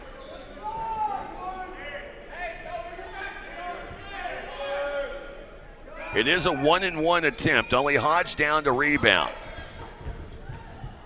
And Green, the lefty, misses. Rebound done. Has to get it ahead. Here's Drury. Not enough time. Into the hands of Scott. They'll say it's a blocked shot. I thought he was fouled, but it doesn't matter. Game comes to a close. Oklahoma Baptist keeps their win streak alive. It goes now to 12 games, despite being held to a season-low 63 points. Coming up, we've got the Choctaw Casino Resort post-game show. We get it fired up after this on the Southeastern Sports Network. When love and luck are in the air, the extraordinary is never far behind. Like a chance to win your share of $2.2 million during the Lucky in Love giveaway at Choctaw Casino and Resort Durant. Play with your Choctaw Rewards Club card beginning February 1st to start earning entries. It's the $2.2 million Lucky in Love giveaway. Fridays and Saturdays in February and March. Only at Choctaw Casino and Resort Durant. Get away to it all. Visit Durant, Oklahoma, where the people are just as special as our town. From our bustling Main Street full of boutiques, stores, and recreational shops everyone can enjoy, to our wide variety of family-friendly and fine dining options. You can enjoy cultural experiences at the newly opened Choctaw Cultural Center, or tons of water recreation activities on Lake Texoma. Durant is a weekend of fun waiting to happen. Plan your next adventure at discoverdurant.com. Cherokee Communications believes good things come in threes, like 3-pointers, epic movie trilogies, and great home service. That's why Cherokee offers HD TV, high-speed internet, and home phone. And right now, you can get any service or all 3 for one low cost. Get HD TV, internet, and home phone from Cherokee Communications and score 3 for the home team. Visit CherokeeCom.com today. What's your something? My something is getting my very first apartment. My something is staying on the cutting edge of the tech industry. My something is to make a difference. What's your something? My something? Making every plate a work of art. There's something for you here. Find your something at careers.choctawnation.com.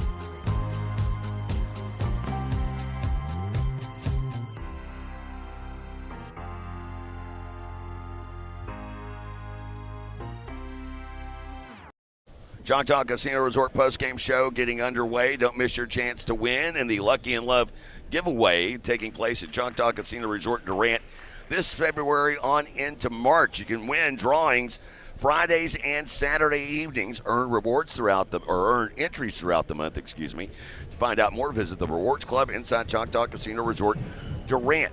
Final score here, men's game, Oklahoma Baptist extends their win streak to 12 despite being held to a season-low 63 points, 63-59 the final. Oklahoma Baptist wins. Taking a look at scores from earlier today, women's action. Southeastern Oklahoma State women, they extend their win streak now to 7 in a row as they win 60-56. They snap a 7-game losing streak against Oklahoma Baptist. Tori Kilburn winning the Durant Lumber Hard Hat Award in that one. 20 points, 11 rebounds, her 5th double-double of her career. And congratulations to Kinsley Warden, who surpasses the 1,000-point threshold. 10 points today for Kinsley with 7 rebounds in 30 minutes of action. Taking a look at women's scores from around the GAC earlier today. Bit of a surprise up next for Southeastern Oklahoma State Northwestern. The Lady Rangers fall again. They fall to East Central today by a final of 61-56. While in other action, Southern Nazarene, they win 72-58 over the Lady Bulldogs of Southwestern Oklahoma State. Henderson State, they survive Arkansas Monticello 79-76. And 25th ranked Arkansas Tech outlast Ouachita Baptist at Bill Vining Arena in Arkadelphia. I'm looking at the current trends on that stat sheet. To end the game, Bob, both teams, Arkansas Tech was 5 of their last 6, and Ouachita Baptist was 5 of their last 7. It was a no defensive affair there at Bill Vining Arena. Other action, things winding down. Looks as though Harding is going to survive Southern Arkansas again. 11th ranked Harding 62-57. Only 15 seconds remaining in that one. Taking a look at men's scores from around the GAC. Bit of a surprise. Southwestern Oklahoma State coming back. They now lead Southern Nazarene with 5:34 to go in regulation, 52-47. East Central, apparently they took that loss on Thursday night to heart. Good for the Tigers. Good for them. Good kitty. 79-46. They're whipping up on the Rangers right now. And here's the thing, Bob. There's still 9:49 to go. They may get the century mark on the Rangers. Good for them. Glad they can get that one. Henderson 49-36 over Arkansas Monticello. They're midway through that one. And 63-43, 16th ranked Ouachita Baptist starting to run away from Arkansas Tech. If you're wondering why many of these men's games are still at the midway point of the second half, that's because today we witnessed a women's and a men's game where they didn't call any dang fouls. Yep. There you go. It's the Choctaw Casino Resort postgame show coming up. Our postgame conversation with Coach Kelly Green and a look at the final numbers after this on the Southeastern Sports Network. Shamrock Bank is an employee-owned company based in southeastern Oklahoma. We are a proud sponsor of Savage Storm Athletics. Many of our employee owners are alumni of Southeastern and know firsthand the opportunities higher education can bring. Our success is tied to the success of the communities we serve. Come see the difference employee ownership makes. At Shamrock Bank, you are more than a customer, we are more than a bank. Shamrock Bank, member FDIC. Since 1971, Westside Family Dentistry has been committed to enhancing the natural beauty and function of your smile while improving your oral and overall health. Using state-of-the-art technology, our friendly staff will take care of all your needs, from routine care, crown and bridge, implants, and even orthodontics, including Invisalign. Westside Family Dentistry is the premier choice to create beautiful, healthy smiles for the whole family. We recently asked listeners to describe the super nachos off the Taco Casa's super menu. Here are their stories. I love that when you order the super nachos to go, they separate the chips from the toppings into different containers so that I get to have crispy chips. The super nachos, only on the super menu at Taco Casa, located on 1st Street in Durant and southbound 75 in Calera. Taco Casa, real fresh, real food, real good.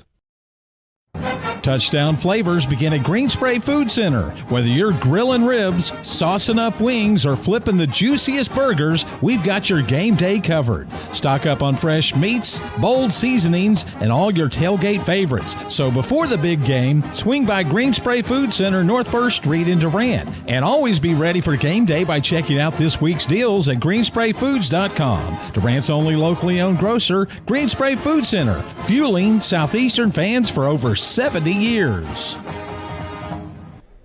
Welcome back. Choctaw Casino Resort post-game show here at Bloomer Sullivan Arena in Durant. Look at the final numbers brought to you by our friends at your local Texoma Chevy dealers. As the final numbers in this one, Oklahoma Baptist held to a season-low 63 points. Those 63 points coming off of 43% shooting from the field.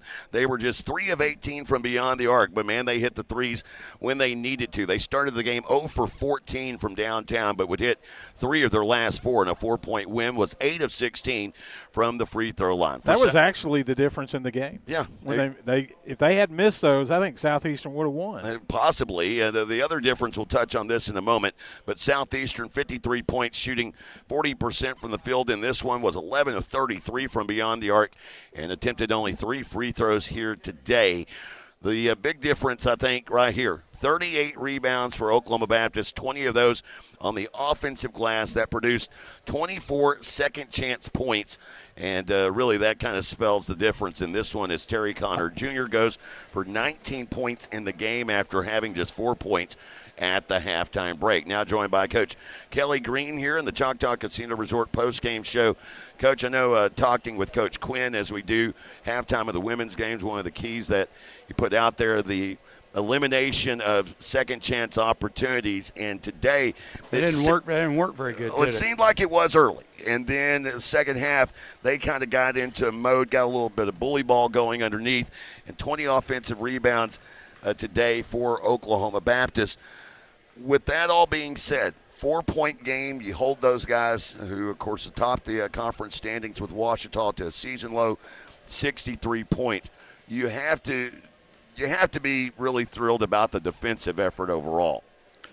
Yeah. I mean, it's what we said in the locker room just now. I said, guys, we played well enough defensively to win, even given the fact that we gave up 20 offensive rebounds. Shoot, we gave up 8 of them on 2 possessions, it seemed like. And, you know, there's some things you can't control. You can't control when a 7'2" guy reaches 10 foot tall and you can't jump up. So you can't control that. But you can control the other guys that are going to the glass and putting bodies on people there and coming up with them. And that's what they do. To their credit, we did a good job defensively. We kept them off guard. Kilter? I was thinking kilter too. Off kilter a little bit defensively.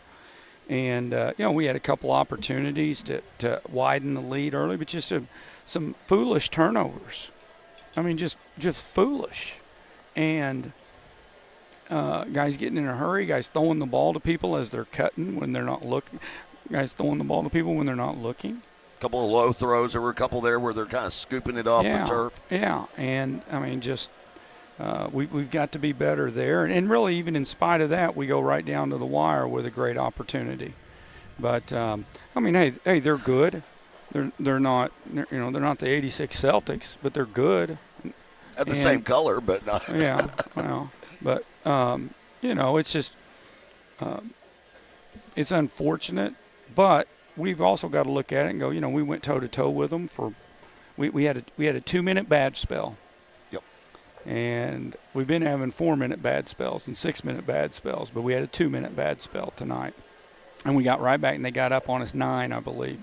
And we got right back in, chipped away. Gusto came in, took his time, hit a couple shots, hit timely shots. I was about to bring him up, to have that little spark off of the bench. And, I mean, he came out, didn't hesitate. We've kind of seen this progression with him throughout the year. I know, I'm thinking back to early in the season, there were a few times where being on the road, being next to you, and you'd go, shoot it. He didn't hesitate today when he got an open look, and that I thought was a nice burst from the freshman. Well, as long as he's shooting good shots, yeah, we're all about shooting it. But just because you can get your shot off doesn't always mean it's a good shot. Fortunately for us now, he's back playing. Unfortunately, we missed him for about a month. And but he adds something to our team offensively. He adds something to us defensively. He's active. We got to get him to get on the glass more, but he's long and he's active. So, they caused us problems. I mean, the big guy caused us problems. And, I mean, he scored the ball some around the basket. I mean, he had 10 points. I mean, because he's unguardable. He's unguardable when he gets the ball. But what he really caused us problems with is what we were doing offensively. And I didn't think, especially early, we took advantage of the fact that he was in the game a couple times.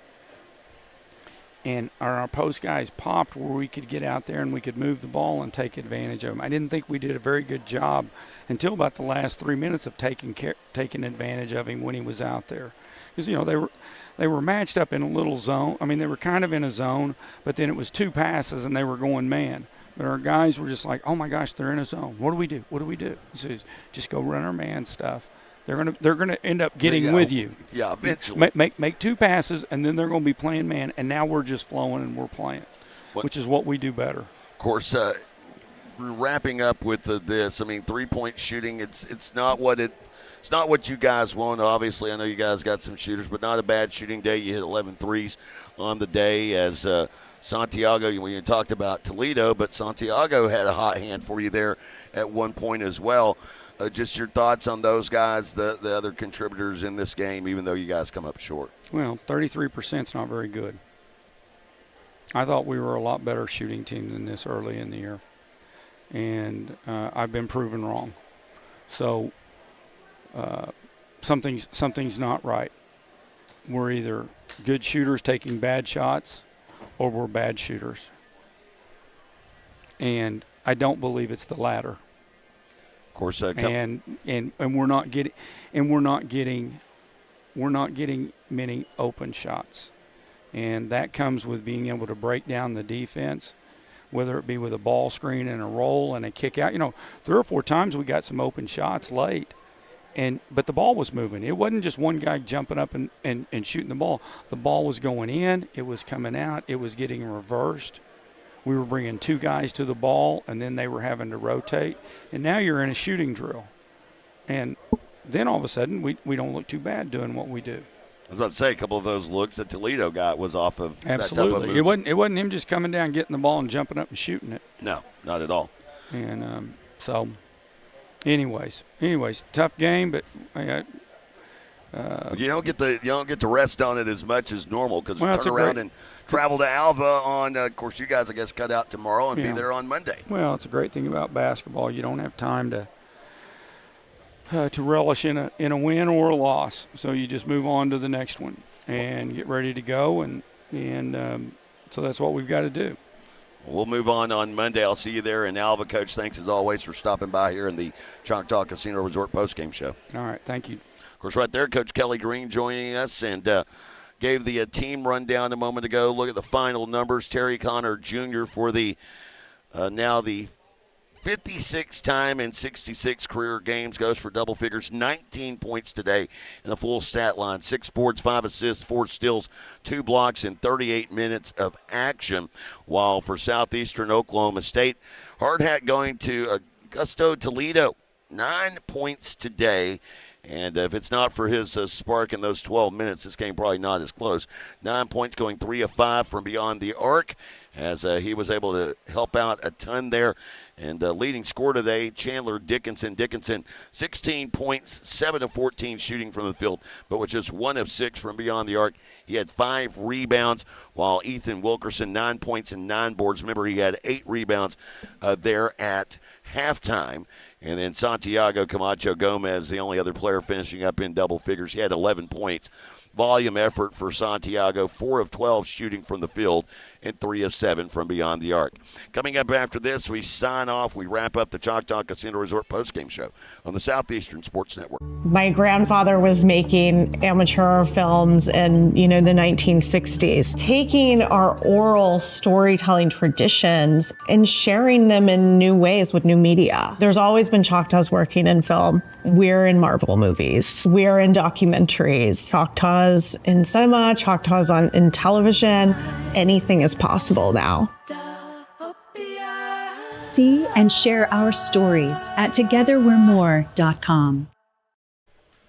Wrapping things up on the Choctaw Casino Resort postgame show. Women, they extend their win streak to 7 in a row now, 60-56 final over Oklahoma Baptist, thus also snapping a 7-game losing streak against the Bison. While Southeastern Oklahoma State men, valiant effort, but they come up short, holding Oklahoma Baptist to a season-low 63 points, but they fall 63-59. Quick turnaround here on the Southeastern Sports Network. The game that was canceled due to the ice storm we had there in the final weekend of January. That game being made up on Monday, and we'll travel up to Ada, or at least I will. You know Bob ain't traveling that far. He's not doing it. Oh, it's like I've never done that before. He might travel to Ada every now and then, but you might now just have passed me on how many Alva trips you've made. So that is very possible because I get them for football too. Traveling up on Monday, and we'll take the airwaves at around 5:15. Women's tip-off brought to you by Shelburne Heating and Air, hitting at 5:30, and then we'll take you the rest of the way on the road in Alva before returning home for 3 home games and, of course, the regular season finale February 28th. In Weatherford. Big thanks to our in-studio producer, Cobain. Dude, I cut my hair Reed. I don't know if Cobain got him a job yet, though. We'll find that out later next week. And a big thanks to Noah, our cameraman, for Bob Sullins. I'm Jay Lindley saying good night and so long, everyone, from Bloomer Sullivan Arena in Durant, Oklahoma. This has been Savage Storm Basketball on the Southeastern Sports Network. The Savage Storm are brought to you by Choctaw Casinos and Resorts, First United Bank, the Chutta Foundation, and the Choctaw Nation of Oklahoma. Savage Storm Athletics are sponsored by U.S. Cellular, Shelburne Heating and Air, Cherokee Communications, and El Caporal. The Savage Storm are also brought to you by Burridge Law, Westside Family Dentistry, Stuyvesant Chevrolet, and Shamrock Bank. Also sponsoring the Savage Storm, Choctaw Careers, Taco Casa, your local Texoma Chevy dealers, Excel Therapy, and the Wine Cellar. The Savage Storm are brought to you in part by Sparlin Realty, Applebee's, The Artisan at Brick Street Hotel, and Arnett Insurance. The Savage Storm are sponsored in part by Durant Lumber, your farmer's insurance agent, Al Olson, Discover Durant, and Green Spray Food Center. Thank you for joining us on the Southeastern Sports Network.